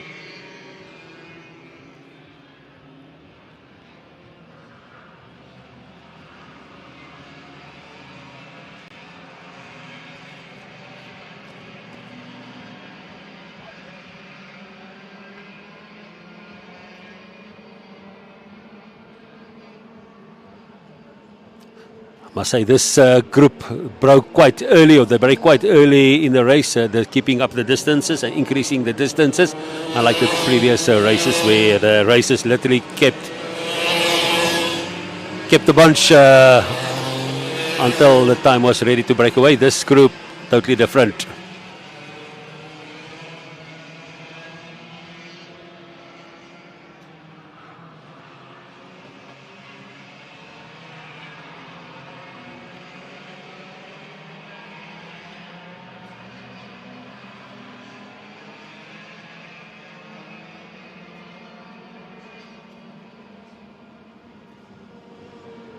The Mini Rock drivers or riders there, Herman Schou,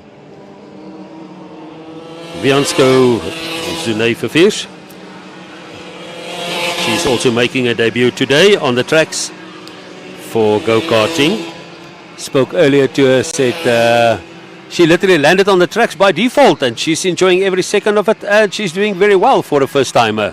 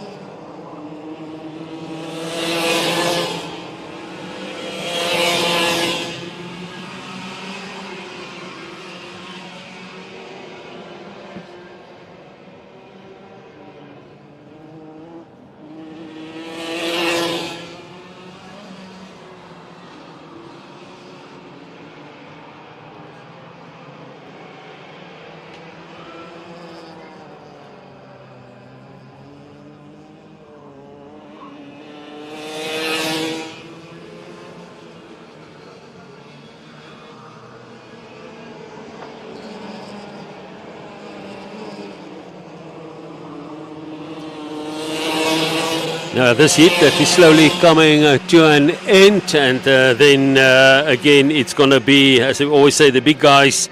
If you want to play with the big dogs, stay tuned, and that will be the DD2 and DD2 Masters. I will be once again joined by Adrian Nel, that will co-host with me, as he is more into the casts. He used to be racing himself, not on local soil but also international, and that put him kind of an advantage. Well done also again, thank you very much to Oshbet, making sure that the paramedics are on site in case we need them. Always jokingly say those are the only people we pay for the service that we don't want to use. Thank you very much, Oshbet. Also the marshals, really, these guys are standing on their feet, Ice 360, as they have to monitor the tracks, the cars, to make sure that everybody and everything is safe. Also very big thank you to Semo Racing, Cecil Koorts by name. Really, you and your team put together a well-organized event. Also, thank you to the marshals and also to Momentum Short-Term Insurance. We really, really value your input. Without sponsors, I think this sport will not be able to take place today. Thank you also to TV2 Namibia, availing this platform where we can live stream. And the good news is that you will see more karting on live streaming throughout the 2026 season. Looking forward to that. I do understand our next stop is Swakopmund. And we will be joined with Adrian Nel within a few seconds. Adrian, welcome again. Good to see you. Welcome back in the TV2 Namibia booth. You look a bit more tired than earlier this morning, eh? Yeah, the sun took its toll today on me. I'm not going to lie to you. The sun or the coaching? No, I wouldn't say the coaching took a toll. The sun definitely took a toll on me. Indeed, yeah, I can see that the sun is actually very hot. Yeah, after this race, it is the big ones. Yes, so second race was a bit of a controversial race, bit of argy-bargy as I suspected. Yeah. So Guido got some penalties there. So let's see, he has to take the last race win to take the day. So I think the gloves are coming off. And that's just what we want. Come on, let's just be frank. Yeah, sure. It's entertaining for sure. So the Bambino kind of calm us down, and then we're waiting for the bigger classes. Yeah, so the seniors and junior race was quite good as well. Yeah. Cecil Junior did quite well. Yeah. I think I did something that worked, but it didn't work as expected completely. So, but it at least worked, and he took the day. So congrats to him. But let's see what the DD2s bring us. Gary De Santos as well, eh? I mean, he really fight for that position. No, I'm very proud of him. It's an ex-driver of mine as well. Very good kid, and I think they're going to have a good party tonight and celebrate that. They deserve that. They really deserve that. We're going to take a short break. We're going to stay on air, but we're going to take it seems to be there's the checkered flag. Adrian, we spoke earlier this morning or today regarding the checkered flag. I think that got a huge positive psychological effect. Yeah, that's the race is done, but it can also not be a negative effect if it is not the result you wanted or you needed 5 laps more. Yeah. But it depends on the situation you're in. Racing is racing, eh? Yeah, no. Some people want it to be done, others say, hey, let's go for another 10. So. Sorry for me laughing for that one, but it's a fact. I think I'm one of those guys after the first lap. I will get out of the car. Say, guys, are we done? No, I think it's the kids enjoy it. And, I do, yeah. No, I agree, yeah. So, and I think most of the guys are been doing well today, but it's hot, and I think everybody's a bit tired. You know what is interesting? A little Luna, when she ended second in her class, the bunch of energy after 8 laps. And the energy, where do they store that? Oh, I don't know. Luna is just a bouncy ball of energy and wellness. Yeah, and I mean, she was bobbling around here. Oh, after the race when Guri won, she's like on my shoulders and having a jaw on my shoulders. So she's just a ball of energy. And I think we should call her Miss Karting Namibia 2025, 26 and 2027. Oh, no, for sure. For sure. She is lovely. She can be Namibian karting ambassador. I support you. You got my support. All right, let us see who's got the checkered flag on this one. And then we... can you see the number on that one? It's a bit too far still from me. We're going to see now, and we're going to come back. But I personally think, well done to the camera operators on the track. The sun is not easy on us. It's really not easy on us, but we're going to see now what car number is that. They took away the camera too fast, but yeah, let us see quickly.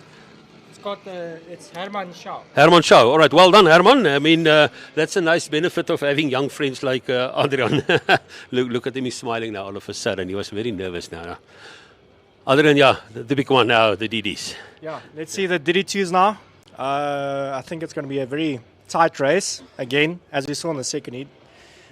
So let's see, I think it's going to be gloves off, arms out, full fists out here. Unfortunately, only 2 drivers that are doing the fighting here, but still very, very good racing.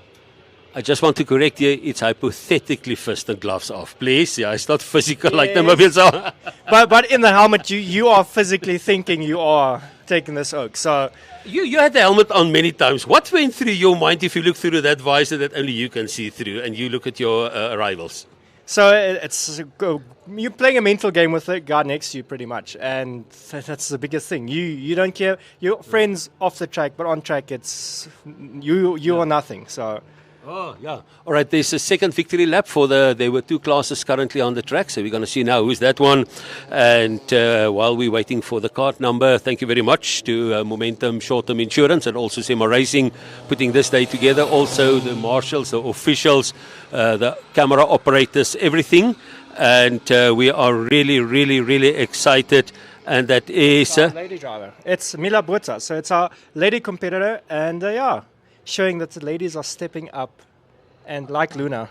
Exactly, yeah, but I want to ask her mom, isn't she getting tired? Because I saw with the camera from the one side of the track to the other side of the track. I think Stefani has got the energy.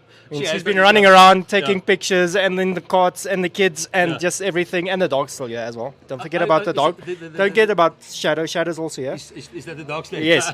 See, that's what they call a family sport. Yeah, exactly. Even the dog's here. I mean, the dog's supporting it. And Oma Opa too. Yeah, for sure. Of course, always Oma and Opa. Yeah, that's the most important part. Yeah, they are lining up there. Let us see what's going to happen now. Another victory race, a victory lap. Three of them. Yeah. Say again? It's Zianel. Well done to Zian. I mean, things are happening here, and that is the most important part. I mean, to be frank with you, if I had to hold that checkered flag and take my victory lap, you will never hear the end of the story for the whole season. Oh, for sure. But I also got an interesting story about a victory flag. It ended up in the break. So, Tell me. So I did my victory lap, and then somehow it ended up in the break. So I couldn't drive further. And that's why I say I messed up that flag. So I took that one home. So, is that the story for off air? No. It just happened, unfortunately, and it's something that we can share. And then, yeah. But that's the beauty of local sport, Adrian. I personally really think we see it on circuit racing. We see it in the rallies. We are arch enemies on the tracks, in the pits. Hey, bro, how are you?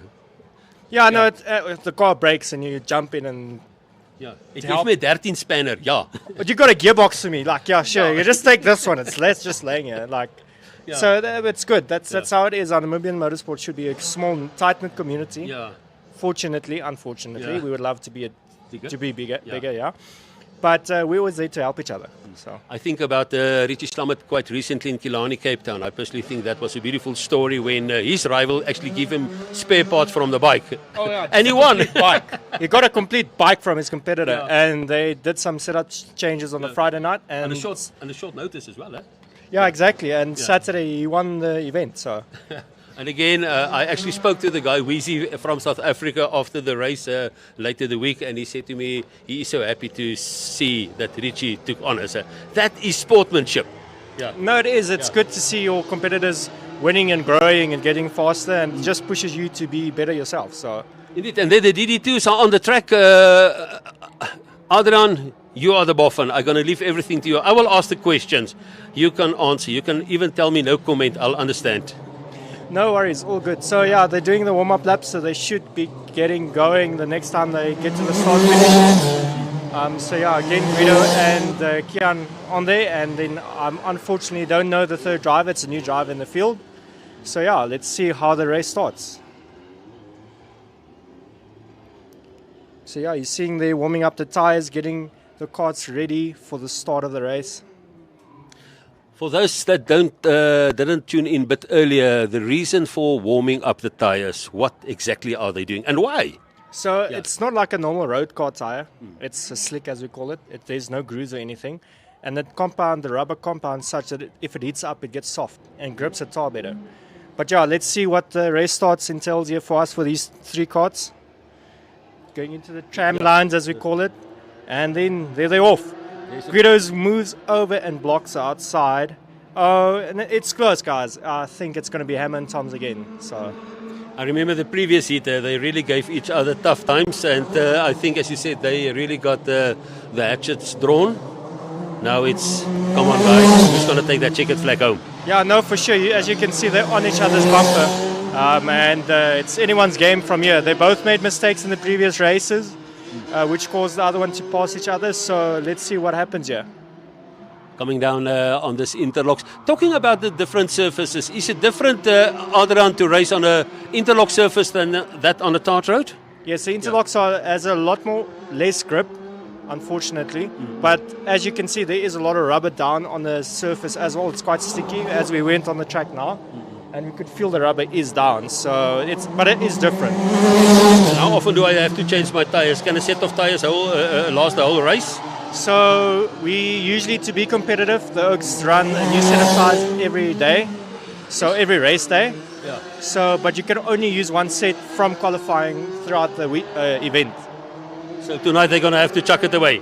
No, they're not going to be done. There's still going to be tires left for practicing and such, but the edge is off that. You lose about half a second, or you gain about half a second on a new set of rubber. So yeah. Well, Adrian, always nice speaking to or sharing information with knowledgeable people. This is this kind of sport that you will never ever understand if you are not daily with your riders and drivers and in the pits to understand why are you doing certain things. Just look at that. Just look at that. They're really getting each other rolled up now. So let's see. I wonder what they're discussing inside that helmet. Come on, move over, come on, man. I think there's some colourful language happening in those 2 helmets currently. That's usually what happens when you race drive, unfortunately. Guido wasn't quite happy with the previous race, what happened and the results and such.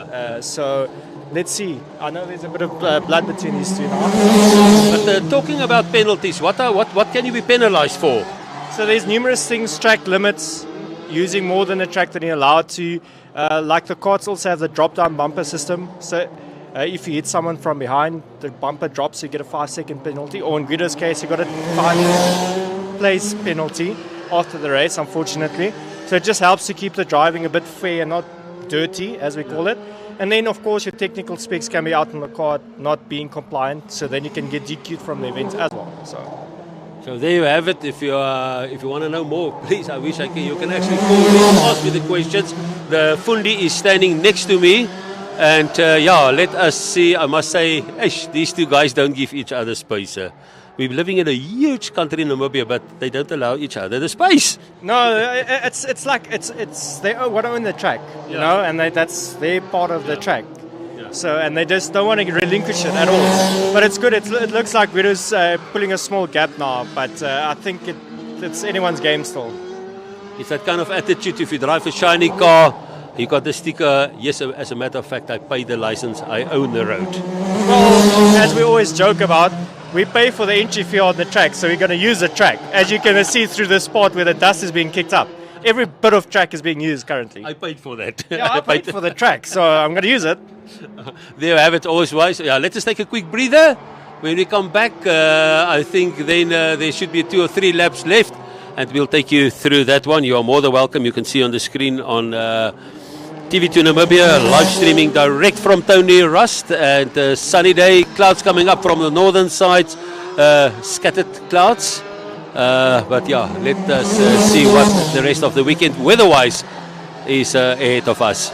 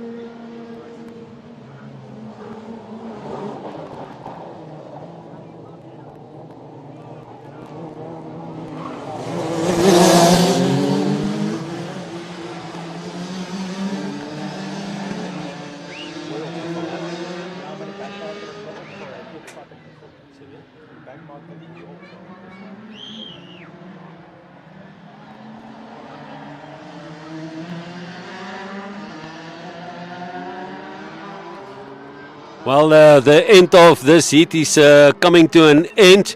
Adrian, what I don't understand, if you see at the family members, the crew members, the pit members, everybody standing next to the track, do you really have time to look at their gestures, what they tell you to drive faster, slower, go into the corners, or are you just focusing on the road? Like these, Guido and them, they've got the mental capacity to see what's going on around them. It's just how it is. So they are focusing what the pit crew or members are saying, as well as what the other drivers are doing around them. So, well, if it was me, I promise you one thing: I won't even dare to take my eyes off the track, because I will be the guy that's ending up on the rally tracks on the gravel road next to the rails tracks. Yeah, I wouldn't say it's easy, but it's a massive load of fun. So, and obviously a lot of concentration. Oh yeah, no, you spend half the day like this.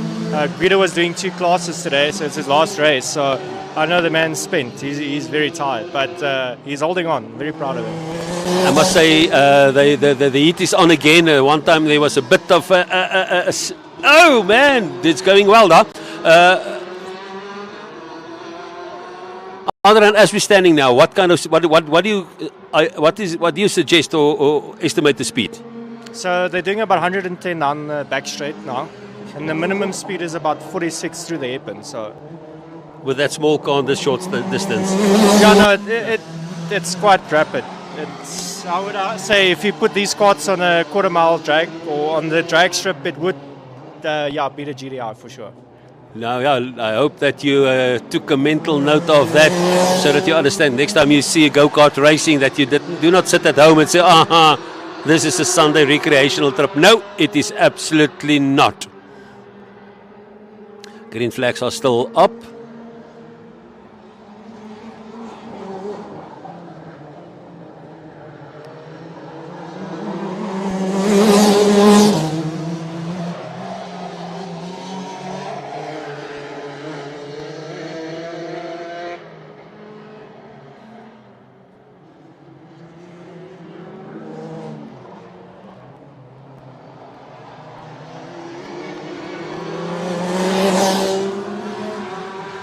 Nothing as soothing as a roaring engine, regardless if it's a big V8 or a kart, and then the smell of burning tires. My brother, I think that is addictive.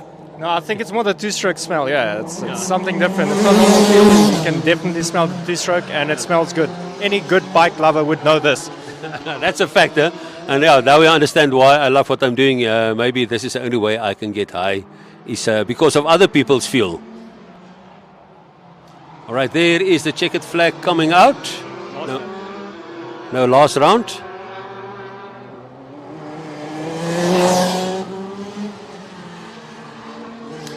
I think in the meantime, we can also, while waiting for the checkered flag, thank you very much for all the officials, the marshals, the guys that arranged it this day, the sponsors, all of them, the spectators, the participants, camera operators. Adrian, I don't think there is the checkered flag coming out now. The big moment. Look at it. It's coming out. Yeah, no, there we go. And Guido takes it. And I think that means he takes the day. So DD2 and Senior Max is his for the day. Well done. I think he really did very, very well. And so we come to an end of the first leg of the National Karting Championships in Namibia. Last year was a good year. This year I want to believe it's going to be better. And stay tuned to TV2 Namibia. We have the privilege to live stream all the events. Looking forward to that. Yeah, no, for sure. And if anyone wants to get involved in the sport, even come have a look. And if you want to drive, come chat with me, myself, on my socials. You can contact me or come to SEMA Racing. We're part of SEMA Racing as well. So come to us and see. We can get you involved in the sport and grow the sport. Maybe the next champion of the country. You see, that is what I quite recently said to Bradley Ferreira when they launched the Women on Tracks. Women in Motorsport. They handed some go-karts, especially go-karts that was handed over by a sponsor to them for women to get involved. And that is where we actually say, who knows, you might be the next champ. Yeah, no, for sure. And I think it will help us grow the sport, get more people involved, get more financial assistance, I must say, it always to get the sport growing. So the next leg is in Swakop for the guys that side of the country. Come to the rental track. Everybody knows where it is. It's a beautiful track. Yeah, it's a very tight technical track. Yeah. But yeah, come have a look and get involved. Indeed, yeah. Thank you very much. And I think also Kartoffel there at Swakop. I think he's in Swakop. I'm not sure. But for his input as well, he kept me busy. But this is what we're all about. Well done. Just look at that. Yeah, look at that. Races end of the day. Adrian, last word from your side. It was a tough one today. No, it was a tough race. The heat definitely made it difficult. And yeah, I just want to say thank you to everyone that's watching online. Like I said, the sponsors, Momentum, the marshals for sure. Without them, it can't happen. The officials as well. And just everyone in the sport itself to make this day possible and make it a great success as it was. And then I want to say a special thank you to a very special person sitting in Swakop Mund. Tannie Geraldine, baie dankie, because she kept me also on my toes this side. Thank you very much for the information and thumbs ups and highs and everything. Without our supporters and those involved, we cannot reach what we want to. No, for sure. Then a day like this is not possible at all. Yeah, stay with us. I think we're going to see if we can get a winner or two and just be quickly on camera with them. And then we're going to call it a day. Looking forward to the next one in Swakopmund.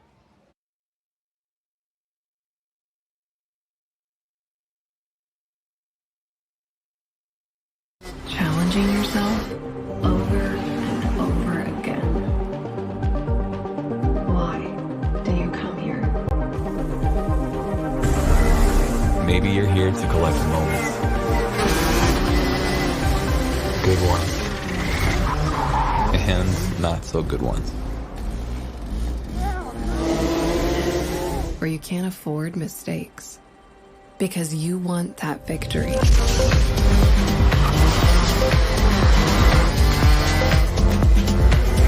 It's all about this one moment when the hard work finally pays off.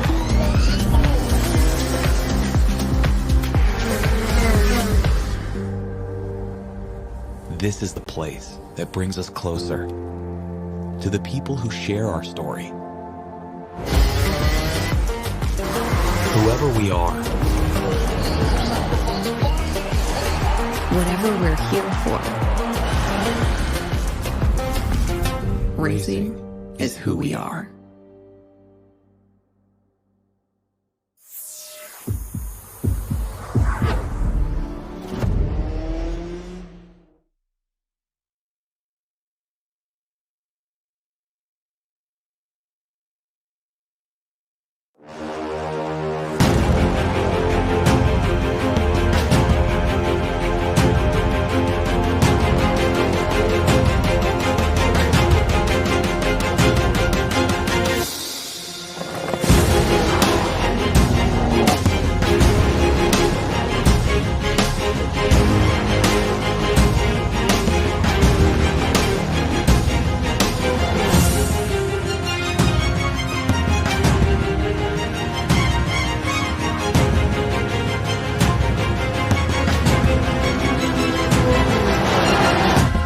Driver unique.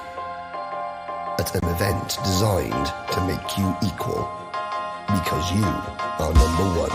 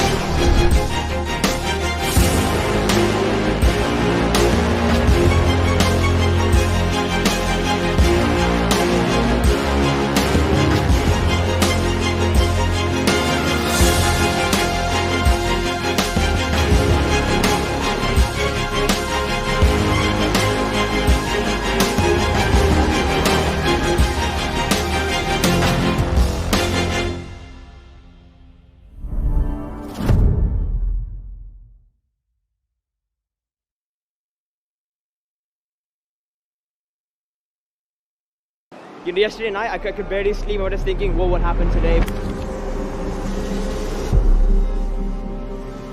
Only champions make it this far. Their sacrifice, hard work, worth it.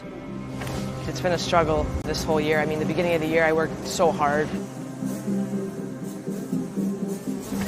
A lot of championships to try to, get here, and it's been a lot.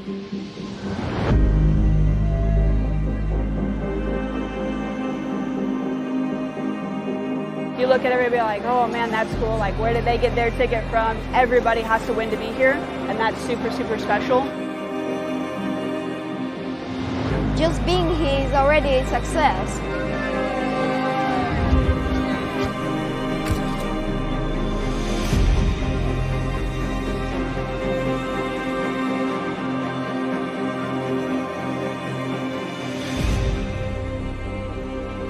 Take time to soak it in. Bahrain. Savor it.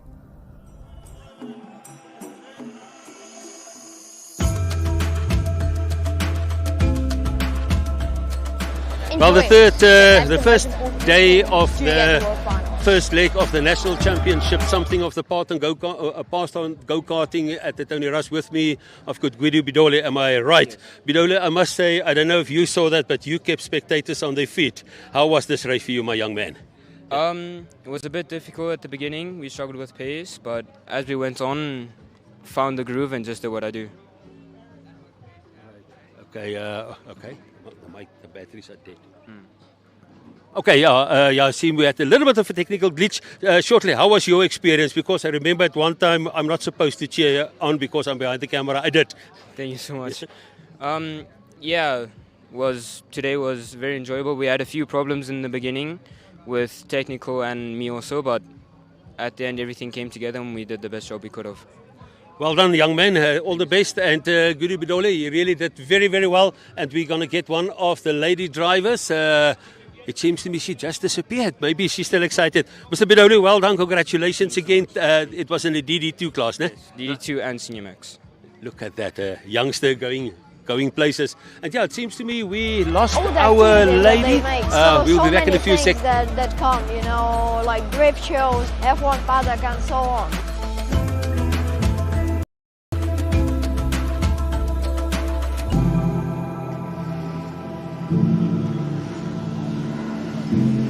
Find your limits.